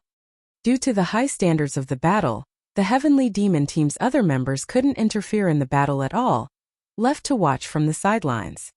At this moment, however, Shifeng was equally terrifying. Despite facing the joint assault of these 5 players, Shifeng was actually only at a slight disadvantage. Everyone, hold out a little longer. This place is the Bottomless Abyss. The stamina consumption here is several times higher than in the outside world. He won't last very long if he keeps on moving at such a pace, Zhanbaya said, sneering as he watched Shifeng fervently dodging their attacks. Once his stamina runs out, he'll die. Currently, Shifeng's defense was practically perfect. He consistently deflected all of their attacks, making them feel as if they were pointlessly striking the air. As a result, each attack barely did him any damage. However, Shifeng had been fighting against them at full capacity all this time. His 5 senses and mental state were constantly being pushed to their very limits. Doing so would place a tremendous burden on his stamina and concentration. What with the greatly increased stamina and concentration consumption in the Bottomless Abyss, the swordsman wouldn't be able to last very long in this battle. In contrast, the 5 of them received a qualitative improvement to their life ratings after consuming the Divine Protection Potion. Naturally, Their stamina and concentration had received improvements as well. Not to mention they were expending far less stamina and concentration than Shifeng. It was only a matter of time before they whittled him to death. Is that so?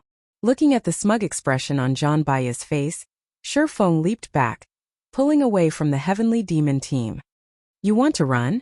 It won't be that easy. When Shifeng retreated, Janbaya immediately commanded, activate the void magic array. Do not let him escape no matter what. In the next moment, 24 or so members from the heavenly demon team each took out a magic array scroll from their bags. They then activated the scrolls, trapping Shifeng inside a magic barrier. Black Flame is finished now. The void magic array not only prevents players from escaping, but also suppresses their basic attributes by roughly 20%. Shang Wuji sighed involuntarily when he saw the void magic array being deployed. However, I'm afraid only a few people in God's domain are capable of forcing the heavenly demon team to go to such lengths. Black Flame can be proud of this battle. The Home Dragon team's members also expressed their agreement with Shang Wuji's words. The heavenly demon team was Pride Empire's trump card team, only second to the guild's main force. The team had killed plenty of monster-level experts before. However, the experts that had managed to force the heavenly demon team to go all out could be counted on the fingers of one hand. If news of this matter were to spread in the Fire Dragon Empire, it would definitely cause a sensation in the entire empire. As soon as Shang Wuji finished speaking, Shifeng suddenly stopped moving. He simply watched quietly as Janbaya's group of 5 charged at him. Giving up now that you know you can't get away? Janbaya laughed when he saw that Shifeng had stopped moving. Noisy. Sending a glance at Janbaya, Shifeng activated deep-sea meditation and charged forward. Suddenly, Shifeng's aura transformed, as if he had become a completely different person from before. His aura now was so violent that even the refinement realm experts spectating from the sidelines felt their breath stifled. Moreover, they also felt pressure due to a difference in life rating. Before Shifeng's life rating, even the life ratings of Janbaya's group of 5 seemed insignificant. How is this possible? When Janbaya felt Shifeng's aura, his gut actually warned him that he was no match for Shifeng. However, just as Janbaya was considering retreating, Shifeng suddenly appeared before him. Tier 2 Taboo Skill Instant Strike. Swords Transmigration. More than 20 sword lights flew from Shifeng's swords, so fast that they were imperceptible by the naked eye. When the sword lights vanished, Janbaya's group of 5 started collapsing to the ground, one after another. You're tuning in to the Li Mei's Sword of Destiny YouTube channel. We're so grateful for your support, and don't forget to subscribe to join us on this incredible journey through captivating stories. Your generosity through donations truly makes a world of difference, as it's the primary source of revenue that allows me to expand and enhance this channel for you. Thank you from the bottom of my heart for being a part of this adventure.